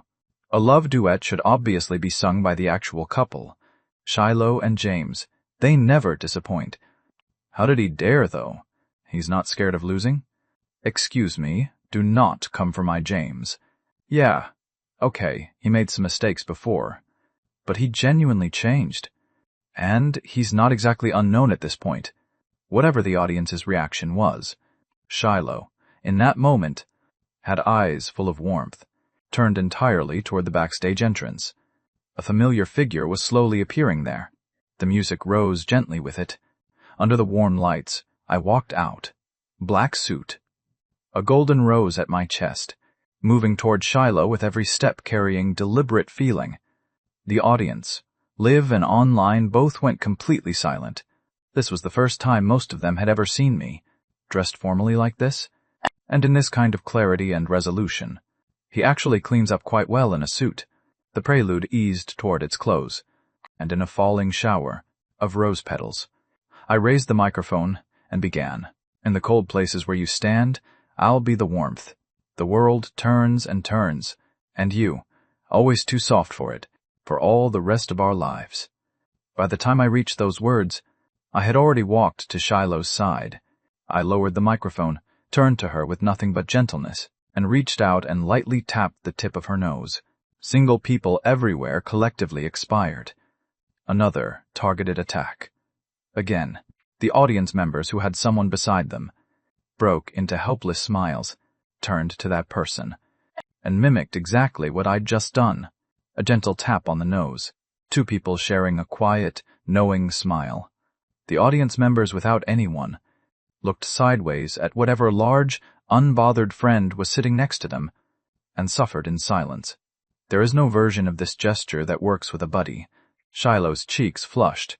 She tilted her face up toward me, eyes full of nothing but me. She raised her microphone too, and her voice rose, warm and unhurried. The lights shifted and shimmered. In the pink rain of falling petals, starlight began to gather again, small points of light finding Shiloh, landing softly along her collarbone, flickering and dancing. So beautiful. It undid something in my expression entirely, turned it into something completely, helplessly tender. The moment Shiloh's clear, gentle voice came through, the audience dissolved into the song completely. Not just the audience, the mentors. And backstage, Nora and King Lu, all of them felt something quiet and unmistakable move through them. Warm? Involuntary. Professional is professional. When I sang, people focused more on the warmth in my eyes and the atmosphere we'd built on stage, but the moment Shiloh's voice came through, people were simply pulled inside the song. The audience felt it move through them, like a current, soft and tingling, from the top of their heads to the soles of their feet. They couldn't help it. They were already inside the beauty of it, the rest of our lives. If King Lu and Nora had sung love as it is right now, then what Shiloh and I sang was love as it would be, present and future, both perfect, both intoxicating. On stage, suit beside long white dress, In a sky of falling petals, then in a sky of stars, the two of us reached for each other's hands, turned together toward the audience. Every person in that arena held their breath, every pair of eyes fixed on the two figures on that stage, like watching something that didn't belong to the ordinary world. This kind of love. I want this. I really want this. The music rose. Shiloh lifted her microphone again. This passage was hers to lead. Her eyes, warm and clear as still water, carried a smile as she turned to me and parted her lips. I took her hand and stepped forward toward the front of the stage, and in the stunned quiet of the audience, I pulled her into my arms without warning, and pressed a kiss to her forehead. Shiloh's mouth fell open slightly, her whole expression gone helplessly soft. She hadn't expected this either. It was a decision I made in that moment.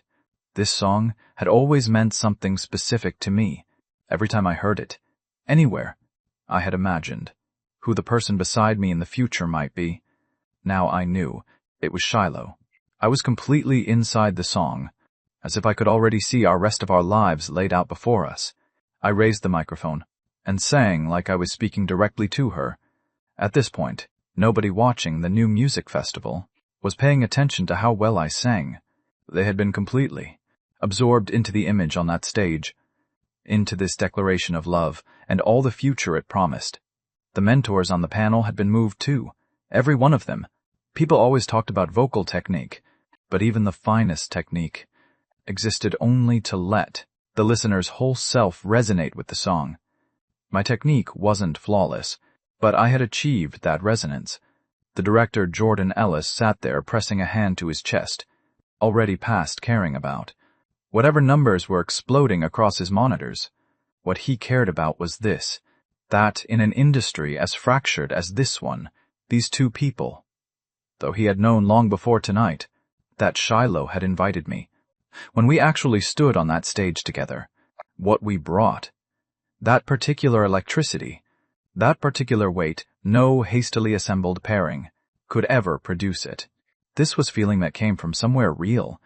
It made people want to stay inside it, and across every live stream, the comment section had gone to one single phrase, repeated endlessly, "The rest of our lives, every moment is yours." And countless couples watching were quietly deciding that when they got married, they would sing this song together at their wedding. That was what a great love duet did. Backstage, King Lu watched the two figures on stage, a prince holding his princess, and smiled. His eyes had gone slightly damp at the corners. He suddenly felt this trip had been worth it. The industry was in good hands. It wouldn't be left behind. On stage, I had one arm around Shiloh's waist. With the other, I guided her through one slow, gentle turn. We came back side by side, facing the audience. Both of us raised our microphones together, eyes meeting full of it, and the duet began. The music eased toward its final notes. The last note faded. The arena detonated. They were moved, and they were envious, both at once. This is what a true partner looks like. From somewhere in the audience, a voice called out, "Kiss her!" And in the next breath, the entire arena picked it up. Kiss her? Kiss her. Shiloh's face went a deeper shade of red. The sheer number of people watching made her unbearably self-conscious. I turned to look at the audience, all of them making trouble with great enthusiasm, raised the microphone to my lips, and said, "All right then, should I?" The audience screamed, and then, true to form, I gave the most satisfied, self-congratulatory smile, and said, "Dream on. If there's any kissing, it happens at home." The audience erupted in theatrical outrage. A wave of boos rolled across the arena, which somehow only made the energy climb higher.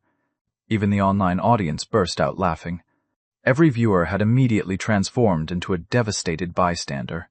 The comment section filled instantly. "James Rivers, you absolute menace. We will remember this." As if anyone actually wanted to watch you two be gross? "Fine. Don't kiss, whatever. Yay, yay, yay. James, you coward. Just admit you can't. Step aside and let me try." The one above. "I can hear your calculator from here. There was once a perfect moment right in front of me. I did not seize it. And when it was gone, I understood. If heaven gave me one more chance, I would, absolutely. But brothers, he said he'd do it at home. I am gone. I am deceased. I am beyond help. I ignored the collective wailing from the audience, looked at Shiloh pink and flustered and completely adorable, smiled to myself, and reached up to the golden rose at my chest, unpinned it, and tucked it into her hair. With it there, Shiloh became even more breathtaking, like a bride stepped out of a dream. The warmth in my eyes deepened visibly. The audience immediately got another mouthful of everything they'd been complaining about, and howled louder and more delightedly than before. Fortunately, Sierra Monroe came walking quickly onto the stage right then, working hard to manage the crowd's absolute chaos, and gradually brought the energy back to something manageable. Then Nora and King Lu were invited back on stage, all four of them standing side by side, facing the mentor panel. The mentor voting and commentary segment had arrived. Cole Harrington spoke first, as before. He looked at the four people on stage, and felt a complete and total inability to begin. He sat with it for a long moment, then gave a helpless, slightly pained laugh, and finally managed to speak. "This round," asking me to comment, "is harder than killing me outright." The audience burst out laughing before he'd even finished, because they all understood exactly what combination they were looking at.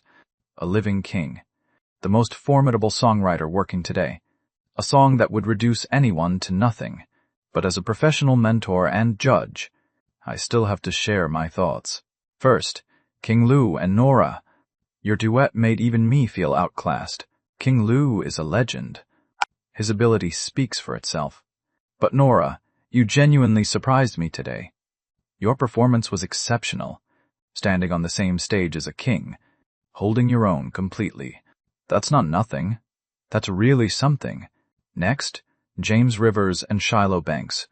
I can't say much about these two, because I was pulled entirely into the happiness they were singing about, and I couldn't find my way back out.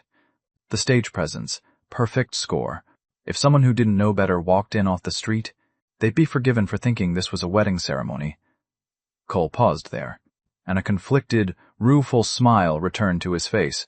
This round had been a feast for the audience, and absolute agony for him personally.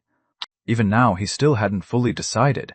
Every eye in the arena was fixed on Cole waiting. He let his whole body slump slightly in the chair, and finally committed. My vote goes to Nora Jiang, because I am a professional mentor, and standing strictly on the technical ground of vocal performance. Nora and King Lu had the edge. The moment Cole cast his vote, every last bit of tension left his body. He leaned back into his chair and let it hold him. That vote had genuinely worn him out, more exhausting than performing a full concert. Only he knew how long he'd been torn before finally deciding. This was always the most tightly wound moment of the entire show. The four people on stage held their composure, while the audience below had stopped breathing entirely. They seemed more anxious than the contestants themselves, because every person in that arena had someone they were rooting for. When Cole finally cast his vote, a scattered ripple of noise moved through the crowd. From a purely professional standpoint, Cole's vote was defensible, but for the audience, they had connected far more deeply with James and Shiloh's "The Rest of Our Lives" than with anything else they'd heard tonight. A lot of them were quietly disappointed, but no one argued. Cole's commentary hadn't been wrong. I had worked hard over those few days of practice, but in raw technical ability, I genuinely fell short of King Lu. The second mentor vote went to Caleb Rhodes. He looked just as conflicted as Cole had, sat with it at the panel table for a long moment, and finally made up his mind.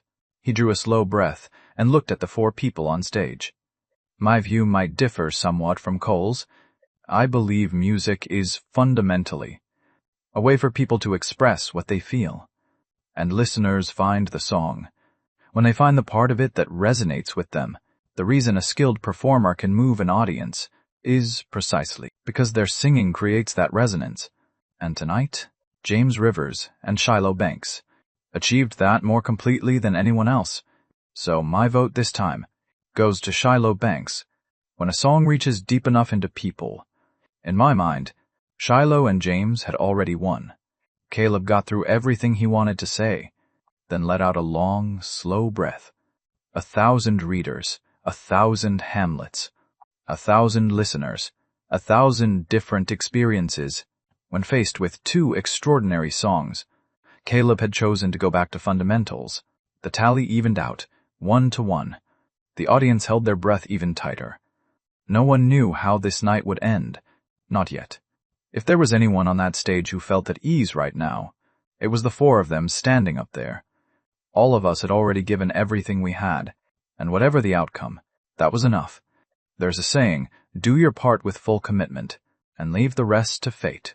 That was the only mindset any of us carried right now.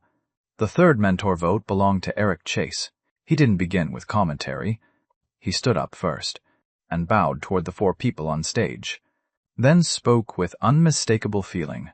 Honestly, I had stopped paying attention to the music scene for a long time, but tonight I realized I had been wrong to do that, because it turns out, the industry is not as far gone as I'd imagined. Tonight I was here to witness two extraordinary love songs, and to witness the collision of a new generation and the old one. Sparks meeting sparks. If I'm judging purely on the contestants' individual performances and their songs, this vote goes to Shiloh Banks. But if I factor in the featured guests as well, I'm still choosing Nora and King Lu. I agree with Cole's perspective. As a professional vocalist myself, I'm naturally drawn toward the more technically accomplished pairing, so my vote goes to Nora Jang. As Eric's words landed, I gave a quiet, rueful smile on stage, just as I thought. In the end, I dragged Shiloh down. With that vote cast, the tally moved to 2-1. Every pair of eyes turned to Rebecca Lynn. The director's camera pushed in, giving her a close-up right on cue. When the camera found her face, everyone went still, because Rebecca Lynn was quietly wiping her eyes. As the former queen of the love ballad, Rebecca had always felt love songs more deeply than most. What Shiloh and I had brought to that stage, the beauty of what it showed, had reached her completely. She noticed the camera had found her, and in that moment registered what she was doing. She pressed her eyes dry quickly, and pulled a small, slightly embarrassed smile onto her face. I'm sorry. I lost my composure a little. My vote goes to Shiloh Banks. I don't have much to add as commentary. I only want to say your song moved me. Looking at Rebecca, every word genuine and unguarded. Shiloh and I both bowed toward her at the same time. Especially me, looking at that familiar face in the mentor's chair. Something moved through me that was hard to name. In this world, Rebecca Lynn. She wasn't so different from the one I had known before. But there was one song of hers that hadn't appeared yet. I didn't know if it ever would in this world. Something quiet and a little mournful settled in me. That song? If it never came, it would feel like something this world had been cheated out of. All four mentor votes had been cast. 2-2. The audience vote was next. The real-time polling opened on the big screen, and throughout the arena, hands reached for phones, each person tapping carefully, urgently, casting the single vote that belonged to them alone. For that stretch of time, even the live-stream comment sections went quiet. Every person following the new music festival had their finger on the vote button. The new music festival used verified, one account, one vote polling, which meant in a moment this close, every single vote carried real weight. For the audience, this was their war to fight. The outcome for the contestant they loved rested entirely on them. People started rallying friends and family. Group chats lit up across every platform. Everyone campaigning hard for their chosen side. Shiloh's dedicated fan group, what had once been a small, quiet circle, had grown into 5 separate full groups. Sophie, who had been lurking for weeks, surfaced with rare, crackling energy, hammering her phone screen, pushing everyone to reach out to every person they knew. And poll votes for Shiloh? Online. Accounts that hadn't been seen in years began reappearing. The middle-aged contingent, the ones who had moved on into their lives, they had gotten the call. They were here for King Lu. This was a battle. New generation fans against the old guard? The new king against the one who came before. On the big screen, the real-time support numbers for both sides were running high. Neck and neck.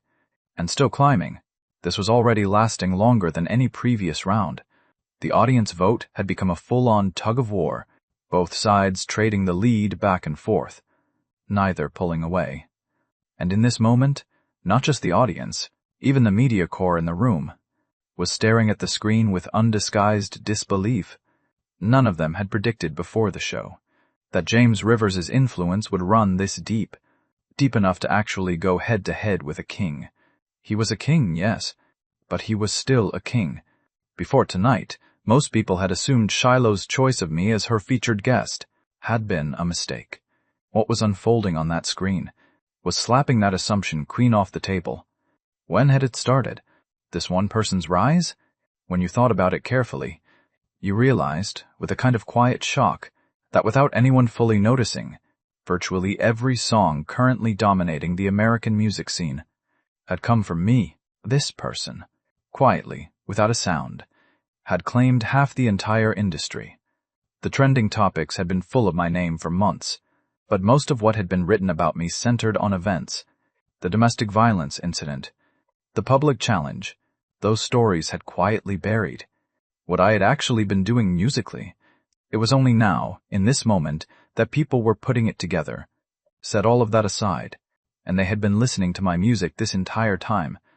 Every journalist in that room swallowed. They were beginning to see it clearly. The American music scene was about to shift. If the songs I had written were compiled into an album and released on a major streaming platform, what that chart would look like was something none of them dared imagine. One person, single-handedly capable of flooding the board. The thought made every eye in the press section drift back up, toward the enormous screen, hanging above the new music festival stage. They understood what this meant. If Shiloh won tonight, it would signal that the landscape of the entertainment industry had already begun to change. This season of the new music festival had drawn the highest audience numbers in the show's history, and in this moment, not just the audience, the entire industry was watching. Prestige, entertainment, Vanguard, entertainment, Stellar Entertainment, and every major and mid-tier label in between, their leadership, had gathered in their respective boardrooms. What the press had already begun to sense, the industry had already sensed it too. How could they not? They had held a meeting about it before, but back then, very few of them had genuinely believed I had the capacity to shift the balance of the industry. Now, everything was different. The kind of pull I was generating at the new music festival was telling them something they could no longer dismiss. I was approaching king-level territory. My track record was still thin, but the audience reach had already taken on a scale of its own. Compared to the kings, what I was missing might only be a single moment, the right catalyst. In the American entertainment industry, since the four kings had gradually stepped back, no one had come close to that kind of mass reach. I was the first. What made it almost absurd was that I still couldn't quite be considered an industry insider, someone hovering at the edges of the entertainment world, generating this kind of response. That was the most unsettling thing of all. Inside Vanguard Entertainment's boardroom, the senior leadership sat with their eyes locked on the large screen, broadcasting the new music festival live in real time. The director's camera swung toward me, and even Chairman Gerald Yang's ordinarily unreadable expression shifted just slightly. He still remembered, not so long ago, a young man who had walked into the city alone and sat across from him, asking for a contract that should have been impossible. At the time, Gerald had thought of me as a talented, bold, capable young man with real potential. What he hadn't expected was that barely 2 months later, the trending lists had become my personal backyard. I walked in and out whenever I pleased, and the music scene had been quietly reshaped around me. Every song that had caught fire recently had come from me. Gerald drew a slow breath, uncertain whether to feel proud or uneasy. A tall tree catches the wind. After all of this, the road ahead for Shiloh and me was not going to be smooth. Even within his own company, new, uncomfortable voices had already started to surface. The pie was only so large. If you took it all, what did that leave everyone else? Gerald's eyes moved restlessly, watching the screen, his fingers tapping the table without thinking. In that boardroom, the person with even more complicated feelings than Gerald was seated further down the table, Cynthia Yang, the cool, polished executive from before. Now, seeing me again, something had quietly softened in her. She looked at me on the screen, her expression hard to name. Since their last phone call, Cynthia had made no effort to contact me again, because someone as perceptive as her had heard the deliberate distance in my voice. Over these weeks, she had also come to understand her own feelings. She admitted it to herself. There was something like admiration there. Maybe it had started the first time she met me. Or maybe it was the afternoon I stood in her office and sang, "Just Want to Be Ordinary." She couldn't say exactly when I had gotten under her skin. A man this talented, this genuinely good. It wasn't hard to see why people noticed. She was no exception, but she also knew I belonged entirely to Shiloh. So she had stopped reaching out. She had deliberately kept herself away from news about me. And now, seeing me again, I was brighter than before, more magnetic. The bond between Shiloh and me had visibly deepened into something richer.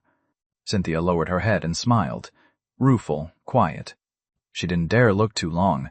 She still didn't know why. Why she had developed feelings for someone, already spoken for, already someone else's. Some things you couldn't explain. Feelings arise without warning, and once they do, they go all the way.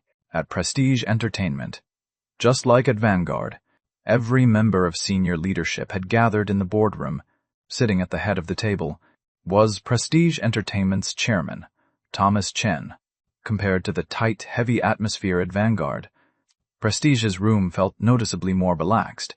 Thomas Chen's round, well-fed face was shaking slightly with the rhythm of his own chuckling. He laughed as he adjusted the round, gold-framed glasses, perched on his nose. Now this is interesting. This Rivers kid, he stirred up the whole stagnant pond the industry had become. Good for him. Either way, our company's focus isn't music. Film and television is where we built our name. Ha ha! The executives in the room laughed along with him. One of the board members seated to Thomas's left immediately jumped in with practiced flattery. "Chairman Chen, you played this beautifully, bringing in a king, showing everyone exactly what James Rivers is capable of. If we lose nothing. Let the other companies deal with the headache. If we win, it's Prestige's Nora Jiang who comes out on top. Either way, we celebrate, win, and we're thrilled. Lose and we still came out ahead." Thomas blinked those small, sharp eyes, glanced at the board member beside him with clear approval. Flattery never goes out of style. Thomas was deeply satisfied. James Rivers might pick up a little something from this. But I, Thomas Chen, never lose. The most troubled room of all belonged to Stellar Entertainment. This season of the new music festival, after their 2 dark horse contestants had been eliminated, Stellar had assumed they were out of the picture. But now trouble had arrived from nowhere. One person had thrown every company's strategy into disarray. The thought that going forward, virtually every song to chart in the industry might come from me left a suffocating weight in every chest in that room. Stellar Entertainment's boardroom was dead silent. Chairman Ryan Liu sat at the head, expression dark. Can someone tell me who this Rivers kid actually is? Where did he even come from? A woman who left the scene for 2 years, married, and this one man single-handedly rebuilt her career from nothing? Ryan had been overseas closing deals for months. He hadn't been paying close attention to what was happening at home. He hadn't expected to turn around and find the ground shifting beneath his feet. The executives around the table exchanged glances. None of them had a clean answer. They only knew those songs were genuinely extraordinary. Looking at his silent, blank-faced leadership team, Ryan's temper finally snapped. Useless. Every last one of them drowning in comfort. Not a single nerve ending left for crisis awareness. Right now, immediately, I want a full investigation. Everything. Where he came from. How it happened. Nobody leaves this room until it's clear. And get me the comment, flooding teams, whatever it costs. This round has to go to Nora and King Lu. James Rivers cannot be allowed to establish himself with any claim to the next generation of industry royalty. We minimize his reach by every means available. Also have someone contact James Rivers tomorrow. View him out. Tell him we want to meet. Ryan finished in one breath and turned back to the screen.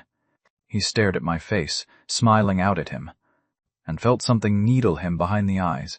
Beyond the three major labels, mid-tier and smaller entertainment companies had begun to move as well. Some chose to position themselves as friendly, extending quiet gestures of goodwill.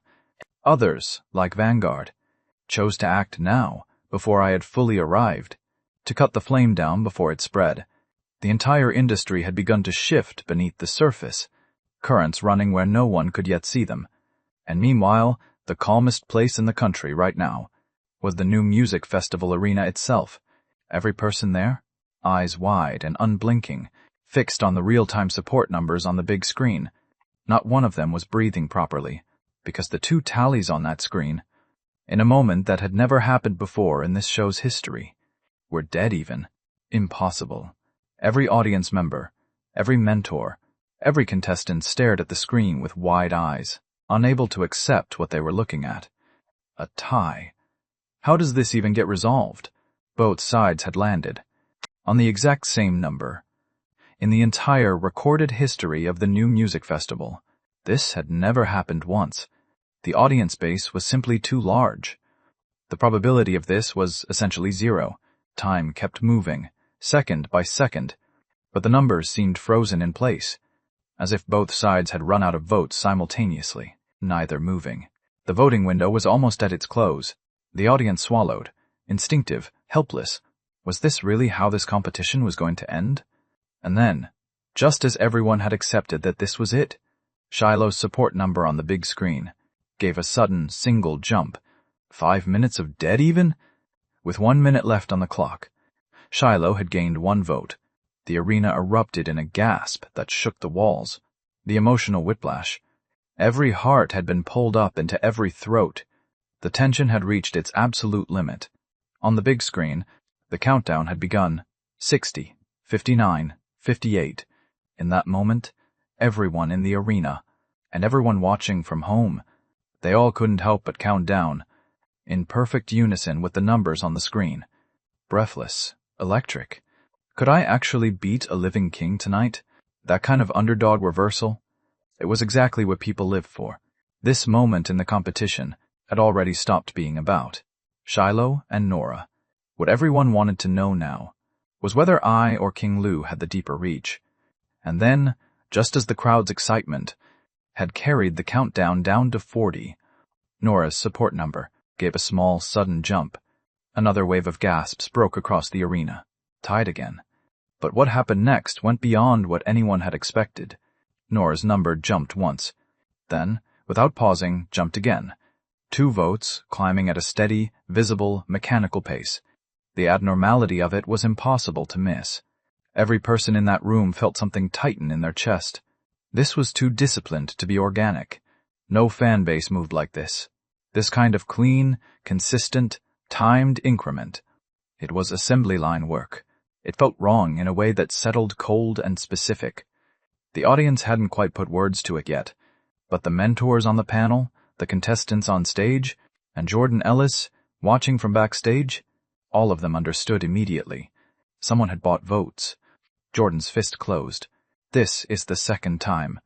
The second time someone had tried to manipulate his show, and the worst part was, there was nothing he could do in the moment. Loopholes that had never surfaced in any previous season were showing up one by one in this one. When he'd contracted the contestants, he'd bound each of their companies to clear terms, no artificial vote inflation. And yet here it was in plain sight. Jordan thought through it quickly. This couldn't be Prestige Entertainment's doing. The penalty for breach far outweighed anything Nora winning could gain them. And this was only the second round of the finale. The championship wasn't even settled yet. Vanguard Entertainment was equally out of the question. Shiloh was their artist. That left Stellar Entertainment, and the smaller labels scattered around the industry. Jordan understood their calculus immediately. There were people in this industry who didn't want to see me rise. Jordan understood it, and he was completely powerless against it. He was a director. He had no leverage over companies. Even the organization behind him couldn't move against a coalition of vested interests this size. This industry, This rotten, irredeemable industry. Jordan drove his fist into the table in front of him, jaw tight. Then he closed his eyes and began to breathe, slowly, deliberately, forcing himself back into something approaching calm. When he opened his eyes again, they were steady. He had made a decision. He reached into his pocket, pulled out his phone, and called the company. Out on the stage, the final audience vote results had appeared on the screen. Nora Jiang had won, by a margin of several thousand votes. But neither she nor King Lu showed any sign of celebration. A victory obtained this way was an insult to everything they stood for as performers. The arena, which had been wound so tightly, went cold and silent. The audience stood frozen where they were. A reversal of a few votes, even dozens, wouldn't have raised an eyebrow. Someone always voted late. But this scale, this rhythm, this perfectly timed surge, it was wrong in a way no one could pretend away. Online, voices had already started calling it out. Audiences weren't blind. Something this blatantly off?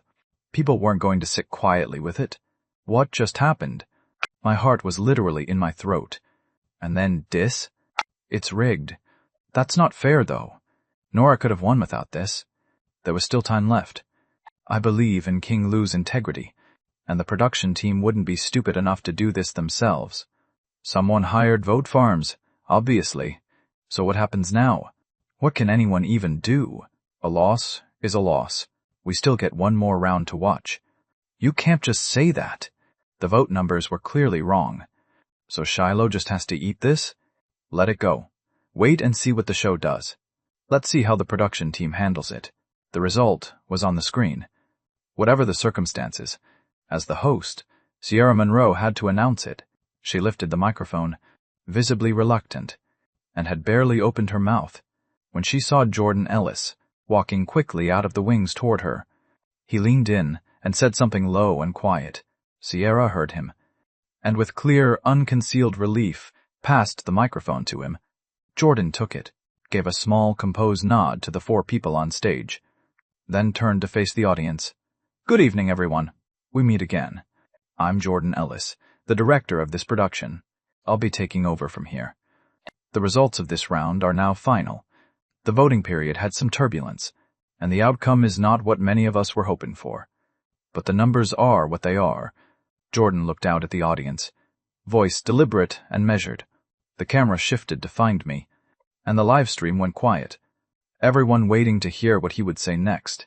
As for the votes that appeared in the final moments, I think most of you already understand what happened there. That this occurred at all is a failure of this production team. It is also a failure of this industry. As the director of this show, I'm genuinely sorry that we weren't able to see Shiloh Banks take the win tonight. But I'm also glad for Nora Jiang, because her performance tonight was something she deserved to be proud of.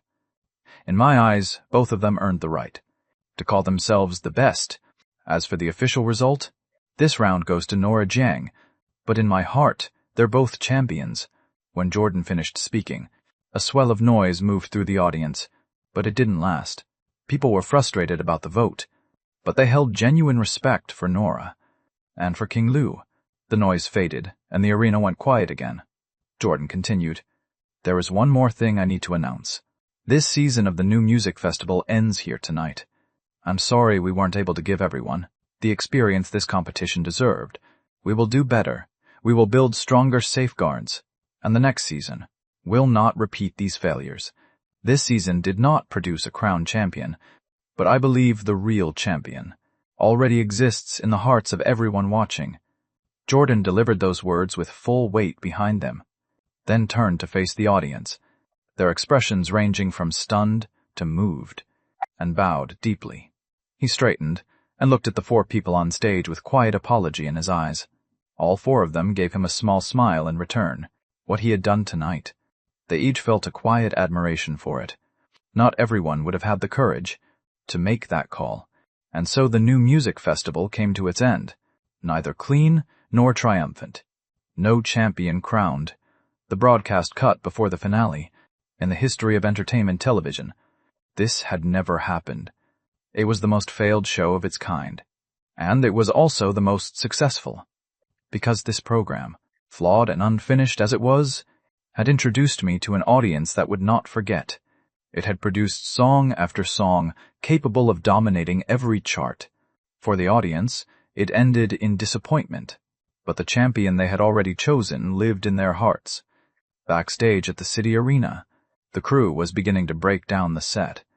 The four of us, along with Jordan, stood to one side, watching in silence, each of us feeling the weight of it. A show that had been so extraordinary, gone like this. Every peak moment of the past weeks was still sharp in memory. None of them had expected it to end this way. Jordan in particular looked faded, diminished. The show had been built from everything he had, and now it was over. He didn't imagine anything like it would come again. Then the four mentors finished gathering their things and walked over. Caleb Rhodes seemed to know Jordan well. He looked at him, shoulders hunched and hollowed, and put a hand on his shoulder. "Hey, take it easy. What's done is done. Learn from it going forward. Tighten the rules. That's all you can do." Jordan gave a short, bitter laugh, shook his head. "It's not that simple, because I forced the show to end early. The penalty clauses alone wiped out every cent of profit we made. Whether I even keep my job as director after this, that's genuinely up in the air." Caleb blinked, clearly taken aback. "That's serious?" He clearly hadn't understood the full weight of it until now. Jordan waved it off, not wanting to dwell on it. Everyone standing there exchanged quiet glances, none of them sure what to say. I held Shiloh's hand, looked at Jordan, already middle-aged, carrying all of this, and felt my respect for his courage and character deepen considerably. The choice he had made tonight was not one most people could have made. Jordan noticed the awkward stillness that had settled over the group because of him, and managed a smile. "Hey, talk about whatever you want. Don't worry about my situation. Nothing's been decided yet anyway." Once Jordan said it himself, the tension eased, and the group found its footing again. King Lu, the eldest among them, broke the silence first.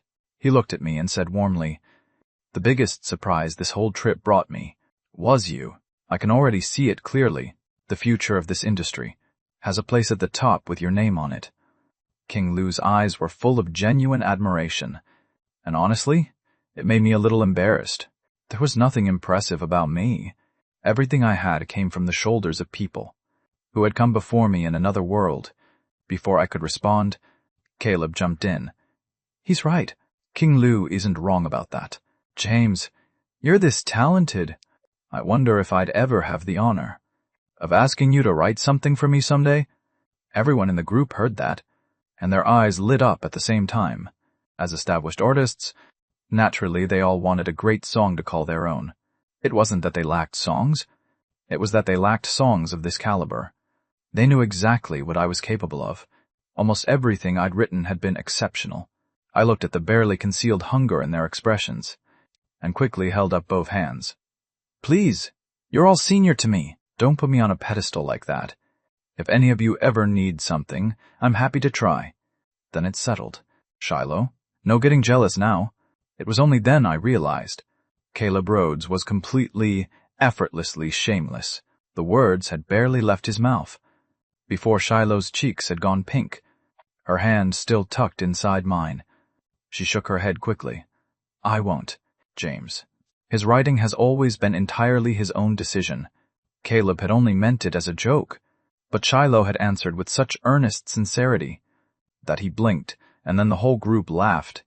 None of them had imagined that Shiloh, radiant and commanding on that stage, would be this gentle and quietly endearing in person. The group stood together, talking and laughing for a while longer, before they parted ways. All four mentors, Jordan Ellis, and even King Lu himself had added me on Instagram. Nora hadn't added me, but she had added Shiloh. After 2 rounds of competing together, the two of them had grown genuinely close. The group filed out of the arena and went their separate ways. By industry tradition, after a show wrapped completely, everyone gathered for a wrap celebration, drinks, toasts, marking the end of something. But this time, with the way everything had ended, there was no celebration to be had. When Nora climbed into her company van, she happened to catch a glimpse through the window of Shiloh and me talking as we got into our car. and then watched it pull away ahead of her. She followed the car until it disappeared through the exit, and something flickered in her eyes. She genuinely admired Shiloh, she realized. Shiloh had talent. She had warmth. She was beautiful. And most of all, she had someone remarkable standing behind her. Just now, in that group, with so many established artists present, a living king among them. And yet, every conversation had circled back to me. She and Shiloh had stood as equals in this competition, but clearly, the two of them were no longer on the same footing. The difference came down to one thing. Shiloh had me, and Nora herself. Behind her stood a company whose entire focus was film and television. Everyone carried their own quiet burdens. She was no exception. With the new music festival ending like this, she'd go back to what she'd come from, back to grinding it out at the edge of the third tier, on the other side of the city. The moment Shiloh and I got back to the apartment, Ms. Claire was already there, arms full of documents, every kind of matter stacked inside, album production, press runs to promote it, fan meet and greets, a mountain of things. The quiet days seemed to be getting further away from Shiloh with every week. When I saw that thick stack of files, I couldn't help but rub my own temples on her behalf. Shiloh and Miss Claire settled on the sofa together, going through everything carefully. I didn't interrupt. I turned and went to the kitchen. This was her career. As long as she was happy. That was all that mattered. Miss Claire, push back these ads for me. The other two I can take. But I need to verify the products first. Confirm they're legitimate. And it'll have to be after the album drops. I won't have time to shoot anything until then. Shiloh went through the stack with a quiet frown, pulling out the advertising invitations one by one. Everyone with even a hint of something off got pulled from the pile without hesitation. Miss Claire picked up the rejected ones, looked them over carefully, and her expression shifted with a trace of concern. "You're turning these down?" "Two of these advertisers are major partners. The company works with directly. If you decline, I'm a little worried there'll be pushback internally." "Ms. Claire, don't overthink it. Turn them down. The contract terms are clear. We're within our rights. And don't forget, the album's copyright stays in our hands too. Everything goes by what's written in the agreement. Vanguard won't lose anything over this." Shiloh hadn't quite finished before I appeared in the kitchen doorway, spatula in hand, and said plainly, "We're in a partnership with Vanguard Entertainment, not indentured to them. My worry about what they think." Miss Claire and Shiloh both looked up at the same time. Miss Claire looked at the quiet confidence I was carrying and nodded. If the two people directly involved had already decided, she wasn't going to add anything more. Shiloh felt something warm settle in her chest. As long as I was here, everything would be fine. The next day, the weekend, with the city commitments wrapped, I headed back home. Shiloh's schedule was filling up fast now. It was time to swap Lola the snack enabler out and put the proper team back in place. As one of Shiloh's most essential people, I couldn't let her end up as enslaved to the baby, as I had been when I got home. Lola was curled up on the sofa, Rosie tucked in her arms, both of them watching cartoons and grinning ear to ear. The coffee table in front of them was covered in snacks.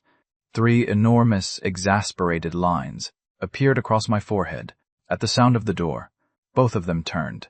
The moment Rosie saw me, her face split into a grin. She launched herself out of Lola's arms and threw herself at me. I caught her and swung her up, and couldn't shake the feeling, possibly just my imagination, that Rosie had gotten slightly heavier since I'd left. Lola stood up too, wearing the most self-satisfied expression. The look of someone silently saying, "See? Whether it's Shiloh or little Rosie, I feed them up beautifully." I had no energy to argue with that. All I could offer was genuine sincerity. "You've done great. Head back. Shiloh needs you now." Hearing that, Lola immediately planted her hands on her hips, suffused with pride, then quickly gathered her things, chin up, shoulders back, sailed right past me where I stood frozen in place, waved grandly, and departed with absolute, unbothered elegance, left nothing behind but an invincible silhouette. My mouth twitched slightly. "Not even going to let me walk you out?" Watching Lola's retreating figure, somewhere in the back of my mind, A song seemed to drift up unbidden. How lonely it is to be invincible. In the end, I still picked up Rosie, chased after Lola, and drove her to the station. The next month and a half, I finally had space to breathe. Those weeks, beyond the daily school runs, I was at home, deep in the screenplay for the animated project, completely, fully settled into being a man of the house. Shiloh, meanwhile, got busier by the week, recording at the company studio. Press runs, promotions, every day from morning to night, barely a gap, which meant the only time she had for me was a video call every night before sleep, the two of us talking through every small and unremarkable thing that had happened in a day. Worth mentioning, because of the terms in Shiloh's top-tier contract, certain people inside Vanguard had indeed started to grumble. All of it had been drowned out by the wave of attention Shiloh had been generating lately, and Chairman Gerald Yang himself had quietly made it clear company gossip was not welcome. His position was simple: follow the contract. That was all. September was shaping up to be anything but ordinary. Shiloh's promotional campaign was running beautifully. Everywhere online was covered in news about her upcoming album. The tracklist included The Wind Rises, Burst of Bravery, Sea of Flowers, everything that had appeared on the new music festival stage. And reportedly, there was one new song, something the audience had never heard before. That alone had everyone counting down to the release date. Shiloh's Twitter updated right on cue. This album drops October 1st at 8 p.m. on all major streaming platforms. Because Shiloh's momentum was so enormous, other artists who had originally planned to release on October 1st quietly moved their dates. There was nothing else to say about it. You simply couldn't compete. Shiloh's arrival had shifted the balance of the entire industry. Everyone understood why, but no one could do anything about it, because standing behind her, beyond Vanguard Entertainment, was a man who operated like a force of nature. By the second day after I got home, song commission requests from multiple companies had already come in. Stellar Entertainment was among them. The offer they made was genuinely tempting. I ignored all of it. Shiloh's album wasn't even out yet. I'd have to be completely out of my mind to be writing for anyone else right now. No matter how much the industry churned, no matter what currents were running beneath the surface, my life stayed quiet. September 20th. I finally finished it. The complete Season 1 screenplay. For the animated series, Finn had called before, checking on the progress, and now I finally had something whole to give him. The next morning, after I dropped Rosie at school, I reached out to Finn and drove to his studio. It was in the same city, but Finn's place was a solid distance from home. It took me over 40 minutes to pull up to that familiar commercial building again. 6th floor. Finn had been waiting. When I pushed through the door with the thick envelope in my hand, I stopped cold. Was this really the same studio? Last time I was here? Beer cans everywhere, bare walls, the hollow echo of an empty room. It had left quite an impression, but now, a row of potted plants along the windowsill, green and full. Clean desks lined up in perfect order. More than 20 staff members. At their stations, heads down, working. Finn appeared beside me, grinning, slinging an arm over my shoulders as I stood frozen in the doorway.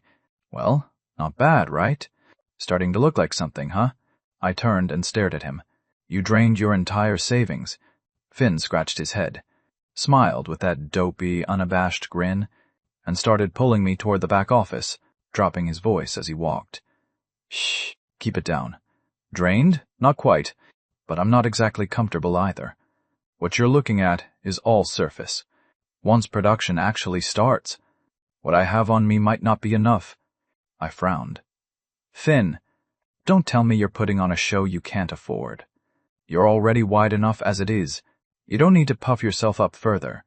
How much did you actually come in with? 500,000. What? I thought I'd misheard. My voice jumped, loud enough that half the room looked up. Fortunately, I still had my mask on. Nobody seemed to recognize me. Keep it down. I know it's not much, but my parents gave me the ultimatum. 500,000 is the last chance they're giving me.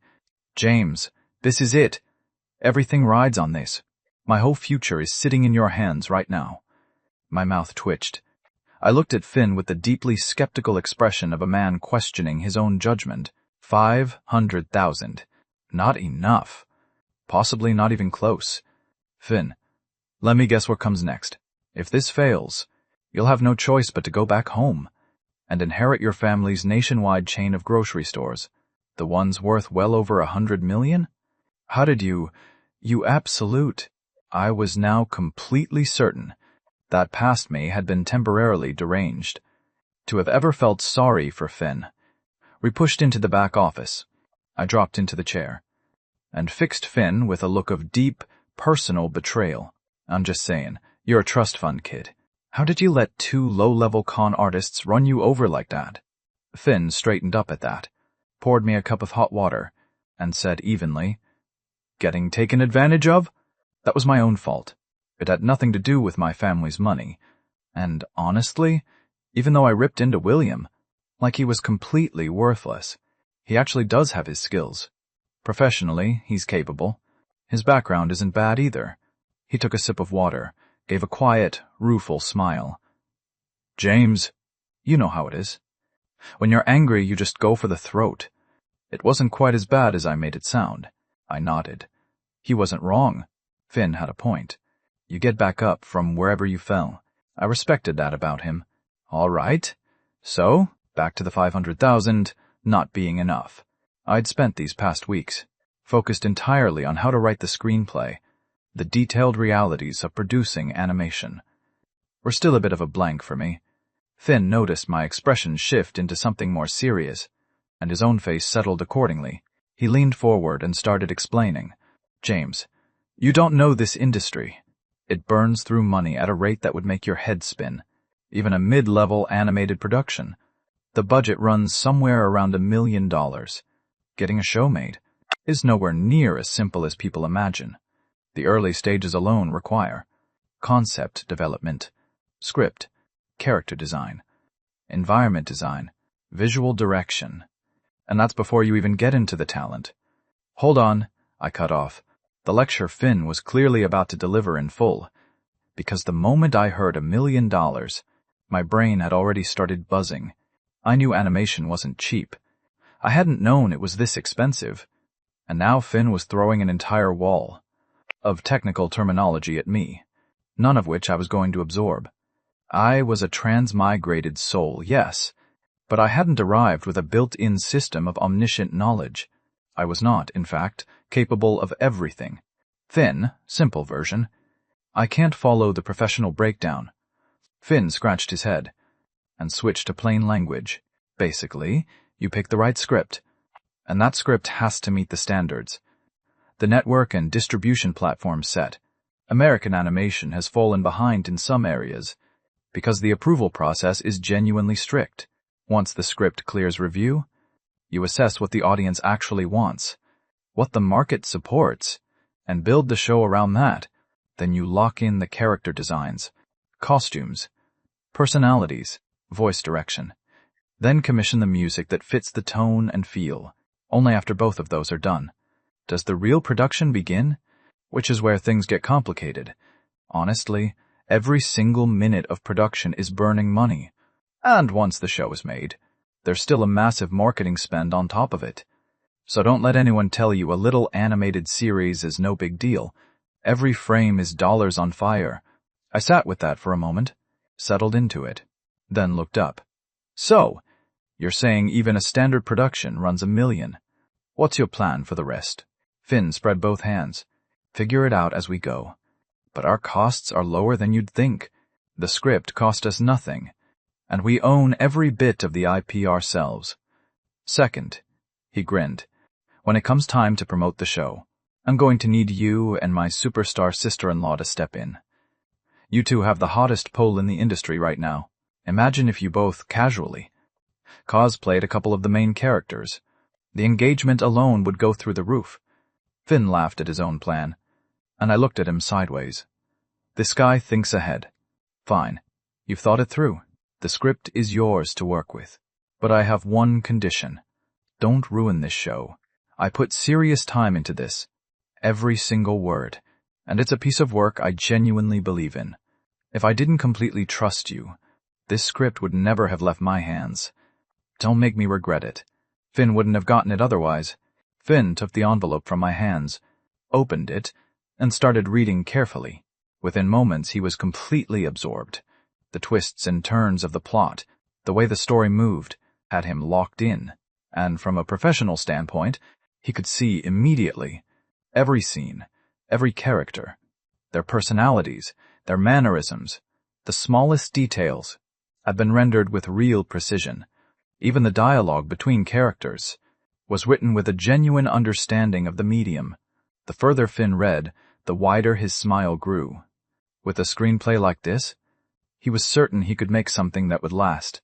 An hour later, Finn shot to his feet, eyes fixed directly on me. "James! Trust me. With this script and what I know how to do, I promise it won't go to waste." I let out a long breath. I had taught myself to write this, purely from research, trial, and error, and hearing Finn say it worked meant I hadn't gotten it wrong. I smiled, stood up and clapped him hard on the shoulder. "Good. I'm holding you to that." Handing the screenplay over to Finn felt like setting down something I'd been carrying for a long time. I glanced at the clock and added, "Almost noon. Come on, lunch is on me. About time I made you pay for something, you rich kid. Eat whatever you want. Sky's the limit. But before we go, you need to sign something first." Finn laughed, easy and unhurried, talking as he moved, and reached into his desk drawer, pulled out a document, and handed it to me. I had no idea what he was up to now. I took it with mild suspicion and looked it over, and the title at the top hit me immediately in large, clear letters. Equity Transfer Agreement. My eyebrows came together. I looked up at Finn, not pleased. "What's this about?" Finn's expression didn't waver. He looked at me squarely and said, "James, don't misread this. I said it from the beginning, didn't I? Come work with me. I'll give you half the company. This screenplay came from you.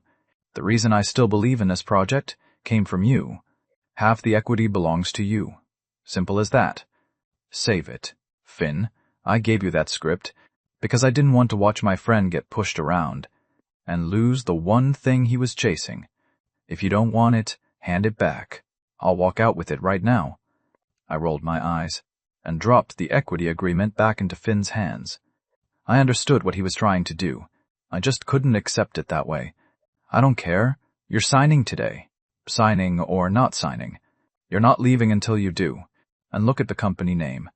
If you won't take it for yourself, consider it a gift for Rosie. She's getting big, and her uncle hasn't given her anything yet."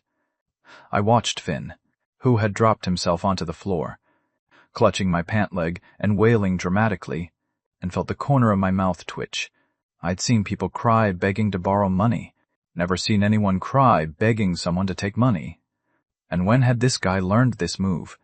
Because even Rosie herself would have to tip her hat at this performance, sitting there on the floor like a child, gripping my pants and refusing to let go. I pressed my fingers to my temple. I genuinely had not seen this coming. From the floor, Finn cut a sideways glance up at me, caught himself about to smile, and the moment my eyes moved toward him, he snapped his face back, resuming the full, aggrieved expression of someone profoundly wronged. I thought about it. "You know what? Fine. I give up. You win. Get up. We can talk about this properly. Stay on the floor one more second and I'm leaving." Finn looked up, gauged whether I was serious, decided I was, and scrambled to his feet immediately, grinning shamelessly, already pressing the agreement back into my hands. "James, easy. Just hear me out. Think about it clearly. The script is yours. The promotional push will need you, too, even if you don't want it for yourself. Do it for me. How am I supposed to live with myself otherwise?" As he said it, Finn picked up a pen from the desk and held it out to me, watching me with the most earnest eyes he could manage. I looked at him, genuinely sincere, genuinely meant, and understood that I needed to do something. Taking the equity as a straight handout, I couldn't do that. But there was a way to make this work for both of us. I thought it through. I picked up the equity transfer agreement and read it properly. Finn's signature was already there, the company seal, too. 50%. And the thing that caught my eye even more than the number was the company name, Poetic Animation. I glanced over at Finn. The moment I saw that name, I understood. He'd planned this out long ago.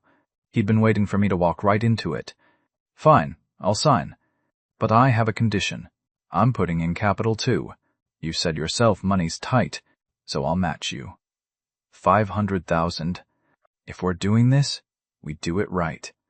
Before Finn could respond, I kept going. I don't have it right now, though. Give me a little time. Next month at the latest. Work with your money for now. I'll come in as soon as I can. Since there was no getting out of it, I'd committed. I was in. I didn't have the funds at this moment, but my wife would next month. Once the album sales came in, that money was coming in beautifully. Finn opened his mouth, closed it, and finally let it go. As long as I signed, that was enough.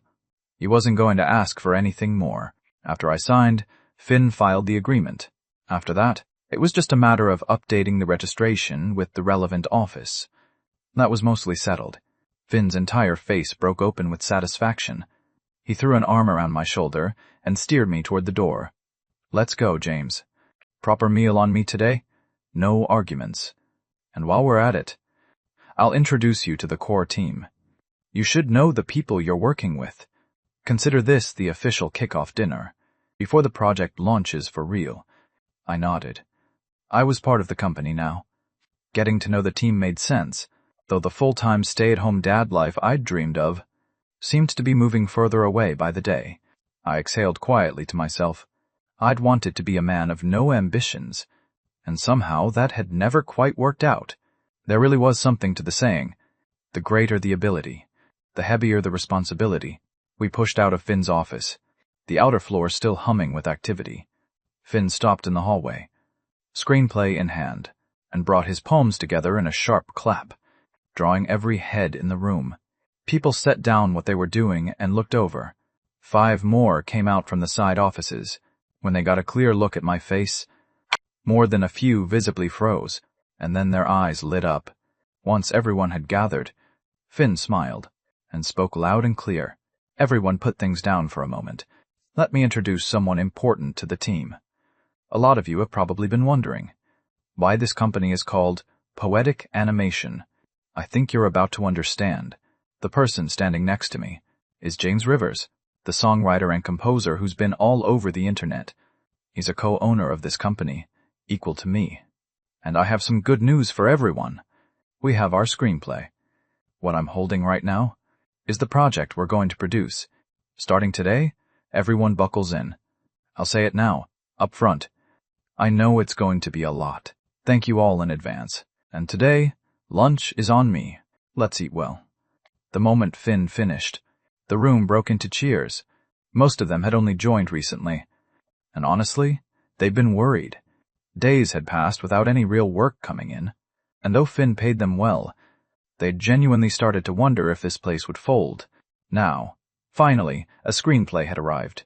And the person who brought it was none other than the most talked-about name on the internet right now. The mood in that room shifted. The future suddenly felt a great deal brighter. Finn got someone to book a restaurant, then brought me over to the 5 people who had stepped out from the side offices. 3 men, 2 women, 4 of them clearly young, barely past their early 20s. I shot a quiet, sideways look at Finn. This guy isn't starting something again, is he? Honestly, after what happened before with the other situation, the whole anime aesthetic thing had already left a first impression I couldn't shake. Finn started making introductions. He pulled me toward the group first and said, "This is my closest friend," then turned and introduced each of them to me. These 2 are Melody Quinn and Dream Quinn sisters. One's the animation director, one's the art director. Between them, they handled the visual style of the whole production, character design and background design. He gestured to the next 2. These guys are Chase and Brandon. I had to work pretty hard to pull them out of their university program. They handle cinematography and music production. And this one? He clapped a hand on the last man's shoulder.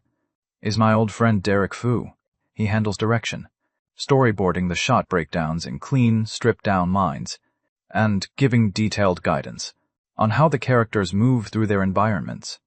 Once the introductions were done, I smiled and shook hands with each of them. Melody and Dream's eyes were practically glowing. They got there first. James Rivers. We're in the animation world, yeah? But we're both massive Shiloh Banks fans. We listened to all her songs, every single one. Yes. And honestly, seeing this company's name was literally why we said yes. Chase and Brandon gave slightly more restrained smiles. They were fans, too, and had been talked into joining, after Finn got hold of them and made his pitch. Though to be fair, Finn had been genuine with them, and the salary he offered had been more than fair. The whole group headed out together, talking and laughing, and given that everyone was around the same age, they found their rhythm quickly. The two sisters were immediately on either side of me, asking questions non-stop, mostly about Shiloh. I hadn't quite anticipated this. I'd come to drop off a screenplay, and somehow became a shareholder. Now I'd come for a simple lunch, and somehow become the main attraction at a fan meet. I caught a look at Finn, who was laughing himself half to death, and had the distinct urge to mail him to the nearest flea market. This guy. He'd been using my name to recruit people. This whole time, hadn't he? This was the first full team dinner, since Poetic Animation had opened its doors, and Finn was visibly, completely over the moon. It was also the closest he'd ever been to the dream he'd been chasing. The energy around the table stayed warm all the way through, and eventually, with enough curiosity and nudging from the group, Finn finally pulled out the screenplay. Everyone crowded in, looking at the title on the front page, One Above None. The name alone landed and set off a round of quiet guessing. American animation with the martial arts world. That's got to be action-heavy. Action is hard to pull off, though. Everyone knows how tough it is. One weak script and the pacing falls apart completely. Action especially. The approval process is strict. Can't be too graphic, but still needs to hold an audience. The constraints are brutal. And this is our first project. Jumping straight into something like this? The table had quiet doubts running underneath everything, but Finn flipped past the title page and let them keep reading. No one spoke. Whatever reservations they had, they'd joined this company, and they were going to see it through. The opening, a drunk man stumbling through a dark forest, muttering to himself under his breath, wandering without direction into a cemetery, deciding to rest against one of the headstones, then the sound of a shovel cutting into earth. Unmistakable. Filling the drunk man with cold, bone-deep dread. "There's a ghost," he choked out, and the table couldn't help but read on. What made it particularly alive was the way the characters spoke, every line carrying a thick regional flavor, fresh in a way that felt genuinely new. Then the protagonist appeared. Zach, slightly ridiculous, unexpectedly charming, and the mysterious girl Bao, and the world the protagonist found himself in began to tilt into something strange and wonderful. First, his grandfather's body went missing, then a zombie attack, and with each page, the story threaded tighter, drawing the people at that table further in, eyes getting brighter, something building in each of them. The screenplay was extraordinary, thorough in a way that was almost unsettling. Just reading it roughly like this, the characters were already taking shape in their minds, fully formed, each one distinct. The world's atmosphere, its texture, Bao herself, that lazy, easygoing, sharp-tongued energy, concealing a mind that never missed anything, and Zach, gradually pulling back the veil on an entire hidden world. The more they read, the deeper they went. The more they read, the more their breath shortened. If this ever got made, it would turn the conventions of American animation completely on their head, because most animation right now was still running on the same tired frameworks, familiar power systems, familiar beats, but the power structure inside this world of hidden practitioners was something entirely new. A combat framework no one had seen before. I, meanwhile, was eating properly for the first time, having talked through most of the meal, finally getting some food in. I had real confidence in One Above None. Then my phone on the table buzzed. I looked up, took in the table full of people still absorbed in the script. picked up the phone, and stepped outside the private room. It was Mr. Lin calling. We'd exchanged numbers back when I was on the streaming platform, but I had no idea what he was reaching out about now. I stepped out into the hallway, answered, and got the first word in. Mr. Lin, good afternoon. Ha ha ha. Good afternoon to you too, James. You've been keeping things lively lately. I hear your name every single day out here in D.C. I waved it off modestly. Oh, come on. You're exaggerating, sir. I've been home with my daughter most of the time. I only went out to sing one song. That was the plain truth. I had gone out and sung one song. Everything else had been done from home. Just one song, he says. All right. I'm not going to argue with you. Here's why I'm calling. You know the National Arts Division falls under National Broadcasting. Well, the network is developing a new program, an inspirational series. The theme is encouraging young people today to hold on, to keep pushing forward, to pursue their dreams without giving up. Mr. Lin paused at that point. I heard exactly what he wasn't saying, and answered quickly. Mr. Lin, this show, it's missing a theme song, isn't it? You're calling to ask me for one. Ha ha, sharp as ever. Yes, exactly. The songwriters we have in-house haven't produced anything the network is happy with, so naturally I thought of you. Mr. Lin laughed, easy and warm. I'll be honest with you, I wanted to reach out sooner, but then you went and became a featured guest for your wife's performance, and I didn't want to come at you while you were doing that, but the network's been pushing hard. So here I am. What do you think? Could you handle a theme song for something like this? Listening to him? My mind was already moving fast. Inspirational. Courage. Perseverance. Chase your dream. Don't give up. The moment those words came together, it was like I'd heard this somewhere, like there was already a song sitting right there in my memory, one I could hum on the spot. Holy, isn't this exactly that song I listened to on repeat all through school? Heart of a Dreamer? Everything, Heart of a Dreamer expressed. The drive, the forward motion, the refusal to stop reaching. It was the anthem of an entire generation back there. That song had won every award it was eligible for. It had become the inspirational track that young people passed to each other, like something sacred. Mr. Lin, I have some ideas. I think I can do it. Wonderful. I knew you'd come through. James, here's the thing. Do you have time tomorrow? Could you come to New York? I'll be waiting for you at the National Broadcasting headquarters. If the song is right, National Broadcasting will take good care of you. Mr. Lin asked it plainly, clearly confident in me. He'd been in the industry long enough to know the quality of what I'd been producing lately. New York, National Broadcasting headquarters. Part of me felt a flicker of excitement, but something else made me hesitate. Rosie. She was in school, and every free window I had followed her schedule. I'm home with my daughter right now. She can't really be left alone. How about this? I'll write out the score and lyrics tonight and send them to you, along with a rough demo recording. Take a listen and see if it works. That works perfectly. Family comes first. I'll be waiting for your message tonight. We settled on that, and the call ended. I scratched the back of my head. All right then. The animation project wasn't even sorted yet, and now I needed to deliver a full song tonight too. Clearly, the full-time stay-at-home dad life I'd been dreaming of was getting further away by the minute, but there was nothing to be done about it. Life moved like a chain, one link pulling the next, each consequence following from what came before. From the moment I first walked into the city, this was always where it was heading. I pocketed my phone, cleared my head, and walked back into the private room. When I stepped inside, the energy had completely changed. They had finished the screenplay. Every single one of them was staring at me with lit-up eyes, practically radiating.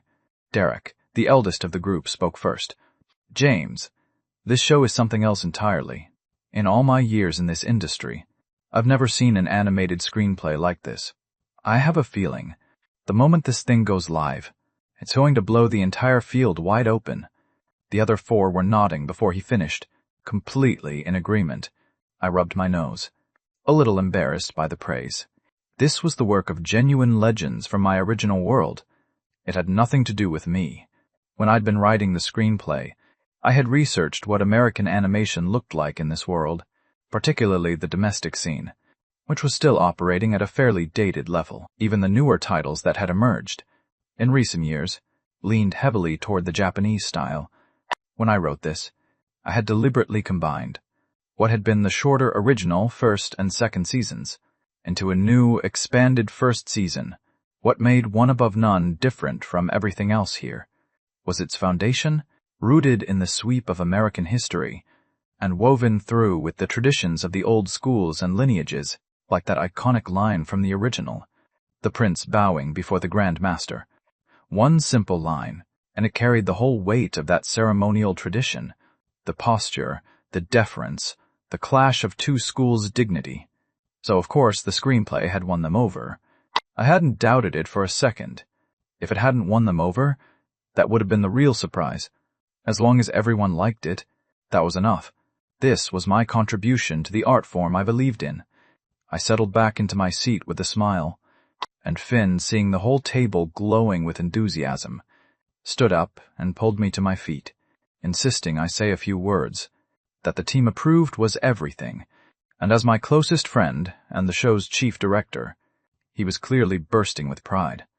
Looking at Finn practically vibrating with reflected glory, I stood up properly, thought about it for a real moment, then turned to him with the faintest smile at the corner of my mouth. All right, I'll say something. Ha! You all might not know this, but your boss, Finn, has walked a road that would have broken most people. Oh, hell, shut your mouth.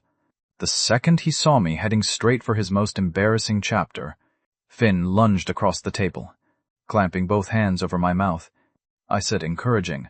Say something encouraging. The whole table immediately wanted to know more. They had no idea what their boss had been through, and whatever it was, the reaction alone meant it was significant. I blinked at Finn with complete, angelic innocence, the look clearly saying, "You're the one who asked me to speak." I genuinely believed there was nothing more motivating in that room than the truth of what Finn had lived through. Unfortunately, I never got to deliver it. Finn held the line. Eyes locked on me like a guard dog for the rest of the meal. The group finished their lunch, morale fully charged, and headed back to the office. Finn needed to go to the network to begin the screenplay submission and approval process.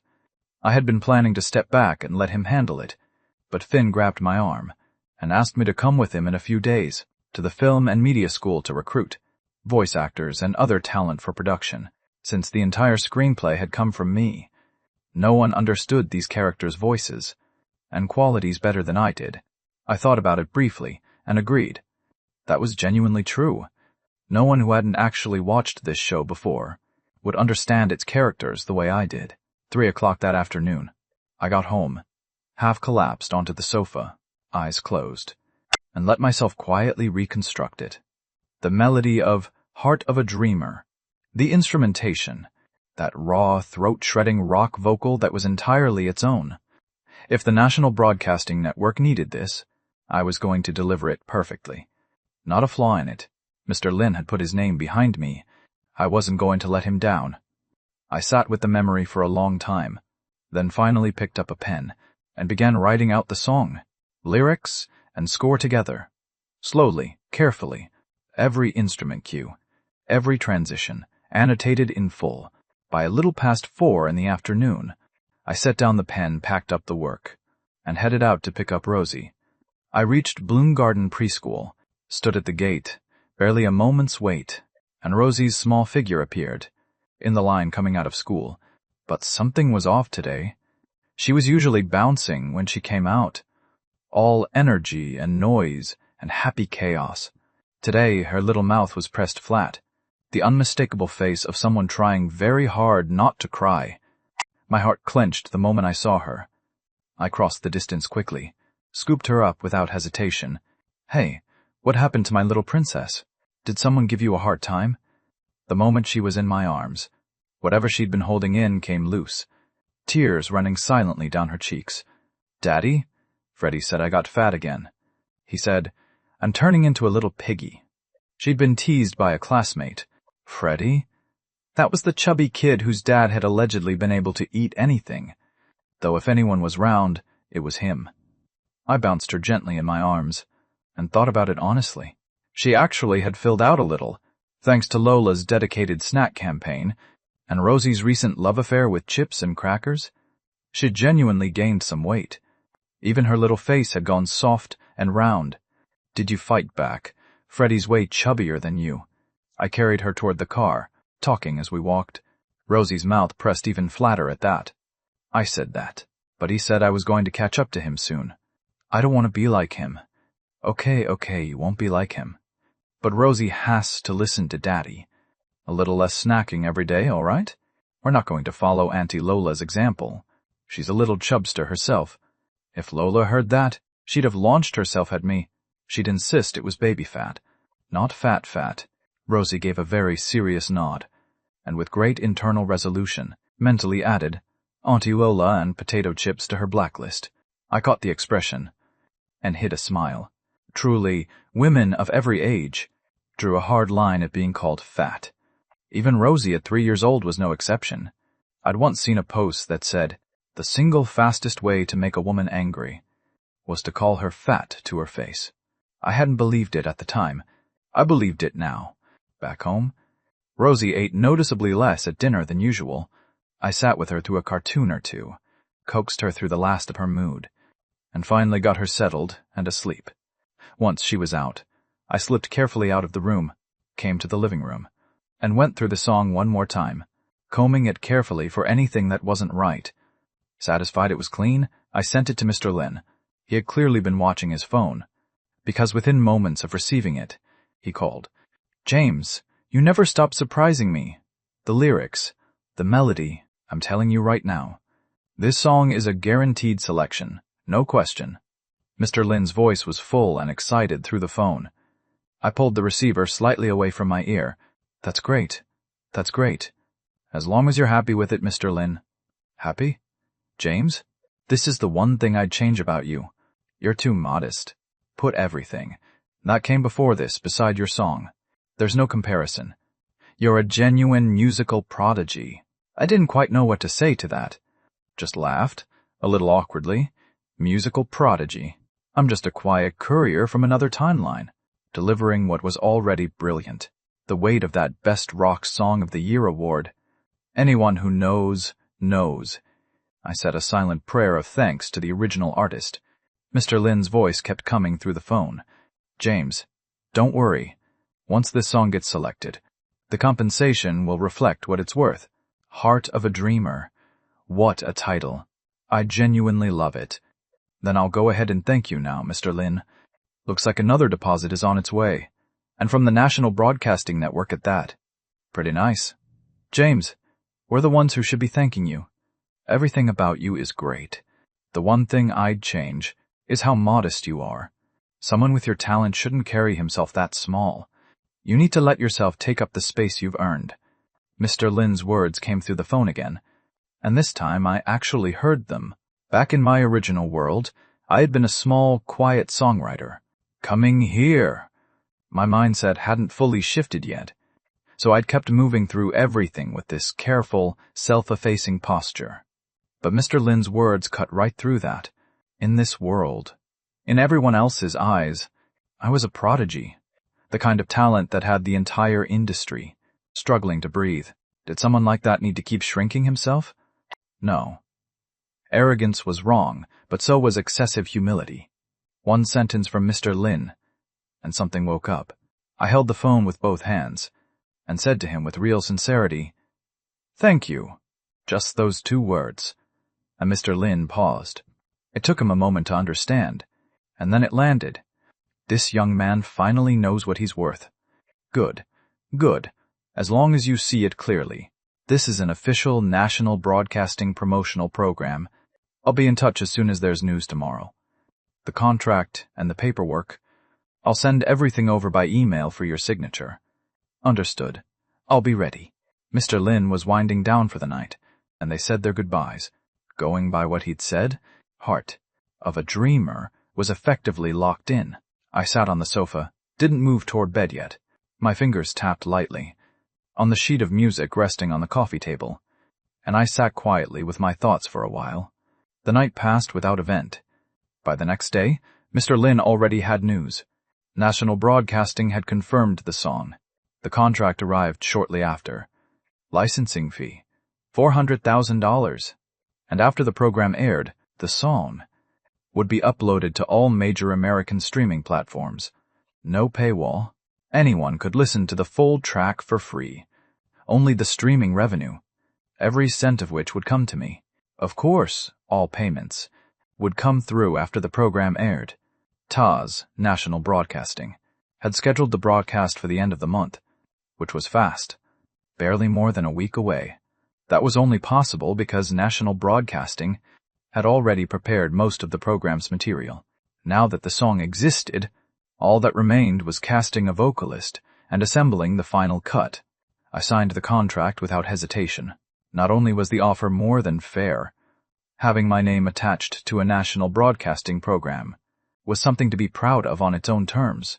On Finn's end, the poetic animation screenplay had cleared the network review process successfully. These weeks, I was moving so fast I barely touched the ground. The company was finding its footing, everything taking shape and pointing upward. I was exhausted and genuinely happy. My home life stayed steady and quiet, while the industry outside was turning increasingly turbulent. The pressure Shiloh was generating kept building. The trending lists now had 10 topics running. 8 or 9 of them were about Shiloh, her new album, the imminent release, the anticipation mounting everywhere. The remaining slots, one of them still carrying the story, from the new music festival finale, the vote manipulation scandal traffic that hadn't faded, presents that wouldn't leave. Quietly, without anyone quite naming it, a shadow had fallen over the whole landscape. The whispers inside certain companies grew louder. Stellar Entertainment was hit first and hardest. They had extended an offer to me weeks ago, and to this day had received no response. Inside Stellar Entertainment's headquarters, the senior leadership convened again. Chairman Ryan Liu sat at the head, expression dark, looking at the board members assembled around him. He had spent the past weeks piecing together the full story, every detail, from beginning to now. One person brought this entire industry back from the dead. I genuinely don't know whether to call you all useless or admit that he's just that good. When Shiloh Banks first started showing momentum, where were any of you? A few adjusted vote numbers at the right moment, and she wouldn't be where she is today. Where were you then? At the chairman's fury, the management team sitting below him went silent and still, not a breath out of place. One board member, seated to Ryan's left, gave a dry, uncomfortable laugh, and spoke first. Chairman, this isn't entirely on anyone here. No one could have predicted how fast it would happen. There was no time to react. Right now, the priority is figuring out how to move from here. That only made Ryan's temper worse. He drove his palm into the table. No time to react. The very first song James Rivers gave Shiloh wiped every trending slot clean. And you're sitting here telling me there was no time to react? That first song, The Wind Rises, did any of you actually listen to it? That song alone would have told you everything. And the one before it, Just Want to Be Ordinary. Were your ears not working? A song that National Broadcasting personally selected. The man who writes like that. And you didn't reach out immediately, didn't move to shut it down early. And now you come in here and tell me you didn't have time? Ryan's voice kept rising, the heat behind it real and rising too. He genuinely felt like he'd been running a company full of people who were just here for the salary. All right, calm down. He had Vanguard Entertainment protecting him. There wasn't much room for any of us to act unilaterally. It's already happened. Let's focus on what we do now. The artists under us are already frustrated. We can't let this drag any longer. The same board member again, wiping the nervous sweat from his forehead, still pushing the conversation forward. He didn't want to be the one talking right now, but between him and Ryan, he held the second largest stake, and their relationship was the closest. Ryan had wanted to make his displeasure clear first, and with that done, it was time to get to the actual agenda. Blacklist her. Send the directive. Every company under our umbrella. Effective immediately. No business dealings of any kind with Vanguard Entertainment. They reached into our territory first. They don't get to complain about the response. Also notify every media outlet, every advertiser, every partner we work with, anyone who has or develops a commercial relationship with Shiloh Banks. When the current contract cycle ends, we terminate. Get that in motion immediately. On top of that, reach out to Prestige Entertainment. Let them know where we stand. Thomas Chen? That old fox will understand exactly what I'm saying, Ryan finished, and the board member beside him immediately spoke with a trace of concern. Chairman Liu, isn't this a little much? This is essentially declaring war on Vanguard. Our losses could be significant. Ryan waved it off, expression settled and certain. Gerald Yang isn't stupid. Our losses are real, but his losses are bigger. He knows what this means. He won't sacrifice Shiloh for it. The board member sat with that, turned it over, and finally nodded. Shortly after, a piece of news that shook every corner of the industry, reached every major company at once. Stellar Entertainment had decided to blacklist Shiloh Banks. Blacklist Shiloh Banks. Every mid-size and smaller label felt the word land like a stone. Stellar was making a serious move. If it had been about blacklisting some unknown artist, someone without backing, without reach, they would have understood it. That was something most of them had done at one point or another. But to go after a current chart-dominating artist, with a clean record for no publicly stated reason, that was a grenade with the pin out. In the current landscape, only the 3 major labels could even attempt something like this. And even among the 3, this kind of move was almost unheard of. The last time something like this had happened, it had also been Stellar Entertainment. A prominent director had tried to coerce a young actress, and she had posted about it publicly, called him out in front of everyone. The actress had drifted out of the industry after that, completely erased. But this situation was different. That actress had been one of Stellar Entertainment's own, and she hadn't had any real backing behind her. But Shiloh Banks, she was an artist at a rival major label, Vanguard Entertainment, one of the other giants, and beyond that, standing behind her, was a husband who operated like a force of nature, producing a transcendent song every few days, the kind of presence that made the whole industry feel small.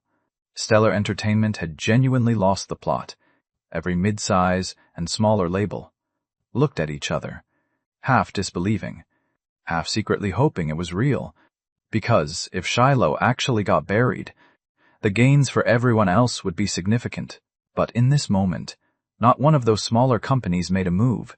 They all chose the same thing: wait and watch. Their companies were small. They couldn't survive being caught in the crossfire. So they watched to see how Vanguard would respond, watched to see what Prestige would do, watched to see where the money would land, watched to see which side the media would take. The entire industry had gone quiet on the surface. But underneath, it was already a war zone. The real chaos was running deep below where anyone could see it, inside Prestige Entertainment. Thomas Chen called another meeting. This was already the second time. The major labels had convened because of one person. The boardroom was loud, everyone talking at once, every person pushing their own position. Some felt this was bound to blow up. Prestige should stay out of it entirely. Others argued that Shiloh's dominance was eating into their company's share too. They should back Stellar. Thomas Chen sat there, those small sharp eyes half closed, completely unbothered by any of it. It wasn't until everyone finally noticed, the chairman hadn't said a word, that the room went quiet. Thomas adjusted his round gold-framed glasses and said pleasantly, "Done arguing?" "You were all so lively just now." A few careful laughs rippled through the room. Don't let the easy manner fool you. This man had built everything from nothing, started in mining, and turned it into one of the most powerful entertainment companies in the country. Nobody like that was as simple as he appeared. As everyone knows, in this industry, we 3 majors set the standard. We're also bound together by shared interests. Everyone in this room understands that, has understood it for years. Our primary focus isn't music, that's true, but that doesn't mean we can afford to let a threat like this sit unchecked. However, We're not going to hand Ryan Liu a free win either. They reached out to us, didn't they? Well then, there's that film and television project we've been competing with Stellar over. Make them give it up. They do that, and they won't need to worry about our side. Thomas spoke with complete, unhurried calm, and the room's eyes lit up. The same board member as always immediately jumped in. Brilliant, Chairman. A perfect 2 birds, 1 stone. So the chairman had this all figured out. Back during the New Music Festival vote, that's why he sent King Lu in. Chairman Chen. Truly thinking 10 moves ahead. Thomas chuckled to himself, increasingly fond of this particular board member with every passing meeting. Over at Vanguard Entertainment, a meeting was also underway. The boardroom there was just as loud, but the tension had a sharper edge. Cynthia Yang and another senior executive named Marcus Zhang had gotten into a rare, open argument. Faces flushed, because both of them had watched me build everything from zero, step by step to where I stood now. They understood better than anyone what I was capable of. Gerald Yang sat at the head expression, unreadable hands folded, saying nothing. Cynthia looked at her father's silence, and couldn't contain herself. She was his daughter, but inside the company, she was just a vice director. Chairman Yang, can you say something? What is your actual decision? Just tell us plainly. No one else would have pushed Gerald like that, but Cynthia did, jaw set, eyes aimed directly at her father. The contract says 2 years, top resources, full creative freedom. If we breach, he takes Shiloh and walks. We absorb 0 penalty. Whoa. We shelve Shiloh Banks. Pull all resources back. Meeting dismissed. Gerald delivered it quietly, without heat. Cynthia snapped to her feet immediately. She felt her father had gotten smaller, more cautious. The other side was a major label, but so were they.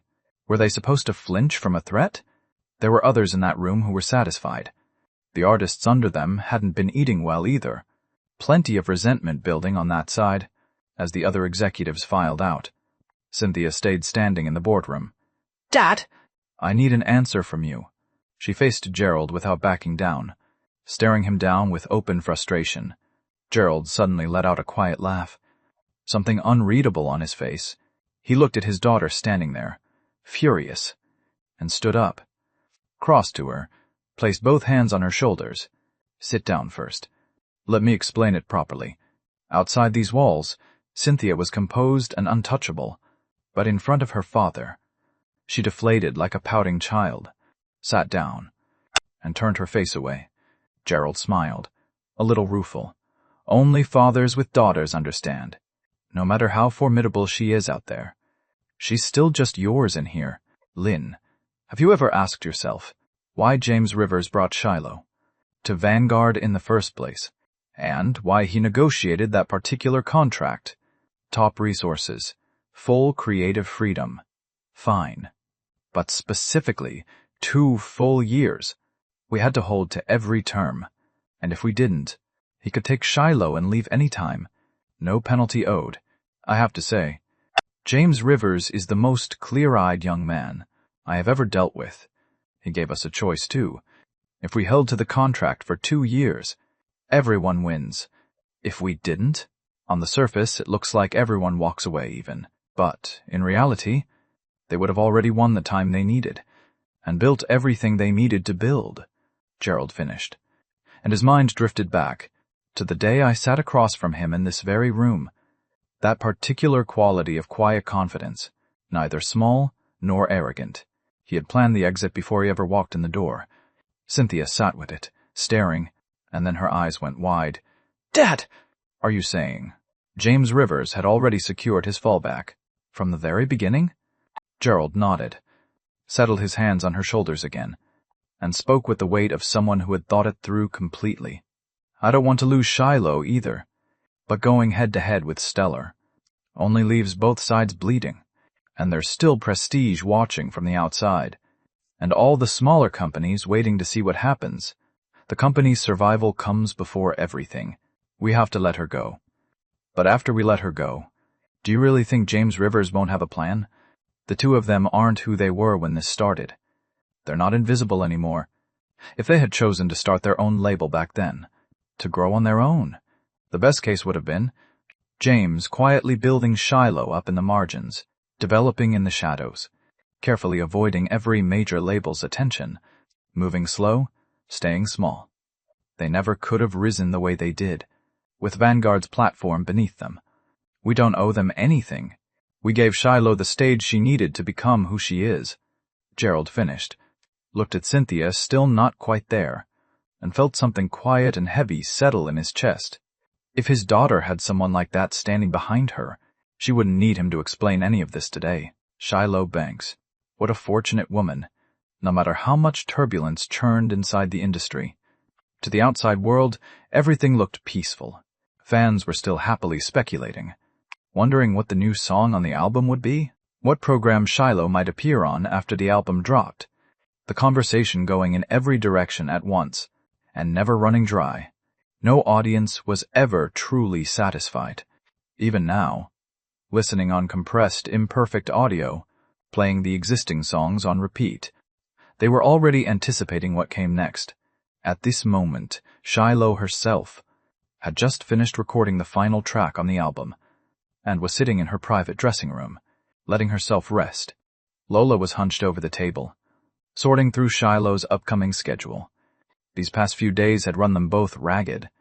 Every hour either recording or doing press, the calendar ahead packed wall to wall. Shiloh rolled her shoulder, picked up her phone, and opened Instagram. The chat thread with me was still frozen at last night. She looked at it, and a soft, quiet smile found its way onto her face. Rosie kicked off the covers again last night. I wonder what time he finally fell asleep. The thought brought a faint warmth to her cheeks. Rosie takes after him. Neither of them stays still. Then the dressing room door swung open. Both Shiloh and Lola looked up. It was Miss Claire back from wherever she'd gone, but her face was wrong. Miss Claire, what happened? Shiloh set down her phone. Shiloh, something's come up. The company has canceled everything on your schedule going forward. Every single appearance, gone. And they're pulling all further resource support. Just got word. Someone outside has moved to blacklist you. Blacklist? Why? Lola was on her feet before the sentence was finished, eyes wide. Who do they think they are? Blacklisting Shiloh? She hasn't done anything. This is completely out of nowhere. Shiloh's brow pulled together. She didn't have the full picture yet. None of them did. Miss Claire drew a slow breath, pressing down on the anger sitting in her chest. She'd just gotten into it with several of the company's managers, especially Lena's agent, who had worn that smug, watching the disaster expression that made her want to snap. It's because Shiloh has gotten too big. She's taking up space that other people want. Something like this. Only one of the 3 major labels would dare. It's either Stellar pressing down, or Prestige, or possibly both moving together. Miss Claire had spent too many years in this industry, not to read the currents when they shifted. She had worried about Shiloh becoming too visible, and now that fear had come true. Not a slow suppression. A clean blacklist. So what do we do now? Is the company going to freeze Shiloh completely? Lola looked between them, anxious, eyes fixed on Shiloh. Miss Claire turned to her too. Call James. Right now. He's the only one with a play here. I've read the contract. If Vanguard breaches, we can walk any time. Yes, call him. Tell your man you're being pushed around. The moment Lola heard my name, something lit up in her eyes. Right. We still have our monster in our corner. They have no idea what's coming. Shiloh hesitated for only a beat, then nodded. She knew this wasn't the moment for pride. And the truth was, she and I were somewhere entirely different now, from where we'd been before. Last time something happened, she hadn't told me, because she'd still been carrying old hesitations. Those hesitations were gone. It was Saturday, and I was in a department store with Rosie, helping her pick out new clothes. As any devoted dad knew, dressing your daughter up properly was one of the sacred duties of fatherhood.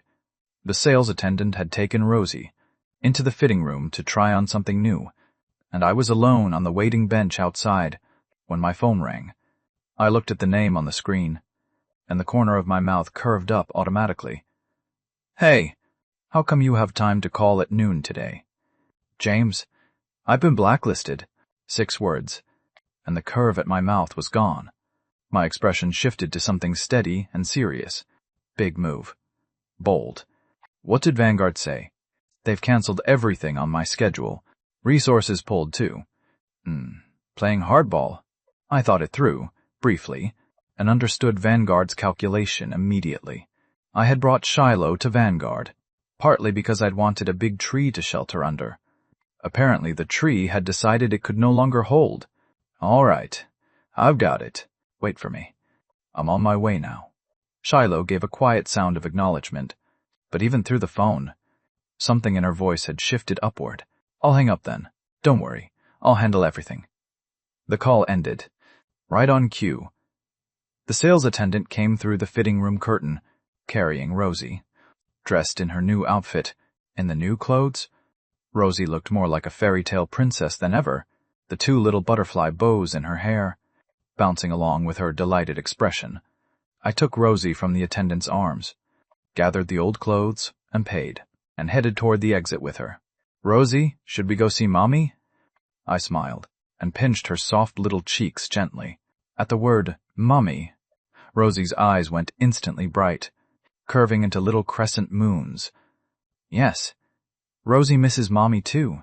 Are we going right now? Hehehe, Daddy. Did Mommy miss little Rosie? She did, and this time when we go, we're bringing Mommy home with us. The 2 of them, one tall, one very small, made their way toward the parking structure, laughter rising bright into the open afternoon air. 3 o'clock. I pulled up to Vanguard Entertainment's building, parked, and walked straight in with Rosie in my arms. The whole way through, more than a few people noticed me, and every one of them looked away quickly, then couldn't help stealing a second glance. As I stepped into the elevator, they all knew. Shiloh's biggest card had just walked through the door, and they were curious. This man who had arrived seemingly from nowhere and reshaped the entire industry in his wake. How was he going to handle this? Straight through to the 12th floor. I pushed open the dressing room door. Shiloh, Ms. Claire, and Lola were sitting on the sofa, talking it through, all 3 of them carrying a visible weight, because this was genuinely complicated, and as of right now, no one had ever come back from being buried by a major label's full pressure. The moment the door opened, 3 heads turned, and something visibly lifted in each of their expressions. James Rivers, finally. Hey there, ladies. Why does everyone look like the world just ended? I greeted them with an easy smile, completely unbothered. That single look, that particular ease, settled something in all 3 of them. Wami hug? Daddy said he's bringing you home today. Rosie's face was pure sunshine. The moment her eyes found Shiloh, both arms already reaching, ready to launch. Shiloh stood, lifted Rosie out of my arms, and in the instant she saw her daughter's smiling face. Every knot of worry in her chest simply dissolved. She pressed a kiss to Rosie's soft cheek, then put on an exaggerated look of surprise. Wait, who is this little round dumpling? Is this still my Rosie? The second I heard Shiloh say it, I knew immediately what was coming. Sure enough, Rosie's bottom lip pushed forward, the happy smile from a moment ago, gone, replaced with wide, wounded eyes, fixed on her mother. Mommy changed. Mommy's not the good mommy she used to be. The whole room burst out laughing. At the speed of that emotional pivot, Lola bounded over, trying to get in on the moment. But Rosie turned her face away with great dignity. She remembered very well what Daddy had said, that it was this particular chubby auntie who had fed her all those snacks and made her round. I laughed too twice. This feeling, all of us in the same room, it settled something in me every single time. I stepped forward, took Shiloh's free hand. Wife? Give me a moment. If we're leaving, I should go say something first. Once that's done, I'll take you home. We'll build our own thing from here. Shiloh's cheeks went faintly pink, something warm and sweet moving through her chest. She gave a soft sound of agreement, and whatever I decided to do, she trusted it completely, every last bit of it. I glanced over at Ms. Claire and Lola, gave them both a quiet nod. The heaviness they'd been carrying had been quietly dismantled by the way I'd walked in. and both of them smiled. I made my way back through the familiar halls and arrived at Cynthia Yang's office. Something in me felt the weight of it. The last time I'd stood here, the memory was still close. I hadn't imagined the next visit would be a parting. I didn't dwell on it. I knocked, and Cynthia's familiar voice came from inside. I pushed the door open. "Deputy Director Yang." It's been a while. She was in the middle of something. But the moment Cynthia heard my voice, her whole body went briefly, involuntarily still. She looked up, and there was that easy, warm smile, like the day she'd first seen me step off the train. That particular quality. A man like Jade. A gentleman the world could not match. What a shame that timing had never been on her side. The wrong moment. The wrong person to fall for. All she could do was smile and let it go. Cynthia smiled, and met my eyes directly. This man already seated across from her desk. "I figured you'd come right away. I didn't expect this fast, though. It's been a while, Mr. Rivers." I gave a helpless shrug. "When your wife needs you, a husband has to move quickly. Let's get to it. You already know why I'm here. Since Vanguard has breached the contract, I'll be taking Shiloh with me. You're the only person in HR I know to come to. Sorry to put this on you. The contract paperwork, whenever you're ready." Cynthia gathered the files from her desk and nodded. "It's fine. I was the one who brought you into the company. It's only right that I handle the exit. Though my father would like to see you before you go, if that's all right." "Of course. Chairman Yang wanting to meet is nothing but a good thing. Let's go now. We still need to pack up and head home this afternoon." I agreed without a moment's hesitation. My feelings toward Vanguard were still genuinely good, and I understood the decision they'd made. A company couldn't go to war with another major label for the sake of one artist. Then let's go now. Cynthia didn't delay. She stood and led the way. We walked one in front of the other. Not much said between us. Something about this visit felt more distant than the first time we'd met, like something had quietly closed. We arrived at the chairman's office. Gerald Yang was already there, as if he'd been expecting this. He didn't look surprised to see me. Instead, he poured a cup of tea and set it in front of me. "James, you made it. Come sit." I settled into the chair, took a sip, and smiled. "Chairman Yang, you're too kind. If anything, I should be thanking you for everything your company did for my wife. Genuinely, thank you." Gerald smiled back, looking at me, just as I'd been that first day, and something reflective moved through him. "I'll accept that. I didn't expect we'd be parting ways this quickly. We simply weren't able to hold on to Shiloh Banks. Though, you've gotten what you came for, haven't you?" Gerald and I looked at each other. Two people who both understood exactly what was happening. Quiet amusement in both our eyes. "You're giving me too much credit. Back then, I genuinely, sincerely wanted Shiloh to build something here. Nothing more than that. I meant it.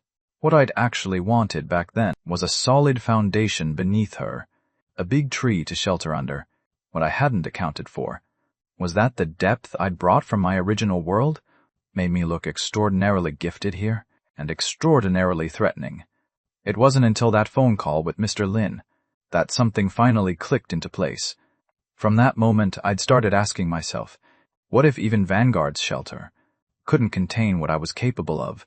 What was the plan then? As it turned out, I'd already figured it out. Mr. Lin's words again. A person with real talent shouldn't make themselves this small. Gerald heard me out and just smiled. Unreadable. Comfortable. He placed Shiloh's contract on the desk and continued, "Everything's here. From this moment on, Shiloh Banks has no further obligation to this company. The rights to every song remain in Shiloh's hands. I'll be honest.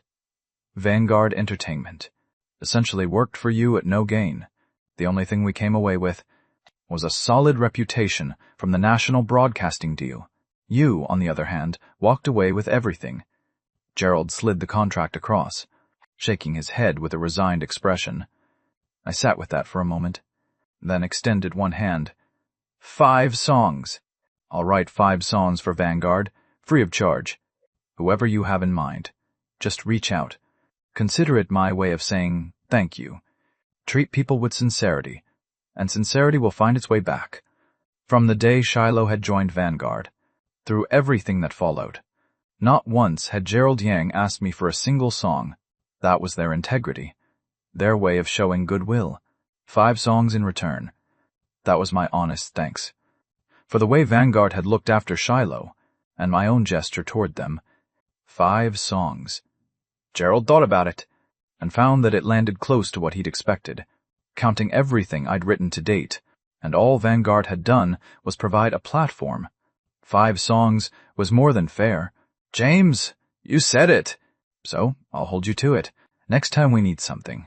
I won't stand on ceremony. Ha. Gerald laughed, stood and shook my hand. Cynthia stood to the side, watching these 2 foxes wrap everything up in a handshake, and felt, not for the first time, that she still had a lot to learn. It was only now she understood that a negotiation could move like this. Neither side had spelled anything out directly, and yet both had walked away with exactly what they'd come for.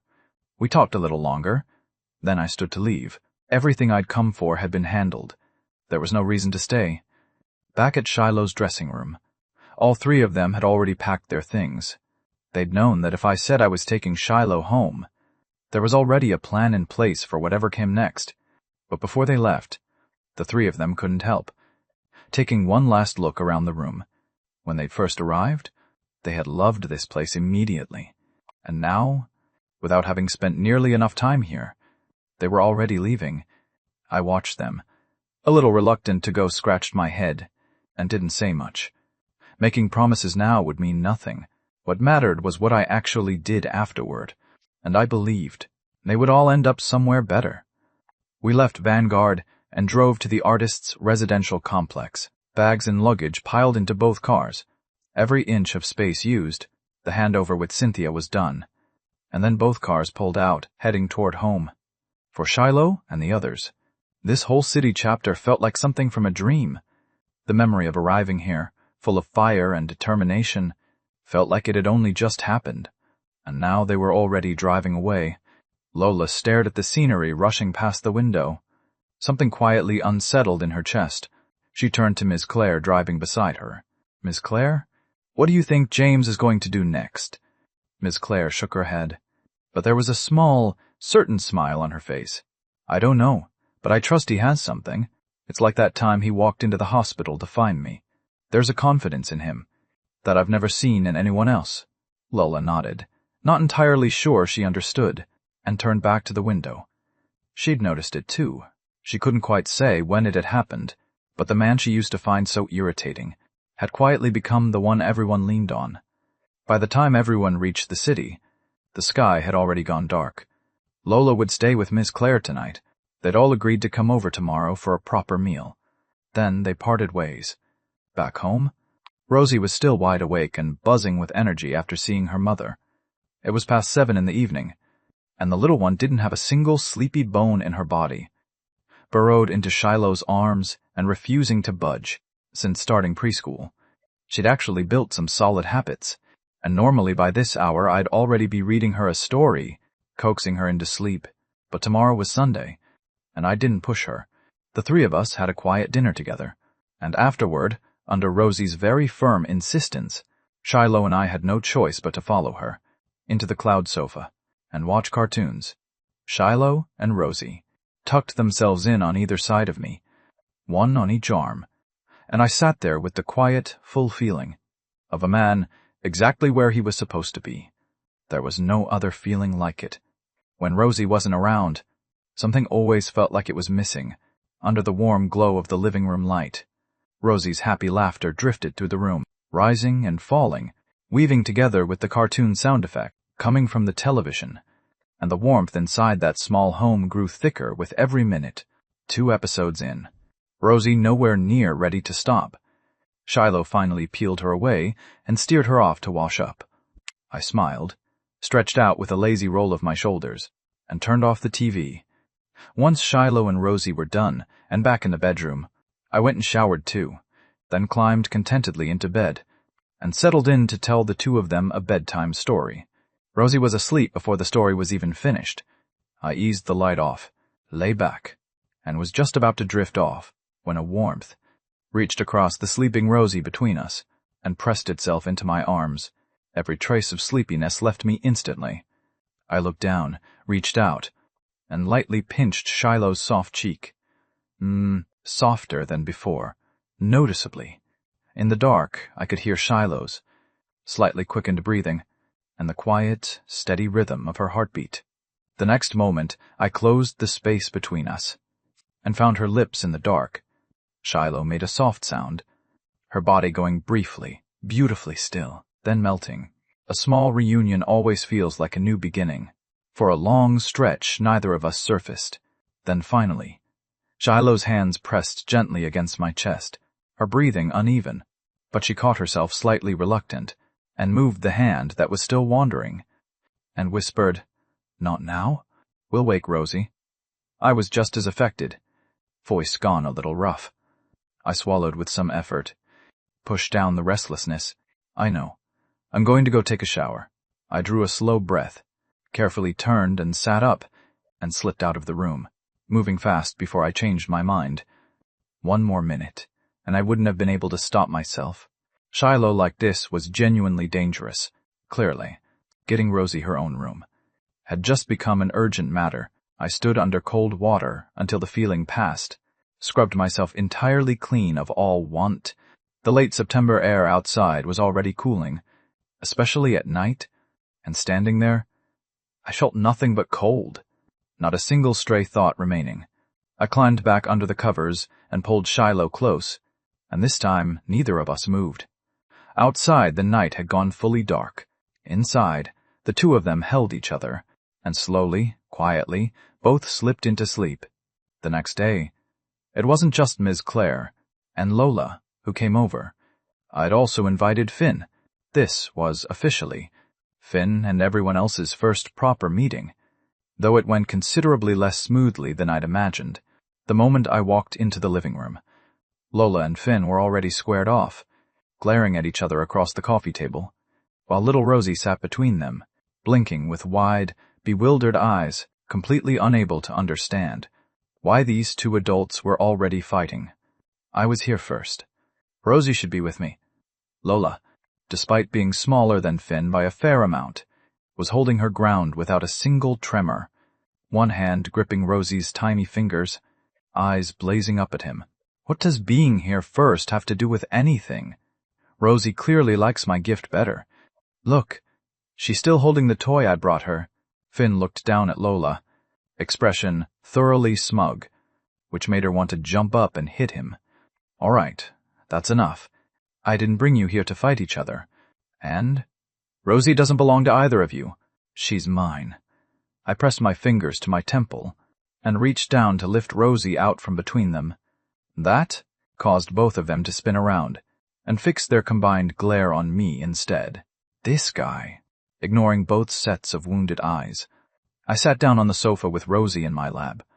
Lola, still fuming, stomped over and attached herself to Shiloh's arm, shaking it dramatically, the look on her face unmistakably saying, "Will you please control your husband? He's being mean."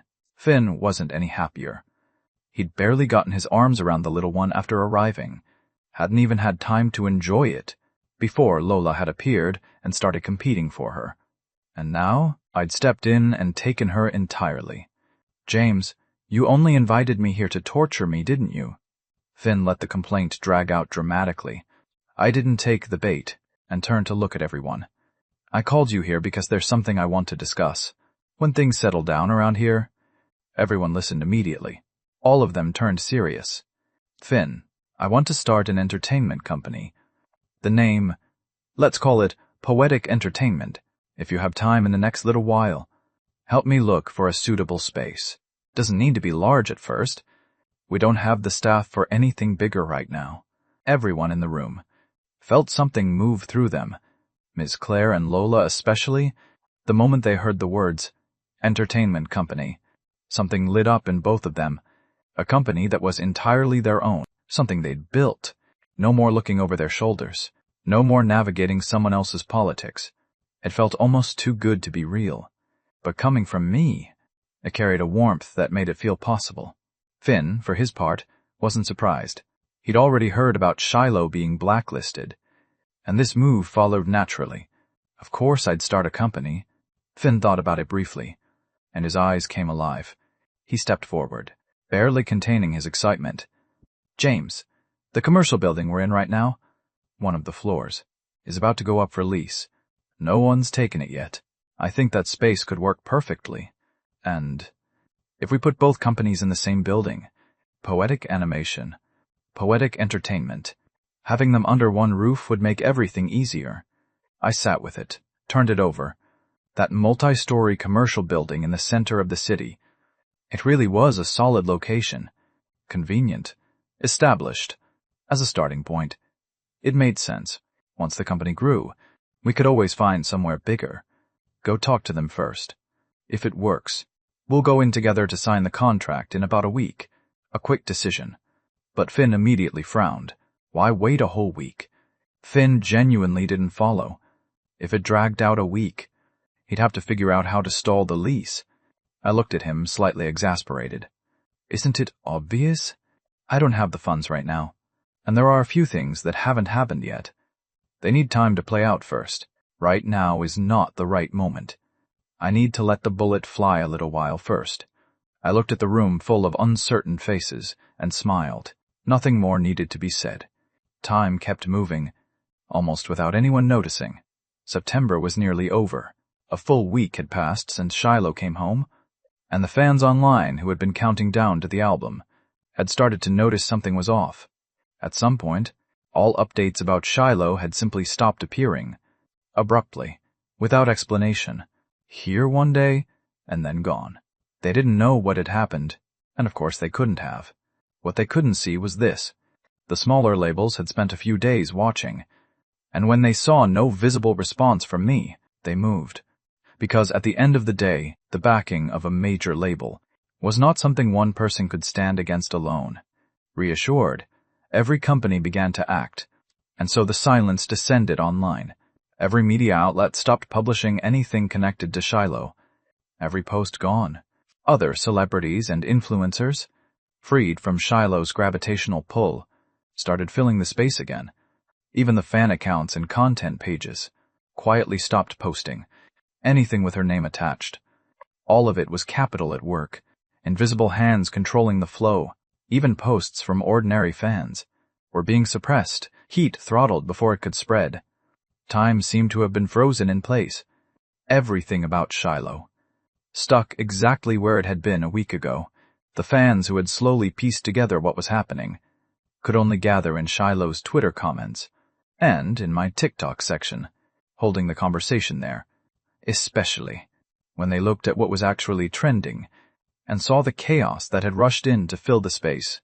They missed Shiloh and me even more than before, and so wave after wave of fans flooded into both of their Twitter pages and my TikTok, asking what had happened.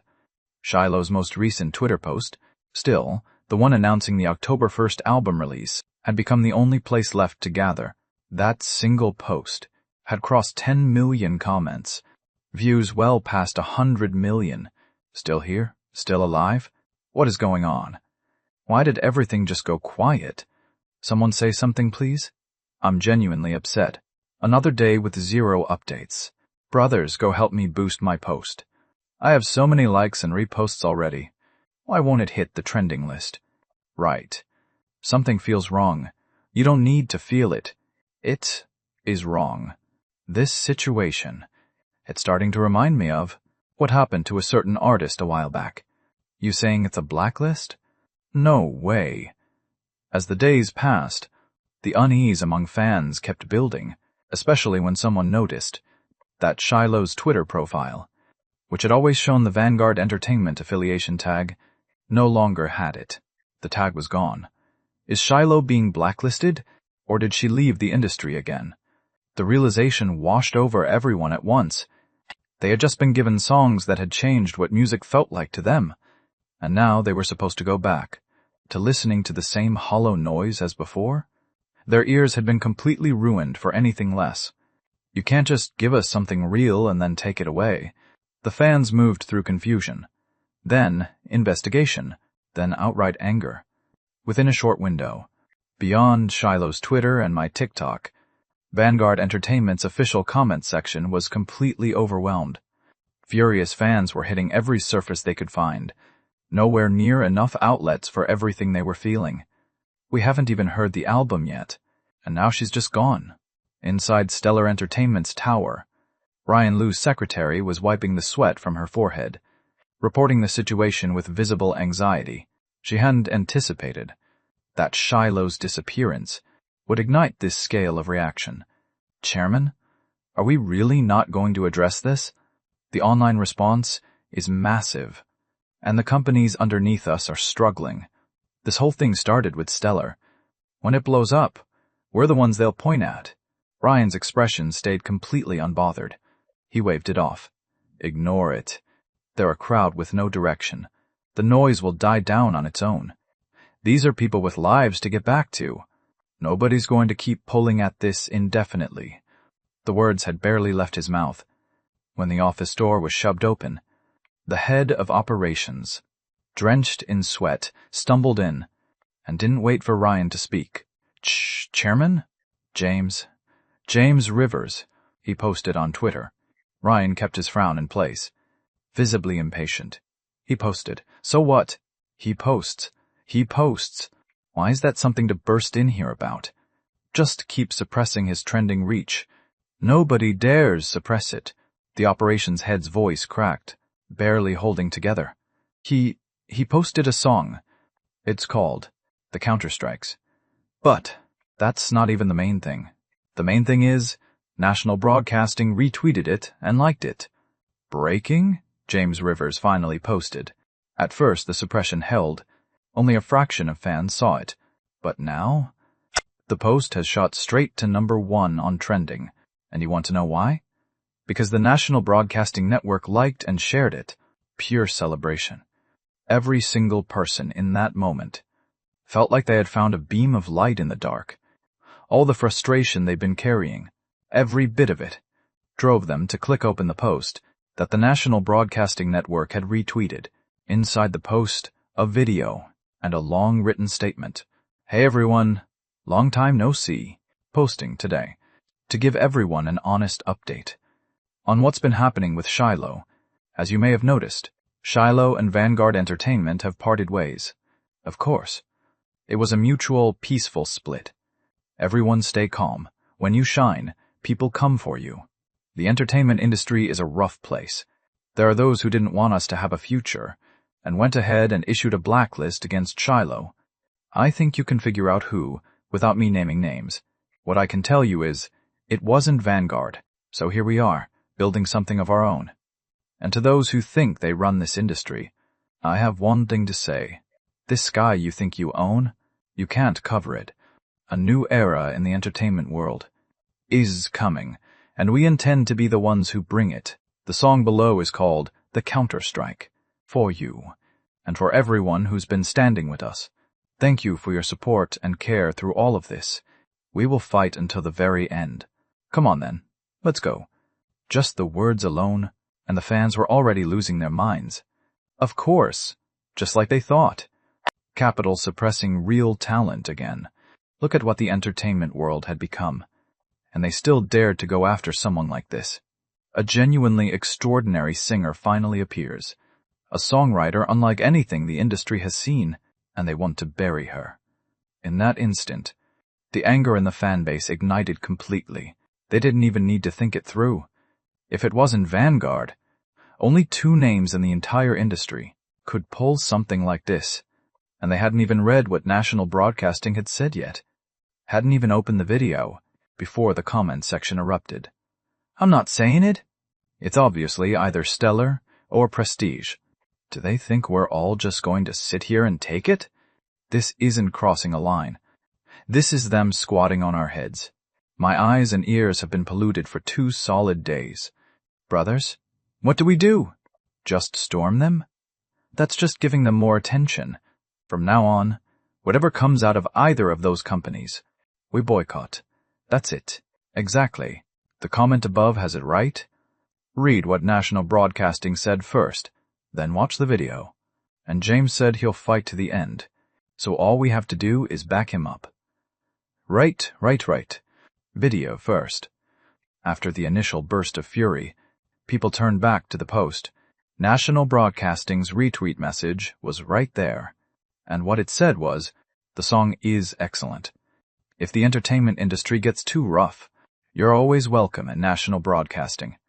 Also, National Broadcasting's new program, Heart of a Dreamer, airs tomorrow evening at 8 p.m. on the national channel. The theme song uploads simultaneously to all major platforms. Fun fact, the theme song was written exclusively by James Rivers. Tune in." Welcome at National Broadcasting? That's not okay. The entire fan base immediately objected. Everyone understood. The moment I went to National Broadcasting, the music would slow to a trickle. You couldn't just freely release songs from there. Absolutely not. Fortunately, I had already replied to National Broadcasting directly. "Thanks for the offer, but I'll stay in the industry where I am." That reply. That answer. The fans were deeply satisfied. In that moment, everyone reading it nodded along without meaning to. Yes, he belongs in the music world, nowhere else, and his reach. That was theirs to protect. Then, buzzing with excitement, everyone clicked open the video. It had been too long since there was new music from him. The absence had been real. The video opened, and there I was, denim jacket, eyes closed, one hand raised high with the microphone, expression locked, loaded, and ready. Then the music hit, an electric guitar driving forward, urgent and immediate, layered with an electronic battlefield score, and every single person listening felt their head start moving with it. Involuntarily, then on screen, my eyes snapped open, microphone raised, voice in, and I launched into motion with the song, one arm high and then crashing down, and everyone listening started moving with it without deciding to. Some of them were literally in the middle of cooking, spatulas in hand, and found themselves swinging them in the air. The song kept going. This is what a battle anthem sounds like. This is a battle anthem. Still the same, always that solid every single time. The fans, who had been sitting on weeks of suppressed anger, were fully ignited now, fingers hammering at their screens, every one of them ready to throw down. Counter-strike. Counter-strike. Wildcard energy. Let's G.O. You want to blacklist us? Come on. Who backs down is the loser. B, brother. How long has it been since we had a war anthem in this industry? This is everything. Ha ha ha. Brothers, let me tell you something funny. I literally just watched a media outlet post about Shiloh. They folded so fast it's embarrassing. They couldn't even hold the line for a day dying. Same? I saw it too. Now even the fan accounts are crawling back out. Blacklist us? Go ahead and try blacklisting National Broadcasting. Blacklist. Whoever you want. Did anyone ask for my approval? Ha ha ha. With a single post. The counter-strike. The fans who had been anxious and restless found exactly what they needed. That man, in a manner that felt almost invincible, had broken through everything the industry had tried to build around him, and with nothing but his own talent, stepped forward loud and unashamed, declaring that a new era had officially arrived. In that moment, the most miserable people in the room weren't the executives. They were the media outlets and the content accounts, who had bent the knee. Every single one of them was quietly suffering. 2 days ago, capital pressure had come down on them, and after watching for a day or two, they'd done what they always did and caved. What capital hadn't accounted for was that I had been waiting for exactly this moment. National Broadcasting had liked and shared the post. These outlets, who answered to people who answered to capital, could they really afford to fall behind National Broadcasting? This was genuinely impossible. It was like Christmas came early. As my post's momentum kept climbing, more and more people came flooding in, clicking open the post they'd been waiting so long for, breaking into relieved, delighted smiles. Of course it had to be him. Only his songs could do this to them. And it wasn't just today's counter-strike. Tomorrow, National Broadcasting had Heart of a Dreamer, and the day after that, Shiloh's album dropped, with not just the songs from the new music festival, but a brand new mystery track nobody had heard yet. Love this. Love everything about this. The fans felt a wave of pure joy crash over them. This really was like a holiday coming all at once. The online heat detonated completely, as media outlets and fan accounts all poured back in. Not just Twitter. Every platform lit up simultaneously. TikTok, news feeds, entertainment blogs, all of it, within a short window. My post and national broadcasting's retweet were sitting at number 1 on every trending list across every platform. Whatever had been number 1 before had been knocked into second place, quietly trembling there, inside Stellar Entertainment. Ryan Liu stared at the post, sitting unmovable at the top of the charts, and his expression went darker than it had ever been. He had not accounted for national broadcasting stepping in. Every artist and celebrity before had been nothing but a piece on Capital's board, no matter how high Shiloh and I had risen. He had never been particularly concerned, because attention passed, and attention could always be suppressed. Once the heat was gone, everything went back to the way it was. Capital was simply undefeatable, because no one could refuse a profitable partnership. But now, one person had broken that rule entirely, and the reason was simple. National broadcasting had come out. Capital, no matter how powerful, did not make moves in front of national broadcasting. Ryan set his phone down, expression completely still. It was only now, in this moment, that he truly accepted that I had earned the right to be his opponent. He had tried to bury me, and with one move I had used his own pressure against him, turning the blacklist into a punchline. And the most stunning part, national broadcasting had voluntarily stepped forward to speak for me. That alone told you everything about how dangerous I really was. Send the word down. All measures against Shiloh Banks are to stop. Ha! James Rivers wants a fight? Fine, let him have it. I'd like to see how one person takes on the entire Capital establishment. Across town, inside Prestige Entertainment, Thomas Chen sat with those small, sharp eyes half closed, quietly watching everything that was unfolding in real time. After a moment, he suddenly laughed, murmured to no one in particular, "Interesting." Very, very interesting. Over at Vanguard Entertainment, Gerald Yang sat comfortably on his sofa, scrolling through the posts with a relaxed expression. Cynthia sat beside him, eyes wide. He actually did it. He genuinely solved the whole thing, just like that. I told you from the beginning. He's not ordinary. He doesn't move until he's certain. So, daughter, tell me, is your old father's judgment a little sharper than yours? Gerald chuckled, lifted his teacup and took a leisurely sip. Cynthia shot her father a sideways look and muttered under her breath, "Two foxes. Neither of you is exactly trustworthy." Gerald nearly choked on his tea. "What do you mean, not trustworthy? Fine, call James Rivers a fox if you want. But why am I getting lumped in with him? James, how does your brain even work? This is genuinely terrifying." That's national broadcasting. Lola's shriek of excitement had me instinctively reaching up to cover my ears.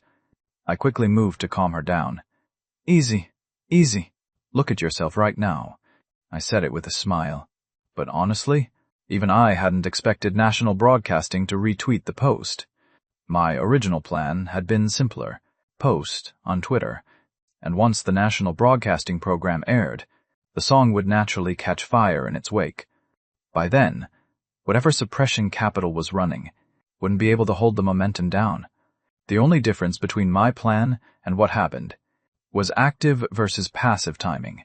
I genuinely hadn't anticipated national broadcasting speaking up directly, and now I owed them a considerable favor. Though owing a favor to national broadcasting wasn't the worst thing in the world. Who said you haven't seen the world? Look at Shiloh. She's just as stunned. Lola pouted at my response, gave a pointed look sideways, implying her Shiloh wasn't doing any better. I turned to look, and sure enough, Shiloh was sitting on the sofa, staring into space, face softly flushed. I cleared my throat quietly. She wasn't stunned. That was what happened when? This morning, while Rosie was still asleep. I had thoroughly taken advantage of the opportunity. That's what that look was. All right, you sit there and recover at your own pace. I need to head out. Finn and I have plans today. Going to the film and media school to recruit some voice actors. I picked up my phone, checked the time, stood up, then turned back to look at Shiloh still somewhere far away in her own thoughts. Wife, I'm leaving, all right? Shiloh, mind still scattered in every direction, lifted her head at the sound of my voice, and responded with vague, unfocused eyes. She honestly had no idea what I'd said. I rubbed my nose, smiled to myself, and under Lola's deeply confused stare, quickly pushed the door open and slipped out. In my defense, I'd been a single man for a very long time. Encountering that kind of situation first thing in the morning. Of course I couldn't hold back. The result was Shiloh in her current state. Though, honestly, even if it happened again, I still wouldn't be able to stop myself. I drove to the gates of the city's film and media school, pulled on the mask and cap I'd had ready, and stepped out. My online visibility had been growing fast enough lately that the mask and cap had become non-negotiable every time I left the house. At the school entrance, students passing in groups of 2 and 3, I walked up to the main gate and found Finn already standing there waiting. I didn't know much about the recruitment side of things. This whole visit was entirely at Finn's request. James, over here. He spotted me before I'd even reached him. Called out immediately. Proof that a mask and a cap meant absolutely nothing. To someone who knew you, I walked over, looked through the school gates, and asked, "Walk me through it. How does this recruitment work? Come on, come on." I already reached out to some of the students inside. They've organized a group today. Everyone's ready and waiting for us. All right. I nodded, and followed Finn through the gates. It wasn't until the small recruitment session actually started that I understood. My role here was essentially that of a mascot. I looked at the assembled students, every face aimed at me with undisguised, wolfish enthusiasm, and swallowed quietly. I had genuinely underestimated Finn, this man who had used my name as bait to fill the room with candidates. No wonder what should have been a simple talent search had turned into a miniature job fair. This guy. He had apparently told every one of these students in advance that I would be showing up. By the end of it, I wasn't numb from reviewing candidates. I was numb from signing autographs. Even though the recruitment concluded successfully, all I wanted at that moment was to ship the grinning, self-satisfied round man beside me directly to the nearest farmer's market. I let out a breath and felt for the first time what it actually meant to be recognized everywhere you went. Fortunately, these students had enough professionalism not to broadcast it widely, because if they had, I didn't want to imagine what the scene would have looked like. The two of us walked out of the school together, and Finn laughed that signature laugh of his. "James, you showing up today?" The caliber of voice actors we pulled in went up immediately, and having you here to assess them, I feel a lot better. I shot him a sideways look. "You're not wrong, but why does looking at your face make me want to punch something? Anyway, now that the voice cast and the rest of the crew are all locked in, everything from here is your professional territory. Finn, how are you feeling? Confident?" I didn't dwell on it, and shifted to the real question. Finn paused for a moment. Then a real, grounded confidence spread across his face. He nodded, and said with complete sincerity, "Absolutely, James. I may have been an idiot in other areas of life, but this is what I do. Just watch." As Finn said it, he was already running his own internal timeline, planning to have the show finished and ready by the time William's animated project aired. Get back up from exactly where you fell. Finn was not the kind of person to swallow a grudge quietly. I smiled. Didn't say anything further. I trusted that Finn would handle everything that came next. The two of us walked side by side toward the parking lot, and then I stopped. I looked ahead, not far off. A crowd of students had gathered around something, from inside the circle music. Something familiar about it, and then it landed. It was the very first song I had ever performed in this world. With you, my whole life. Let's go take a look. Something lit up in my eyes. This was the first time I'd ever heard one of my own songs, being played by someone on a street corner. Couldn't help being curious. Finn nodded. and the two of us moved toward the crowd quickly. We pushed through, and found two young men at the center of the circle. One had a guitar playing and singing, "With you, my whole life," with real feeling. The other stood beside him, working the crowd, keeping the energy going. They clearly weren't students at this school. Older than the rest, faces unremarkable, wearing clothes that had been washed so many times they'd faded slightly, worn but not sloppy, clean, pulled together. Off to one side, their bags and gear were stacked on the ground. I closed my eyes and listened properly. The boy singing. He was genuinely good. There was even something in his delivery that mine didn't quite have. That surprised me more than I expected. This one has something, no matter what world you were in. There were always extraordinary voices that never got found. Not everyone was a songwriter, performer. And without someone to write for them, without someone to push them, without the reach, people like this ended up drifting, from bar to bar, waiting to be discovered by someone who never came. The young man on stage finished the song. Both of them adjusted their equipment briefly, and moved into something new, a rap track, one I hadn't heard before. One of them delivered the verses at a pace that barely left space to breathe. The other came in hard on the chorus, seamless, like they'd been doing it for years. They brought the entire crowd up with them, students around them waving hands, bodies moving, whistles cutting through the air, the raw energy of young people, filling every corner of that moment. I found myself nodding along without realizing it. The rap itself was decent, not exceptional, but still miles better than some of the processed noise I'd heard when I first arrived in this world. And what was clear, these two had real vocal ability. They'd obviously performed in front of crowds many times before. Stage presence completely natural. Something stirred in me. I was serious about building this company, and right now I genuinely needed people.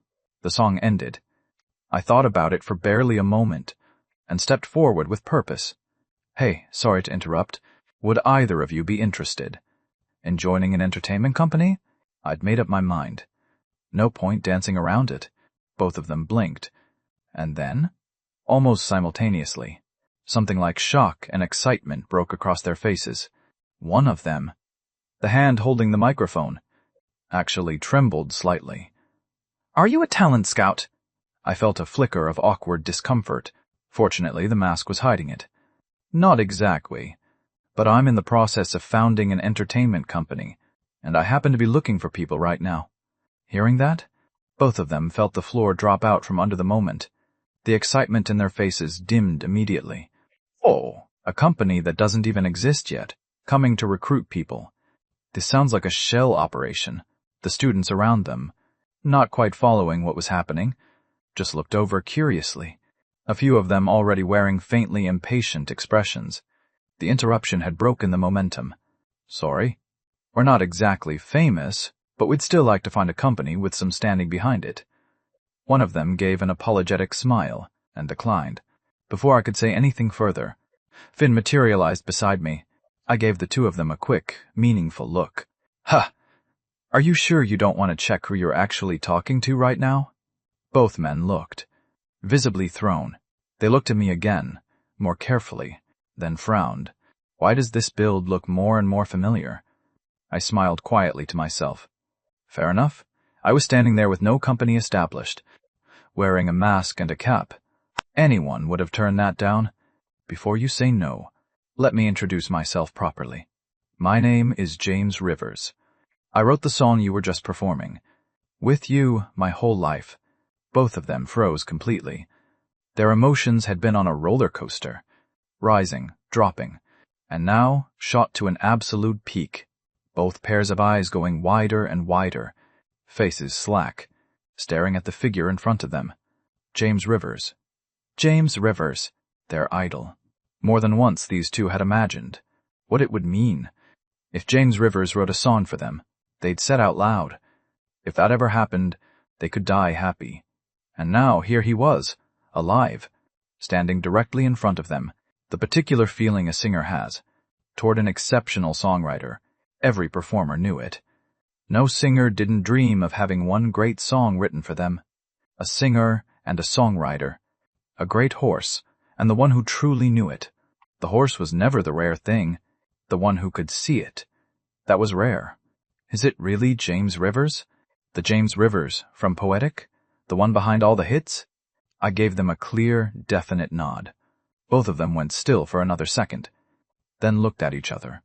And then, before I could process what was happening, they grabbed their bags from the ground, took hold of my arms, one on each side, and started moving me toward the exit. Come with us. Yes, come on, let's go. Too many people here. The movement felt less like an invitation, and more like a kidnapping. Two people making absolutely sure I didn't get away. It wasn't until we'd reached somewhere quieter that they finally released my arms and turned to face me, buzzing with energy. Barely containing it, I smiled and reached up to pull off the mask, revealing the face the public had come to know well, and extended my hand. Hello, formal introduction. I'm James Rivers. The moment they could see me clearly, standing right there, the excitement on both their faces deepened into something almost unreal. The taller one, glasses on my left, quickly wiped his hand on his jacket and grabbed mine firmly. Hi, hello. I can't believe it's actually you. My name is Felix Xiao. Meeting you? I genuinely don't have words for this. Honestly, right now, it feels like a dream. Felix was grinning so wide, the corners of his mouth were nearly at his ears. He really couldn't believe it. Just the other day, the two of them had been sitting with drinks, listening to my songs, and he'd said offhandedly, if James Rivers ever wrote something for the two of them, he'd wake up laughing in his sleep. He hadn't imagined he'd be standing in front of me today. I listened to the name, and the corner of my mouth twitched involuntarily. The shorter one blinked, then stared at me with wide, stunned eyes. How did you know? Felix Xiao and River Cold together. Their parents couldn't also be transmigrators, could they? I let the thought drift, though I knew this world's history didn't carry that particular line. Regardless, Felix Xiao, River Cold, I'm inviting you again, officially, to join my company. I know the company isn't built yet, and I can't promise you a specific future right now. But what I can offer you is everything any other entertainment company would give you, and songs written for you specifically. I meant every word. I had been genuinely listening to both of them, and what I'd heard told me clearly. These two were every bit as capable. As any current charting artist, there was something else too. These two names felt like they belonged to my world. Like running into someone from home in a foreign country. Felix and River exchanged one look. Then both turned back to me and nodded. Steady and certain. We're in. No hesitation. If we'd known it was you, we never would have said no in the first place. Right now, if you ask who we respect most in this industry, it's you, James Rivers. Rivers scratched the back of his head, a trace of shyness in his expression, and continued, Honestly, you're our idol. Just the other day we were talking about you over drinks, saying if we could have even one song you wrote, that would be everything. Felix smiled too, excitement on his face mixed with something more reflective. After we graduated, we left home and started grinding. Years of chasing it city to city, and the dream just never got close enough. We're just ordinary kids, and breaking into this industry felt impossible. Most days it felt like there was no way in at all. Felix's face broke back into a brighter smile. Fuller now. Meeting you? This is the closest we've ever been to what we've been chasing. Even if you hadn't approached us, we would have tracked you down ourselves and begged. We'll put everything into this, you'll see. Looking at the two faces in front of me, both of them completely sincere, something moved in me. I was the one doing the inviting, and yet they were this grateful. This was the reality of the industry. Without visibility, talent alone wasn't enough. It got buried so easily. But people like these two, the moment one real opportunity appeared, they gave it everything they had. All right, let's exchange contact information first. When the company is up and running, I'll reach out and you come in directly. I said it with full seriousness, pulled out my phone, and we traded numbers, added each other on Instagram. Both of them were visibly shaking with excitement, the hands holding their phones not quite steady, but the smiles on their faces kept growing brighter. We talked for another few minutes after that, Then I said my goodbyes. Everything else waited until Poetic Entertainment was officially open. It wouldn't be long now. Once the national broadcasting program aired, once Shiloh's album dropped, Poetic Entertainment would exist in this world. I hadn't gone far before I could still hear behind me Felix on the phone with his family. That single word, Mom. I found a company. Nearly brought tears to my eyes. I understood that feeling more than most. In my original world, after I graduated, I had wandered for years before anything I made got noticed. I remembered the day my first song was recognized by someone. That exact feeling. I still carried it clearly, but back then, I hadn't had anyone to tell. All I could do was go out alone, buy myself a small cake, and celebrate quietly. I got home as the sky was deepening. Lola and Miss Claire had already gone, under the warm amber glow of the living room light. Rosie was curled up on the sofa playing with her toys. At the sound of the door, she tilted her little head up, and her eyes curved into crescent moons. Daddy's home. I'm home, baby girl. What are you playing? I called back, crossed to the sofa in a few steps and scooped her up. The puzzle Uncle Chubby gave me. Daddy, come do it with me. We have to finish before dinner. Mommy said so. Then we'd better work fast. I laughed, lifted her, set her back down on the sofa, and the two of us got to work on the puzzle together. Shiloh appeared from the kitchen, carrying a dish that steamed as she walked, eyes just as curved, just as bright. She set it on the table, then looked over at the two on the sofa. She hadn't seen this in a long time. She couldn't look away from it. Something warm sat quietly inside me too. That hollow, solitary feeling from the afternoon, completely gone. In this life, I had a family. The moonlight was gentle outside, and laughter filled the small home until it was full. One night passed. Today was the day national broadcasting aired. Heart of a Dreamer. Only one day had gone by, and promotional content had already blanketed every platform.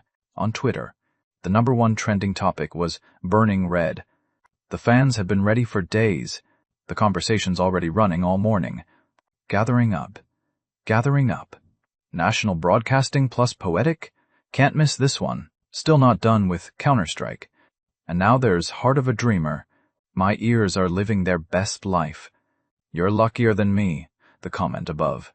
Having too many good songs is a problem now? You don't want it? Don't listen then. Haha. Speaking of which, I heard someone tried to blacklist Shiloh. Don't even bring that up. Give them 10 times the nerve. I'm standing right here. Let's see who makes a move. Stellar and Prestige's official pages got completely flooded yesterday. Unlike the fans' unbothered energy, the entertainment companies could only watch, not daring to act. Within a single day, the trending lists had been claimed again by me and national broadcasting both. Everyone knew who I was going to bat for, and no one could do a thing about it. Nothing they could do. He had the biggest broadcaster in the country standing behind him. 8 p.m. The moment everyone had been waiting for finally arrived. The national broadcasting program began. Everyone who had been waiting clicked over to the national channel immediately. The next second, the screen showed a student at a desk, textbooks stacked high in front of him, a summer afternoon fan blowing steadily, and even so, sweat running down that young, earnest face. At the top of the frame, a countdown on the blackboard. And then the music began. I was watching from the sofa, and the moment the vocals came in, I went very still. For a second, it was like I could hear the original artist's voice underneath it. This close. National Broadcasting really understood. They heard this song exactly as it was meant to be heard. The singer they had chosen. The power sitting inside that voice. Every element of it told you that National Broadcasting hadn't just liked the song. They had understood it and brought it forward perfectly. The moment the music came through, everyone watching across every platform went quiet, and in the same breath, every single one of them found their own memory rising up, the moment they had fought for something they believed in. The program cut. The camera moved from the student to a construction worker, covered in mud, soaked through, hauling steel beams several times his own height on his back. The song continued, steady, unhurried, like one person quietly narrating the steps they had taken toward a dream, never once stopping. The frame shifted from the worker to an office worker, standing in front of a manager, nodding, absorbing a dressing down with a bowed head. Every person watching felt their hands close into fists without deciding to, because every one of them saw themselves inside these images, something they were living right now, or something they had lived before. Everyone felt it in the same place. Shiloh, sitting beside me on the sofa, eyes fixed on the screen, was just as moved as anyone. Even she felt it. Those moments of pushing forward toward something, the sweat and the cost of it, all of it surfacing as the song played. I saw her face and gently closed my hand around hers. I smiled. Hold on, the real chorus is coming. As the song reached the word regret, the key suddenly lifted. The student on screen bent his head down, pen flying across the page. The worker ahead, spine curved, still moving forward. The office worker at a desk, hands flying across the keyboard. This was what it looked like to refuse to let go of a dream. This was what it looked like to keep reaching for something better. Everyone watching felt something knot up inside them all at once. They understood. This feeling. It made them want to cry. This was that thing buried deepest inside them. The part that refused to lose. That clenched its jaw and kept going, win or lose. In this moment, the heat inside every single person ignited. Everything clenched and wanting to break loose. And then the next wave of music came in, the raw, screaming vocals, carrying that force that said, I don't care how this ends, I won't quit. And it hit every person listening like a wave. Every last flame inside, every last person, lit up completely. Line by screaming line. This was why they were willing to follow me. This was always why. My songs. They didn't just play in people's ears. They pulled you all the way in. That pure, unbroken belief every person carried, the part that never stopped dreaming, awakened instantly in those screaming vocals, and everything they'd been holding back came out in this single moment. I'm crying. This is the only song I will allow to go full raw. Give me everything, no holding back. The rawness is the song. It would be wrong any other way. Chasing dreams. Chasing dreams. This doesn't feel like a song to me. It feels like a voice from somewhere deep inside. I'm serious. Listening to this, I went all the way back to the days I was grinding myself down. I made it eventually. You might not understand what that feels like. It's a kind of hysteria that comes from hitting the floor and bouncing back. This song is the perfect translation of that. Of giving everything you have with everything falling apart around you. At this point, I need to drag the company that tried to blacklist Shiloh back out. Go ahead. Blacklist them. Show us. If you actually got your way. Where would we go to hear music like this? Hearing this song?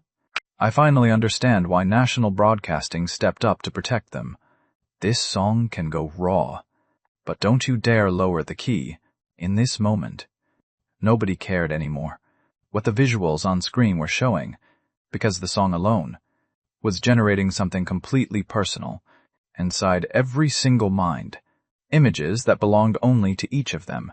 The emotion in every fan was completely alight. Who says rock has no future? Who says rock is niche? Then what exactly is this? Some held their phones in a white-knuckle grip. Others sat with their eyes shut tight in front of the TV, absorbing every wave of sound coming through. Inside the National Broadcasting Headquarters, Mr. Lin and an older man, well past 60, stood watching the real-time viewership on the big screen. Neither of them could hide the look on their faces anymore. This program was already outperforming anything they had produced before. What do you think of my eye for talent now, Director Du? Ha ha.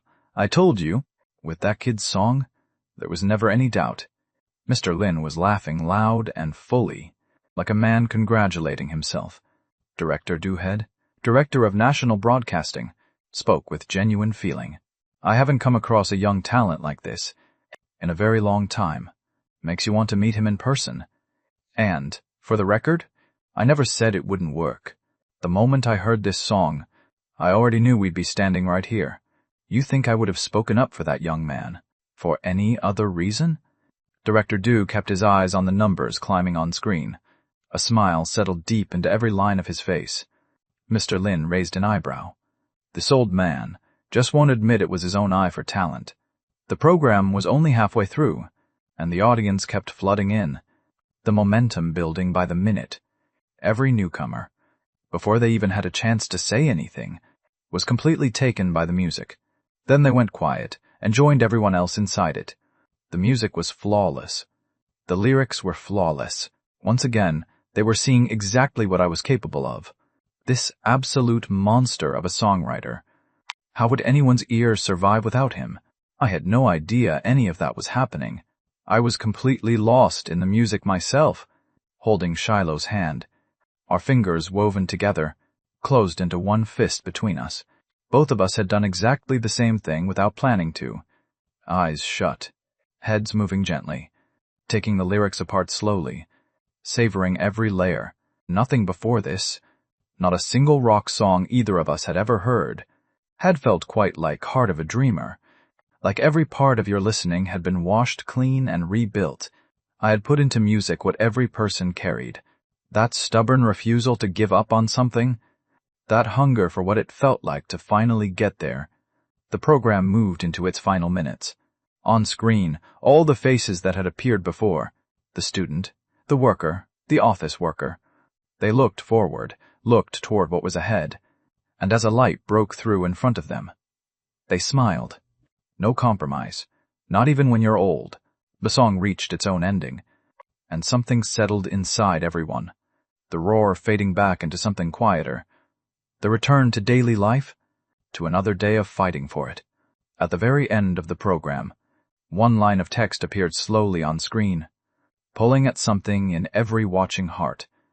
This film is dedicated to everyone out there, still on the road, still chasing. In the span of a single song, the short film had erupted across the internet completely.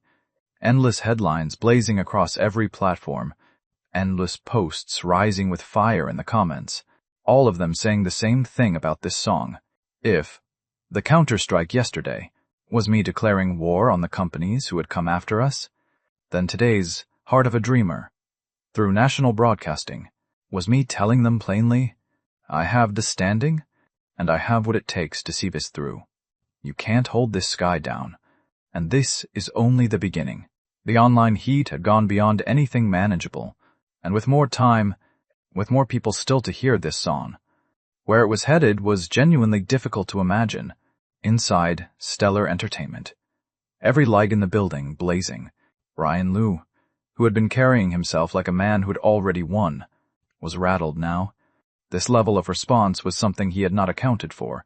He had assumed, this song of mine would land roughly the way the earlier ones had. Similar reach, similar heat, manageable, but reality had come back at him differently. National broadcasting, and I. The pairing had turned out more powerful than anyone had seen coming. Between us, we had played a hand that rewrote the board entirely. Ryan's eyes stayed locked on the screen, his fist slowly closing without him noticing, until his own nails were pressing into his palm. In the corner of the office, his female secretary stood waiting, trembling quietly. She had never seen the chairman lose composure like this before. After a long stretch of silence, Ryan finally came back to himself, expression dark, turning a steel pen over and over in his hand, thinking through what came next. National broadcasting. He didn't dare take on directly. But me? I still didn't frighten him. He was working through how, after this program finished airing, to cut the momentum out from under me. He turned it over, and then his head came up suddenly. He looked toward the secretary, standing rigid in the corner, and asked, If I'm remembering correctly, tomorrow is the day Shiloh Banks's album drops. The secretary, already quietly terrified, felt her whole body jolt at being spoken to directly. She steadied herself as fast as she could, and answered quickly, Yes. There's a lot of online discussion about it already. Fans have been calling these 3 days a 3-day celebration of the music world. She closed her mouth the moment she finished, afraid that one extra word might land wrong. 3-day celebration. Ryan gave a short, cold laugh, then continued, If they want a celebration, then we should be part of it. reach out to a few of the top songwriters in the industry, and bring in Ava Ying. She's a legacy diva. A chart placement should be a given for someone like her. Full company resources behind this? I want her track live. Before tomorrow night. The secretary paused for a beat after hearing that. She hadn't expected the boss was going to deploy Ava Ying for this. Ava Ying was the reigning diva of the previous generation. Character aside, her craft was undeniable. Understood? I'll reach out right away. One beat of hesitation. Then she moved. In a moment, she had worked it out. The chairman wants to get under my skin. Drop a track directly onto the chart, purely to keep my momentum from running too loud. Unlike Ryan, Thomas Chen at Prestige made no move at all. He held his usual position, above it all, watching, waiting to collect whatever fell his way. Vanguard Entertainment, in a rare move, had called another meeting. The conference room was completely silent. Gerald Yang. That old fox sat there with a quiet smile. Nobody has anything to say? You were all so talkative before. This meeting was called to decide which artist we should approach James to write for, not to sentence anyone to death. So why is everyone sitting there like a wall? The room exchanged glances, looking at each other uncertainly. They had just agreed to push Shiloh out, and now none of them had the nerve to be the first to speak. But everyone understood. James's momentum right now was extraordinary, and Gerald was obviously looking to ride that wind, get a song written for one of their own artists to chart with. That was a good thing for whoever it landed on. Chairman Yang, I think Lena is the right choice. She's a top-tier artist, but ever since Shiloh came through, she hasn't released anything. This opportunity should go to her. From the left side of the conference table, a middle-aged woman with gold-rimmed glasses was the first to speak up. Her name was Christine Shin. She had stepped into the operations director role only after Preston was let go, and before that she had always been close to Lena. Seeing a prize like this on the table, she naturally wasn't going to sit still. I have a different opinion. Before Gerald could respond, Marcus Jang on the other side of the table cut in. Gerald glanced over and quietly pressed his brow together. These two, it didn't seem to matter, who sat in the operations director chair. Marcus Jang was always at odds with whoever it was. Go ahead then. Gerald gave Marcus a look, the kind that meant, say what you came to say. I don't think Lena is the best choice. Ms. Zine is newer to her role. She may not be aware that when Shiloh was with the company, she and Dylan were fairly close. I think Dylan is the right call. A song written for Dylan would get more of James's genuine effort behind it, which means more value for the company, and from what I know, Dylan is actually a fan of James. This could also be the push Dylan needs to break into the top tier. Marcus leaned back after finishing, entirely composed. This time it wasn't about going against the new director. He was genuinely thinking about what was best for the company. Gerald considered it for a moment, then looked up. Simple enough. Just ask James Rivers directly. That's the simplest path. Ask James what he thinks. The final choice is between these two. Whoever James agrees to write for gets the song. Gerald settled it there. Christine and Marcus both went quiet. The other executives who had been about to nominate their own picks let out a quiet breath of disappointment, frustrated with themselves for not moving faster. A resource this good only goes so far. Hesitate for even a second, and you don't even get the leftovers. I had just been about to go to bed when the message from Vanguard came in. I blinked at it. Hadn't expected Vanguard to reach out tonight, and on such short notice. But it only took a moment to understand what they were after. They wanted to ride the current momentum. Looking at the two names offered, I didn't need long to decide. I chose Dylan, setting aside that I'd met Dylan before, and had a decent impression. It was that sweet, bright voice of his that made a particular song come to mind immediately, a song that fit Dylan's kind of voice, like it had been written for him, custom made. And that song was Love You, the iconic Love You by Cindy Wang. Handed to Dylan with that same sweet quality, even I found myself looking forward to it. People's lives don't always move in the same direction. While I was curled up at home with my wife and daughter, Over in Prestige Entertainment's artist dormitory, Nora Jiang was quietly packing her bags, expression hollow. Her assistant Mia stood beside her, helping in silence. Whatever Nora decided, Mia would back her completely. Since I had appeared, the industry had been shifting faster than anyone could track. Just days ago, Nora had felt genuine sympathy when Shiloh was blacklisted. She hadn't expected that within a single week. I would turn the whole situation completely around. The wave of momentum online was suffocating every other artist in the industry. Nora was caught in it too, but she had never complained about it once. What I had built was built on real ability, and that was just how it was for Nora. All she could do was work harder in her own lane, and trust that her own day would come eventually. Except sometimes reality didn't wait for you to be ready. Prestige Entertainment had never been deeply invested in music, and after everything that had happened recently, the company's direction had become even harder to read. Some of the artists had already started pivoting toward film and television. Nora would never pivot. Singing was the dream she had held onto from the beginning. But then, just this afternoon, she had been cornered by someone above her in the company, a board director by the name of Ma Liang, who not only pushed her to transition into acting, but made comments and movements that crossed every line. She hadn't been able to stop herself, and when his hands moved toward her, she slapped him across the face. That one slap had cost her everything she'd built. All they did was bury her quietly. Nora didn't regret it. Even if she had the choice again, she would slap him again. The company had now taken back her apartment and reassigned her to somewhere else. A room barely distinguishable from a storage closet. If not for the penalty clause holding her in place, she would have walked out already. She was from an ordinary family, and the money she'd earned over 3 years still fell slightly short of what the exit penalty required. Huisa. Nora lifted her head, looked at the packed bags, then turned to look at Mia still right there beside her, and forced out something close to a smile. I think I might really be out of options this time. Once I've earned enough to cover the penalty, I'm leaving. Even Nora, who was normally so grounded and open, was finding it hard to hold herself together.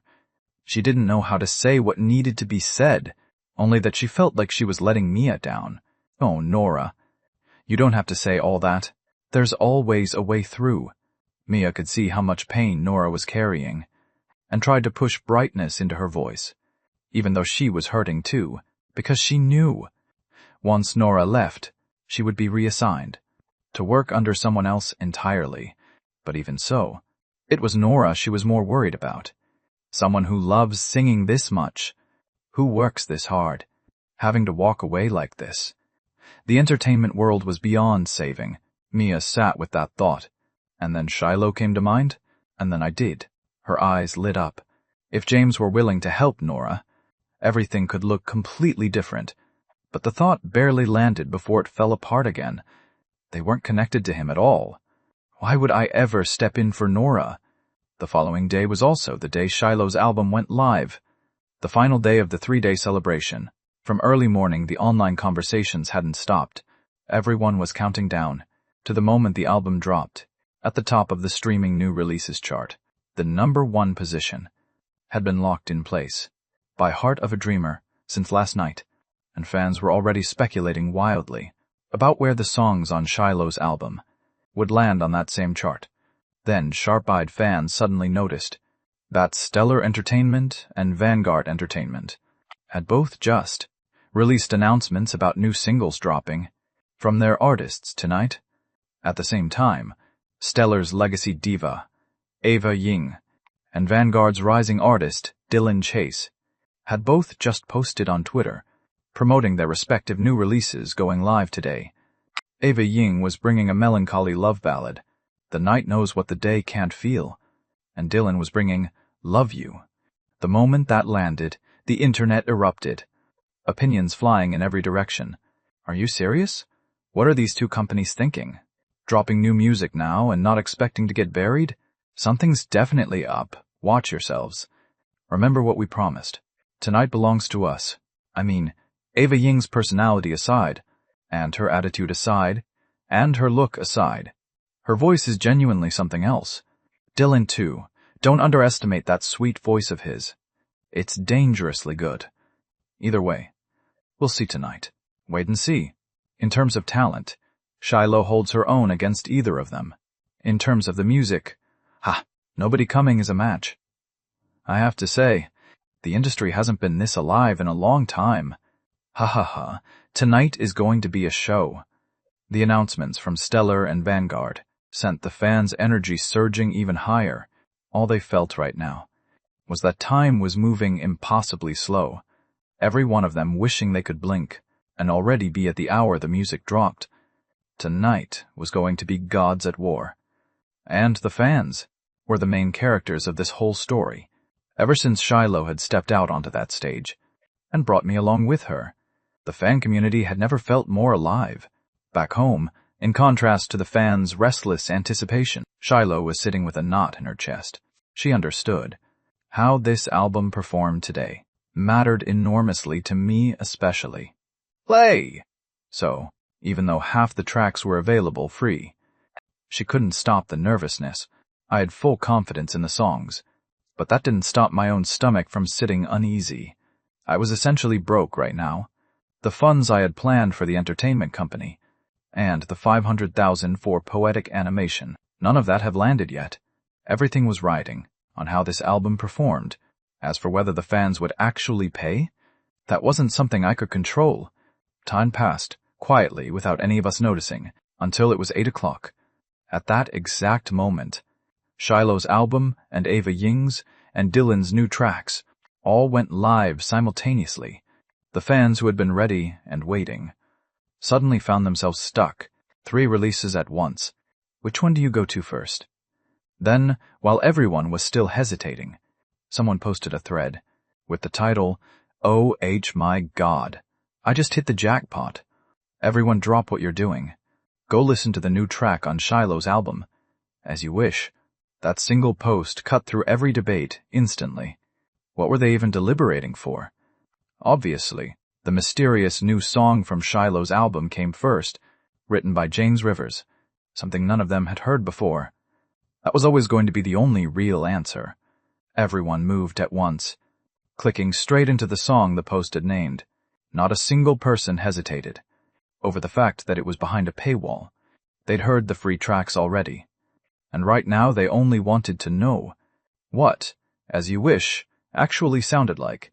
Don't ask. Just spend the money. And then, piano keys, headphones in, heads starting to move with it. This melody, it's something else. And the moment Shiloh's voice came in, they felt it move through them like a current. Unlike the fans, the executives across every entertainment company, and the artists across the industry, had no interest in listening to music right now. Every single one of them was locked on the new release chart, barely blinking, watching which songs were climbing, and which were being pushed off, especially the artists who already had tracks on that chart, every one of them quietly sick with nerves. Then they saw it. Shiloh's As You Wish appeared on the chart almost instantly, as if it had simply materialized there. And while the internet was still going wild over that, everyone was stunned to see. National Broadcasting had posted on Twitter again, tagging both me and Shiloh. What a song! As You Wish. What a James Rivers. What a Shiloh Banks. Written beautifully, sung beautifully. We're taking this one. Everyone who saw that post stopped in their tracks. They had never seen National Broadcasting talk like that before, just dropping the act completely, straight up claiming them as their own. Honestly, they've earned that right. I saw the post too, and replied with a smile. Take whatever you want. If you ever need more, just say the word. More if you need it. Everyone at that moment lost their composure completely. They wanted that kind of easy back and forth with National Broadcasting too, but they just didn't have the talent to back it up. Very painful. I typed the reply and felt something settle in me. No matter which world you were in, this song was always going to do this to people. A track performed by a world-class voice. Lyrics written by one of the greatest songwriters to ever live. If that didn't catch fire, nothing would. And everything Shiloh had put into this song. I had watched every bit of it, felt every bit of it, I remembered when I first brought the song to her. She had practiced through the night after night, just to find every last thing the song needed, to make it as close to perfect as she could get. And this result was the only answer that outcome deserved. The fans, after losing themselves in As You Wish for a long while, finally remembered there were other songs they hadn't heard yet. The streaming chart promptly went into complete chaos. The original top 10, every song except Heart of a Dreamer, at number 1, began slowly disappearing. As You Wish took the number 2 spot, and sat there without moving.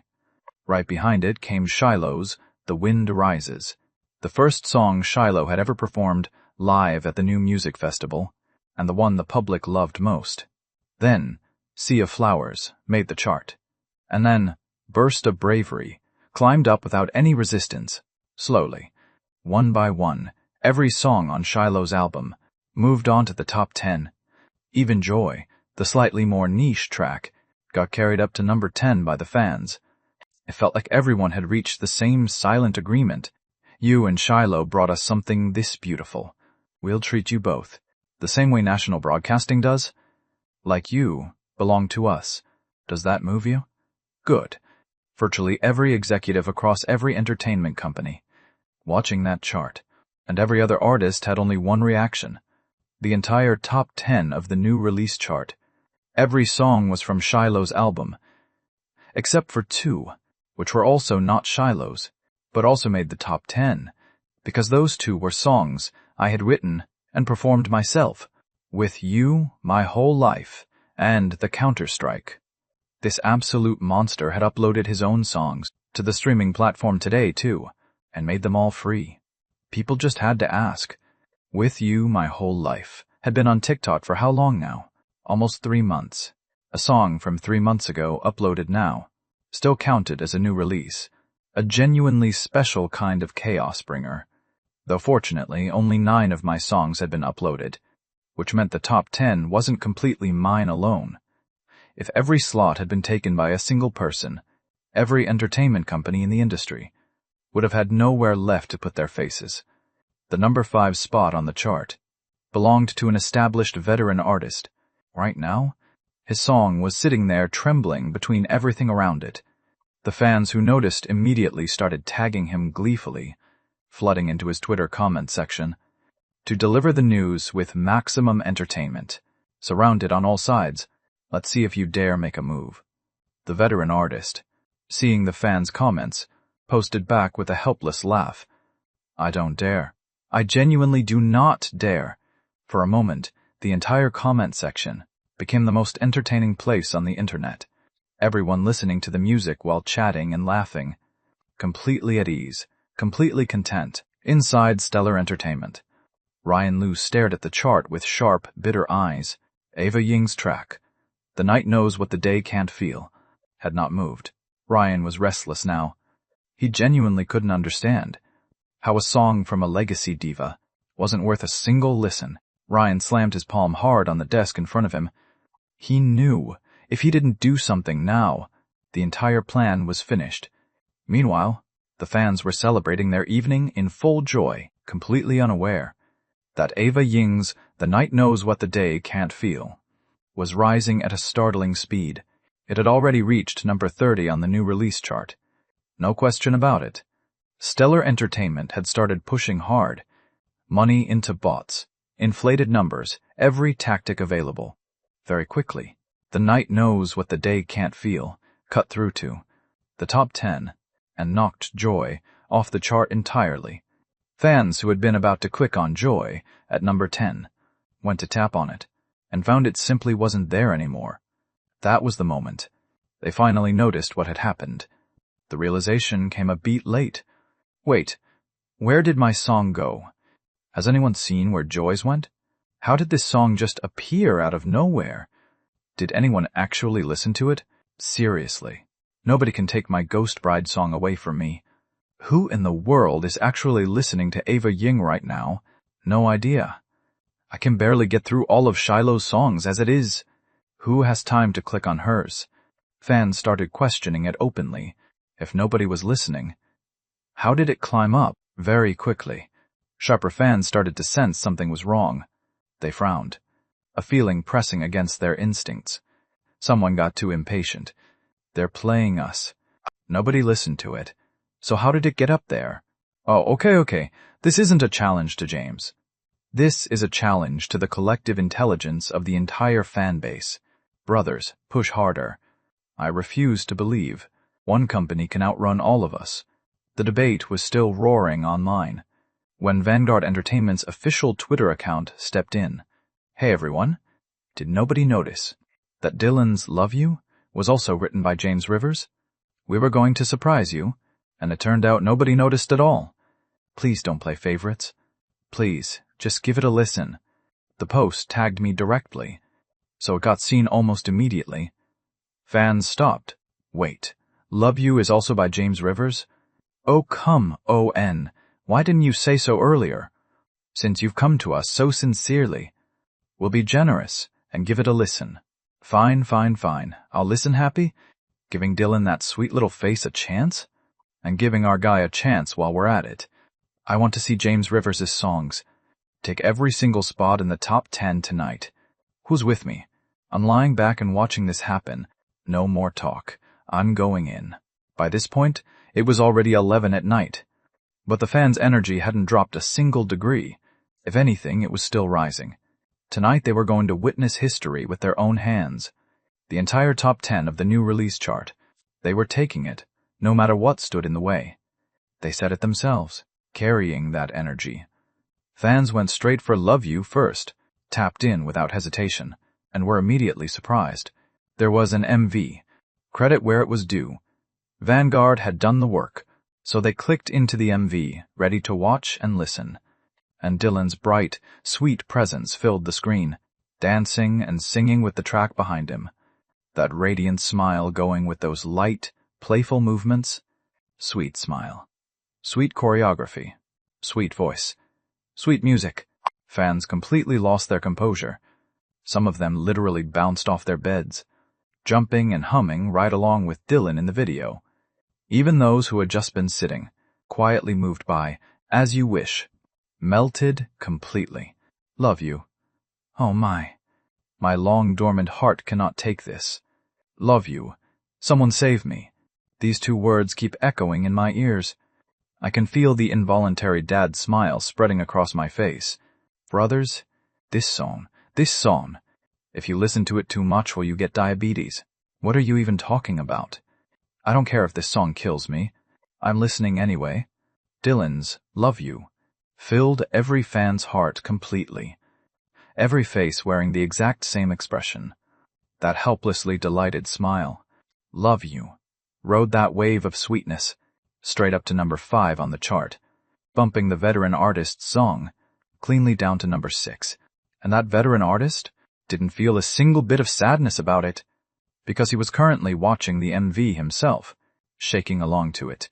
Love You had arrived, and regardless of age or gender, everyone became a soft, happy mess at once, in a luxury residence somewhere in the city. Gerald Yang was also watching the MV, grinning without stopping, and suddenly thinking, maybe Dylan deserved the very best resources from here on out. Then he sighed once, wishing, just for a moment, that his own daughter would dance and sing something like this for him. That would be the happiest he'd ever been. The fans were in pure bliss. But Ryan Liu was in genuine pain. He had already sunk several million into pushing Ava Ying's track up the chart, and he hadn't anticipated for a single second that Vanguard would cut in at exactly this moment. That old fox, Gerald Yang, shameless, dropping that post at the perfect moment to gut the momentum, straight for the heart. Wife. The other board members inside Stellar were already voicing their displeasure, all of them saying it wasn't worth it. The costs had gone way past whatever return this song could bring. The company wasn't his to run alone. When there was money to be made, they flattered him. When money was being lost, they turned on him faster than a page. Ryan's fingers tapped lightly on the desk, and finally he let go of the fight for the chart. But even so, the fans who were deep in their celebration had no intention of stopping, even though midnight had already passed, and it was now the early hours of the next day. The energy hadn't faded. If anything, more fans were still pouring in, joining the celebration with everything they had. This was a night with no sleep. Every song I had ever made was cutting onto the chart with staggering play counts. Even Joy, which had been knocked off earlier, was carried right back up by the fans. And finally, at 1010 in the morning, the entire top 10 of the new release chart was claimed completely. Every single spot belonging to one person, an achievement that had never existed in the entire history of the music world. The artists who were still awake to see it, watching this unfold in real time, felt their eyelids twitch involuntarily. This is genuinely absurd. One person dismantling the entire industry for sport. But the fact was undeniable. At least in this moment, the entire music world had been stepped on by James Rivers alone. The fans who had pulled this off looked at that clean, perfectly arranged chart and felt something deeply satisfying settle in their chests. Then they finally lay back down, headphones in, listening, and drifted off to sleep smiling. As for the people on the other side of that chart, who knew what they dreamed about? The next morning, barely light, I had just gotten out of bed, when the messages hit from every direction at once, without exception. All of them congratulating me on the album's performance. I didn't know many people to begin with, but everyone I had any connection with at all had sensed something. Even Caleb Rhodes. Even King Liu. Messages from all of them. I didn't read through them carefully. Just sent a blanket reply to all of them, then went to make breakfast. Timing it right meant Rosie could eat and still make it to preschool. Before long, Shiloh came out of the bedroom, Rosie still yawning in her arms. Shiloh moved through the morning routine easily, washing Rosie up, getting her ready, and by the time the two of them were set, I was just walking out of the kitchen with breakfast. Everything landing at exactly the right moment. The two of us moved together without even thinking about it. This quiet understanding between us running perfectly. The three of us had just settled in to eat.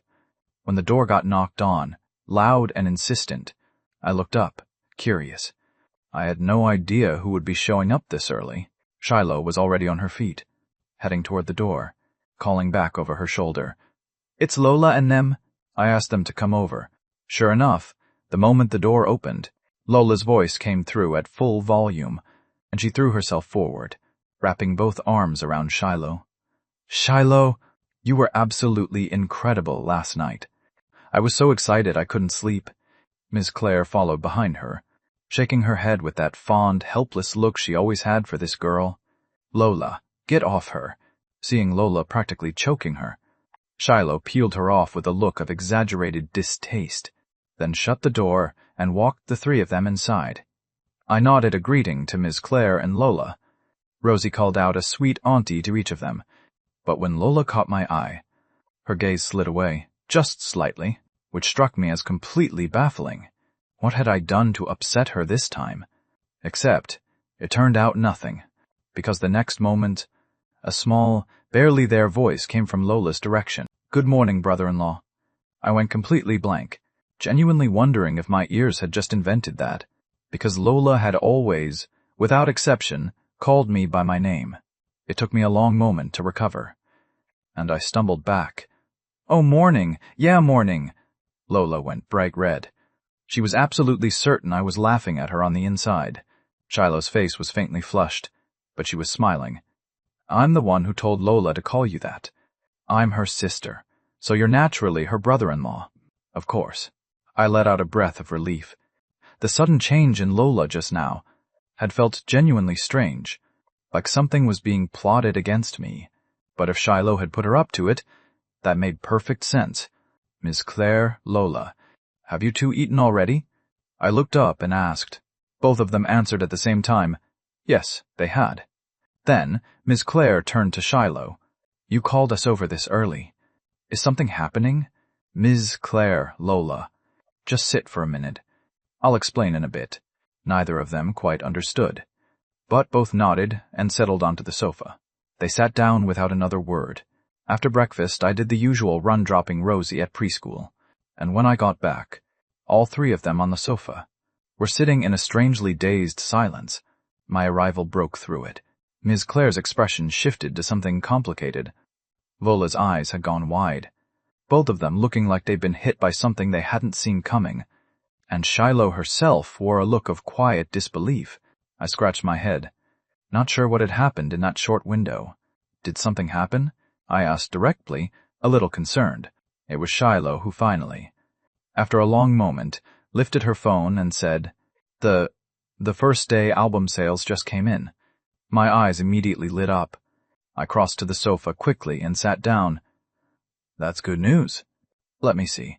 How much total? 75 million first day. The hand I used to take the phone trembled slightly. I turned mechanically, just as stunned. How much? 75 million. Every spot in the top 10 is your music? I went to sleep around 10 last night. And I only just got back from dropping Rosie off this morning. Haven't had a chance to check the charts yet. When I went to bed last night, my songs only had half the top 10. I had no idea the fans were going to do something like this overnight, so that means adding the national broadcasting song's earnings, and my 2 solo singles, and the share from the Vanguard track, the total first-day revenue would break 100 million. I said it, and swallowed without meaning to. I had imagined these songs would do well, but not this well. In my original world, the biggest album from the greatest artist, first-day sales barely hit 100 or 200 million, and that had a full 10 tracks. This also had 10 tracks, but half of them were free to stream. That was genuinely absurd. No wonder Ms. Claire and Lola were sitting like that. Shiloh had given them 10% of net profit, which meant both of them had become millionaires in the span of a few hours. Anyone would be stunned by that. I had always thought of myself as someone who didn't attach much weight to money. But sitting here with a number like this, right in front of me, I realized that even if it was worthless on paper, a pile this size sitting directly in your face would shake anyone. The standard breakdown was 30% of album sales went to the artist, 20% to the songwriter. The remainder split between the label and the platform 70-30. But Shiloh and I had no label. The only cut going out was the platform's 30%. Everyone sat there staring at each other. A long moment before the fog started to lift. Ms. Claire's heart was a complicated place right now. Not long ago she had been losing sleep over her mother's medical bills, the debt pressing from every side. And then I had appeared. And in a short time, not only had every one of those problems dissolved, but money would never be something she worried about again. Lola's family had always been comfortable, but this was genuinely the first time she had ever made this kind of money. She sat with a slightly dazed look, so this was why Shiloh had called them over so early. To pay them, because the truth was, Shiloh had been carrying this thought for a while. Lola and Ms. Claire had been with her for nearly 3 months now, working every single day without complaint, and had yet to receive a single cent, so the very moment money came in, her first thought was them. She just hadn't expected the numbers this album brought to be. This staggering. Up until now, not a single album in the industry had broken 50 million in first-day sales. Shiloh's had shattered the record entirely. I was the first one to settle back down, and once I thought it through, it made sense. In my original World 1 album from the greatest artist had hit 200 million on its first day, and Shiloh's album carried some of the most beloved songs ever written. So numbers like these, when you thought about it, weren't really that surprising. I looked up, broke into a smile, and looked at Shiloh, still slightly dazed. You're a proper wealthy woman now. If Lola and Ms. Claire hadn't been right there, I would have done exactly what Rosie always did, called her rich lady. But even with them here, there was nothing stopping me now. Ha, wife, now that you're loaded, I'm officially requesting 10 million up front. Time to get the company running. I said it with a grin, hands folded. Finn's animation studio still needs another 500,000. Plus that floor in the city center.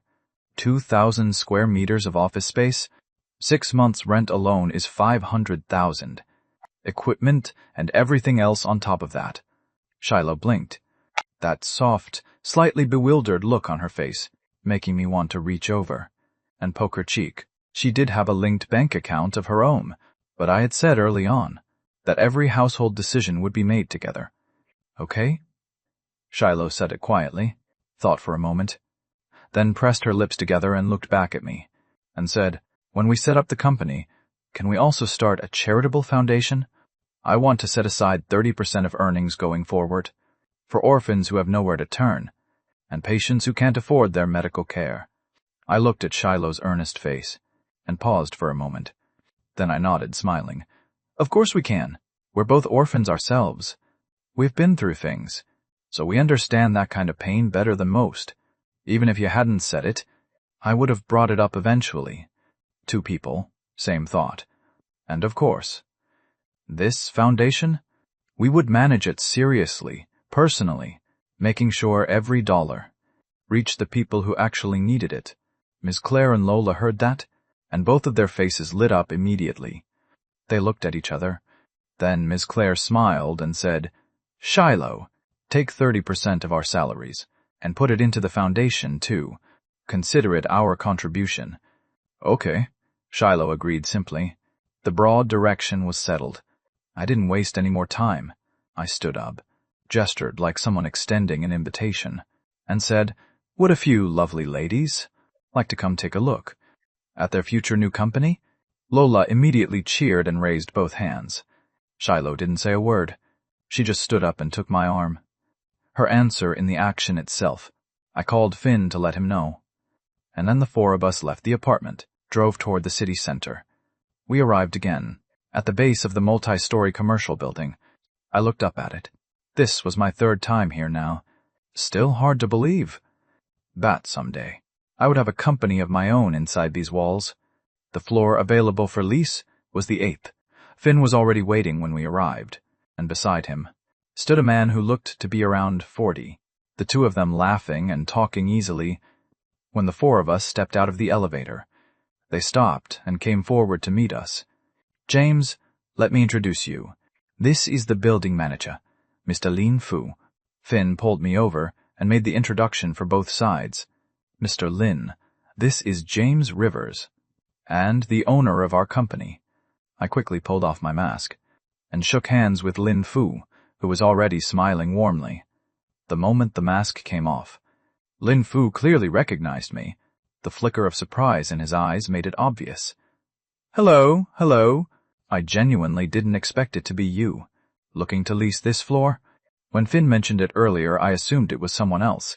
And here you actually are. These past 2 days, every time I pick up my phone, your name is all over it. So you're starting your own entertainment company.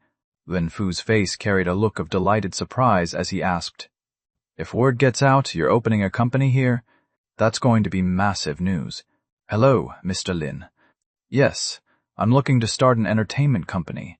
Still in the process of finding the right location. Should we take a look at the space first? Of course, of course. Let's get to the real business. Right this way. Lin Fu smiled, quietly thinking that if James Rivers genuinely set up here, the building itself would become famous overnight. He knew exactly what kind of reach this man had. This was a golden sign you couldn't buy. The group walked through the floor together. Lin Fu, talking through the details as they went. By the time the tour was done, I had a clear picture. The entire floor was 2,200 square meters, divided into 15 separate office sections, each unit approximately 140 square meters. Of course, the space could be renovated and restructured as needed. Anything I required down the line, he could arrange to have reconfigured around the company's needs. Staff lounge, recording studio, conference rooms, whatever the layout called for. All of that would come from my own renovation work later on. Equipment installation, and all related logistics, those were downstream problems. Right now, I was essentially a one-man operation. The company had me, Shiloh, Lola, Ms. Claire, and the two we'd already agreed on, Felix and River. That was the entire roster for now. For the moment, all I needed was to get a few basic rooms operational and clear enough space for poetic animation to move in. I was satisfied with the floor, so I sat down with Lin Fu right then and there to talk terms. Lin Fu, genuinely pleased to have James Rivers coming into his building. gave a very fair price without hesitation. Both sides reached an agreement quickly, and by the end of the conversation, I had signed a 6-month contract at $12 per square meter per day. Whether to renew at the end of the term depended entirely on whether the company had outgrown the space by then. Contract signed. First payment made. The first step in building poetic entertainment was done. Every journey starts somewhere. The address was confirmed, and I immediately got a renovation crew booked to come in.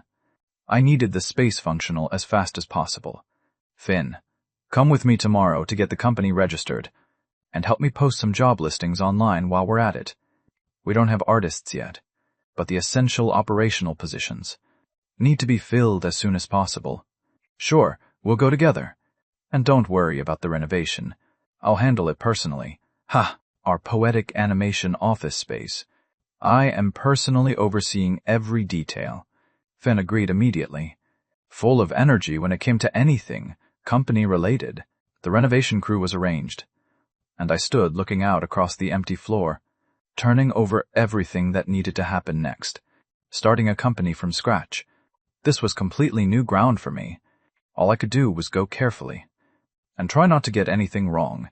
Renovation was just the first step. After that, equipment, then talent, and then bringing Felix and River officially into the fold. That was as far ahead as I could plan right now. Everything after that would have to be figured out as it came. Lola was still dragging Shiloh from room to room, Miss Claire following behind them, smile never leaving her face. Now that they had a company of their own, this girl had already started thinking about how it should all be laid out, pulling Shiloh along and talking through everything she was imagining. Shiloh listened to Lola's grand vision for the future, and in a quiet moment between thoughts, found herself looking over at me, still standing there thinking. Something stirred inside her, unsettled, without her quite realizing when. Her entire life had transformed into something unrecognizable. It felt like a dream she was still moving through. Especially standing here right now, something about it didn't feel real, and suddenly she was afraid. Lola tried to pull Shiloh along to the next room, and then noticed that Shiloh had stopped completely, standing very still like something had drained out of her. "Shiloh, what are you thinking about?" Lola called out, once tentatively. Shiloh didn't answer. The next moment, she slipped her hand from Lola's and walked toward me. I was still turning over the company's direction in my mind, when a faint warmth moved through the air beside me, and a small hand closed around mine. Holding tight, I looked up, and found Shiloh's face right there. No makeup, just her, and in those soft almond eyes, something close to panic. "What's wrong?" I squeezed her hand gently, asked quietly.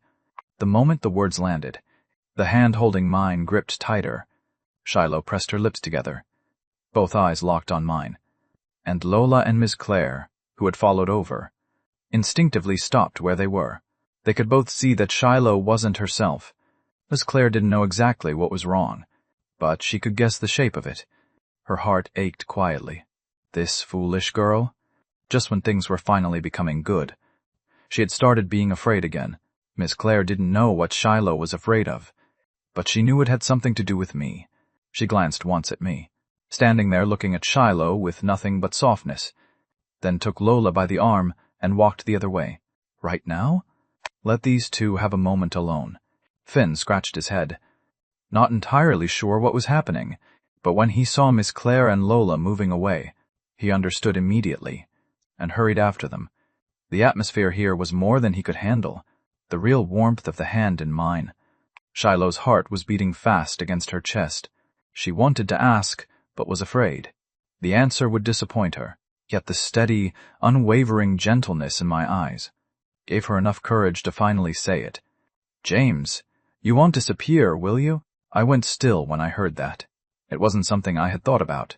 When I first arrived, I had thought about leaving, thought about going to see the world, but that feeling had passed long ago. Whether I would disappear, I genuinely didn't know. I didn't know how to answer. Some things weren't mine to decide, not hearing the answer she was hoping for.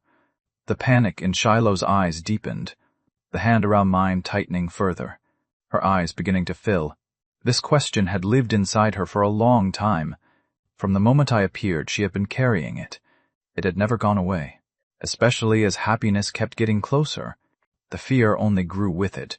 She was afraid this happiness was nothing but a dream, that it would pass the way everything else had, that what was found in a dream could only dissolve when you woke. Feeling the fear coming off her, something unsettled in me too. I turned my hand and held hers back, then pulled her in close. Some things I don't know, but I won't leave on my own. Whatever happens, that I can tell you. My voice steadied as I said it, and I held it there. I gently rubbed her back, still trembling slightly, and continued. If there ever comes a day when I'm truly gone, wait for me. I will come back. Shiloh didn't answer for a long time, just held on around my waist, feeling the warmth of me, staying in it. A while longer, and then her answer came. One word, right in my ear. Okay, just one word, but it carried everything she had decided. It wasn't the answer she had wanted from me, but I had given her something real to hold. Both of us slowly settled, the feeling between us going quiet again, though inside me a layer of worry had taken root. That hadn't been there before. That was the one thing I couldn't give her certainty about. Everything at the new space confirmed. The four of us left the building and headed to the bank. In the car, Lola doing what Lola did best, finding ways to make Shiloh laugh. And by the time we arrived, Shiloh's mood had lifted considerably. I drove and quietly marveled. These two really were Shiloh's people. They understood her in a way that was their own. The bank visit was simple, paying Miss Claire and Lola their long-overdue wages. After that, life began to find its rhythm again. Shiloh had a quiet stretch for a while, and I, the man who had declared himself a full-time stay-at-home dad, was running non-stop, registering the company, hiring, designing the company logo, one thing after another. Not a moment free. For a stretch of about half a month, news of Shiloh and me seemed to vanish from the face of the earth. Fans could only listen to the songs and miss us, while leaving comments under our Twitter posts, to argue with each other about it. Hello? Where are you people? Still not showing up. I've been waiting so long the flowers have wilted. How can you be this inconsiderate? Half a month. Even a working donkey doesn't get treated like this. Didn't you say you were going independent? So why has nothing happened? Old man, if you don't appear soon, I'm parking my car under your building and honking all night. He belongs to me. Back off. Unlike the fans who wouldn't stop pushing, the entertainment industry had gone unusually quiet. Every company had quietly exhaled. Without those two pressing down on everything, we can breathe again, though none of them dared get too comfortable dominating the trending lists, always aware that this unpredictable man could surface at any moment and knock them sideways with one move. Because whenever I showed up, trending was guaranteed. If that happened, everything we've invested would go straight down the drain. As it turned out, their caution was well placed. Time moved to October 20th. Shiloh and I updated our Twitter accounts at the same time, and within a single hour, the post hit #1 on trending. Long time no see? Just checking in with everyone. Starting today, Poetic Entertainment is officially open. Good morning, Mr. Rivers. Good morning, Shiloh. After half a month of renovation, Poetic Entertainment had taken shape. The moment Shiloh and I stepped through the front door, the newly hired receptionist stood up immediately, face lit with a warm smile, greeting both of us. Good morning, I smiled back. Her name was Emily Lee, quiet and composed, exactly what her name suggested, a name that fit her perfectly. Emily, seeing my response, her smile brightened even further. From the moment she had seen the Poetic Entertainment job listing, she had submitted her application without hesitation. She had prepared for the interview as thoroughly as she possibly could, and even then, she had still been terrified she wouldn't make it, because getting to work at her idol's company and seeing them every single day was the kind of happiness she hadn't dared fully believe in. Poetic Entertainment, as it stood now, beyond the space used by Poetic Animation, had been divided into 10 rest suites, 10 recording studios, 5 offices, and 1 large conference room. All the essential infrastructure was in place. The company logo had been designed and finalized, now hanging on the sign outside. Compared to the bigger established entertainment companies, it was still modest, but for where we were right now, I was more than satisfied. Shiloh and I had barely started walking in, when two more voices came from the entrance behind us. "Morning, Director Yang." "Morning, Dylan." We turned, and found Cynthia Yang and Dylan Chase, walking in from outside. Dylan bounded straight over, grabbed Shiloh's arm. "Shiloh! You've put on a little weight these past few days." "No, I haven't." Shiloh's face went faintly pink. She had put on a little. She'd been home constantly lately, and my cooking had been too good. Every meal she ended up eating more than she planned. But admitting that was absolutely not happening. I looked over at Cynthia, already walking in ahead, and scratched my head. The company had just opened, and all I had done was reach out to Vanguard for a collaboration, ask to borrow 2 people to help get things off the ground. Dylan coming over, I had anticipated. Cynthia Yang showing up, that I had not seen coming. This woman had multiple roles at her own company. How did she have the bandwidth to come help out at a place like mine? When they first arrived, it had startled me. But, fortunately, Cynthia being here had solved a significant number of problems. At least on the HR side, none of us had needed to worry about a thing. "Director Yang, how did Vanguard ever agree to let you go?" We walked toward the lounge together, and I asked out of genuine curiosity. Cynthia kept her eyes forward. "HR has Director Zhang. I'm only Deputy Director. Coming over to help isn't unusual. It doesn't matter where I work. The output is the same." Then she turned her head slightly and looked at me. "You don't want me here?" "Of course I do. You're very welcome. Genuinely, you're one of the most valuable people we have right now." "Who would turn that down?" I said it quickly. "We're short-handed as it is. Once you're in, you're not getting out." "Then stop calling me Director Yang. Call me Lena. I'm older than you." Cynthia said it straight, clearly making herself at home. I felt my knuckles tighten slightly. Shiloh and Dylan caught the look on my face and exchanged a quiet smirk. They hadn't seen me get outmaneuvered like this before. "Fine. You're older. You win." "Lena. Happy now? A man knows when to bend." My expression went carefully neutral, which left Cynthia quietly dissatisfied, feeling certain I was mocking her somehow. The group walked into the lounge laughing. The company had just opened. Barely any staff. No fixed structure or rules yet. Everything still loose and easy. The lounge was Shiloh's dedicated space. Layout and furnishings modeled after her old suite at Vanguard. Entirely Shiloh and Lola's demand. Well, mostly Lola's idea. Back at Vanguard, Shiloh had barely spent any time in her suite, but at her own company. She had decided she was going to use it properly. The moment Lola stepped through the door, she threw herself face first onto the big sofa. She had been dreaming about, completely content. Shiloh and Dylan sat down together, like 2 sisters, already deep in conversation about music. "By the way, Shiloh and I talked it over, and we think you should have a secretary. You're a company chairman now.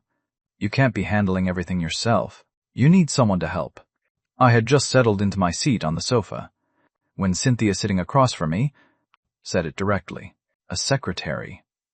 That wasn't something I had thought about. Hearing Cynthia say it, my mind involuntarily conjured an image, tall, sharp, professional dress capable and composed.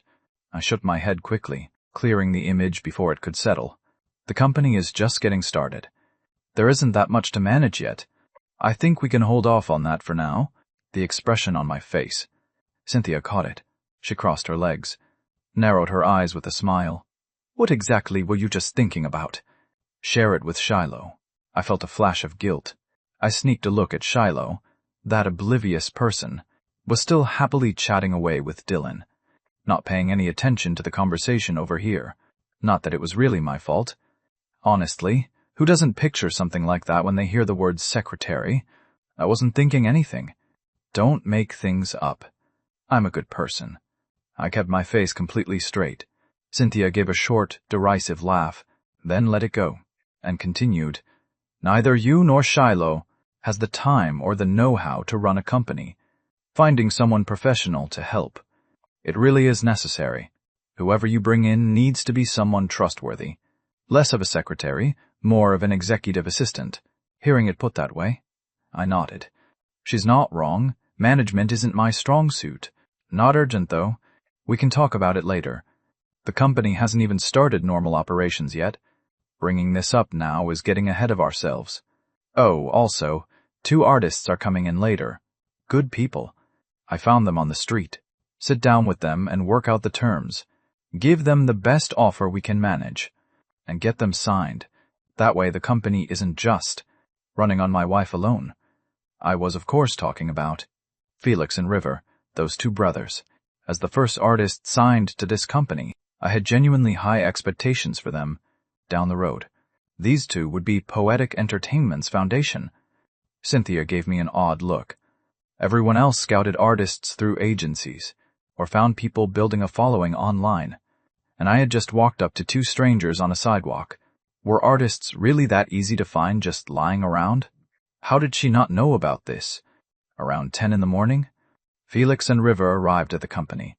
I greeted them briefly and handed them off to Cynthia. Professional matters needed professional hands. I was the amateur here, and right now I was with Shiloh, looking at apartments in the neighborhood nearby. Beyond renting a few units as artist housing, we were also looking for a larger place for ourselves. The artist apartments were sorted quickly, all fully furnished and move-in ready. The real estate agent, thrilled to have landed a client like this, was walking ahead of us with a wide smile, talking through everything enthusiastically. Mr. Rivers? Ms. Xia, this is one of the most well-regarded residential buildings in the city center. The green space here is among the best in the area, and the facilities are complete. Security and building management are both excellent, and as you can see, the location is extremely convenient, if you'd rather not drive. The subway station is just a short walk out the door. The surrounding commercial district is well developed, too. The famous Grand Plaza is right nearby. Choosing to live here would absolutely be the right decision. I nodded. Everything the agent was covering, I had already looked into. That was part of why I had chosen this building. As he talked, the agent led us both through the entrance of Building 8, into the elevator, all the way up to the 18th floor. The elevator doors opened. The agent stepped out quickly and brought us to a door at the end of the hall. He entered the electronic code and pushed it open. All 3 of us stepped inside, a faint trace of fresh paint still in the air, past the entryway. An expansive living room opened up. The apartment was fully renovated. Clean and modern soft gray as the dominant tone. Mr. Rivers, Ms. Xia, the agent continued. Based on what you were looking for, this unit should fit you best. 4 bedrooms, 2 living areas, 2 bathrooms, clean lines, generous proportions. Look at this layout. Look at those floor-to-ceiling windows. Honestly, if I had the money, I'd want it myself. He kept the praise going with a steady smile. I smiled back, walked over to the massive windows by the balcony, pulled back the gray curtains, and looked down. The view really was beautiful. I was genuinely taken with the place.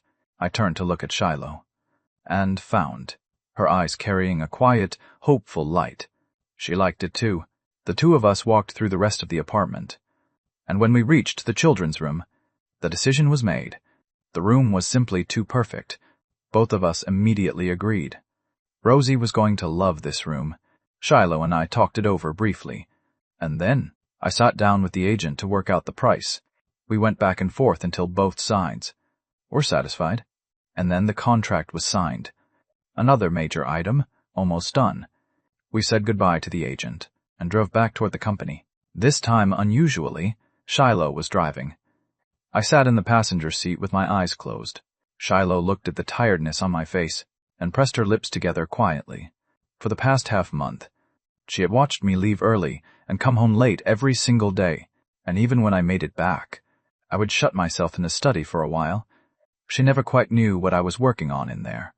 Seeing me this worn down, she ached, but even when she said something, I would just smile and say it was fine. Shiloh decided she had to do something, otherwise, this stubborn person was going to keep going like this indefinitely. The car pulled into the building's parking lot. I opened my eyes. and the smile came back to my face. We got out and walked into the building together. Out on the street, parked in an old, rust-red car, Rebecca sat with wild, obsessive eyes, watching us disappear through the entrance. She had been tracking Shiloh ever since she got out. She had made her preparations carefully, only for the industry to go ahead and blacklist Shiloh first. Good. That was good. She wanted to see Shiloh fall apart, broken and desperate, the way she herself had been, but she hadn't been able to enjoy it for long, because I had appeared. This man, showing up at exactly the wrong moment every time. She hated seeing Shiloh living like this, happy and whole, and that hatred had only deepened, until Shiloh had become something lodged inside her, a splinter she couldn't pull free. I genuinely didn't expect that the first event invitation our company received would be an awards ceremony back at the company. I took the invitation notice Ms. Claire handed me, and said with a smile, "End of October, the National Music Chart Awards ceremony, held at the City Music Hall, organized jointly by the National Broadcasting Association and major entertainment companies, a genuinely prestigious event. We basically owned the chart this month. Getting invited makes complete sense.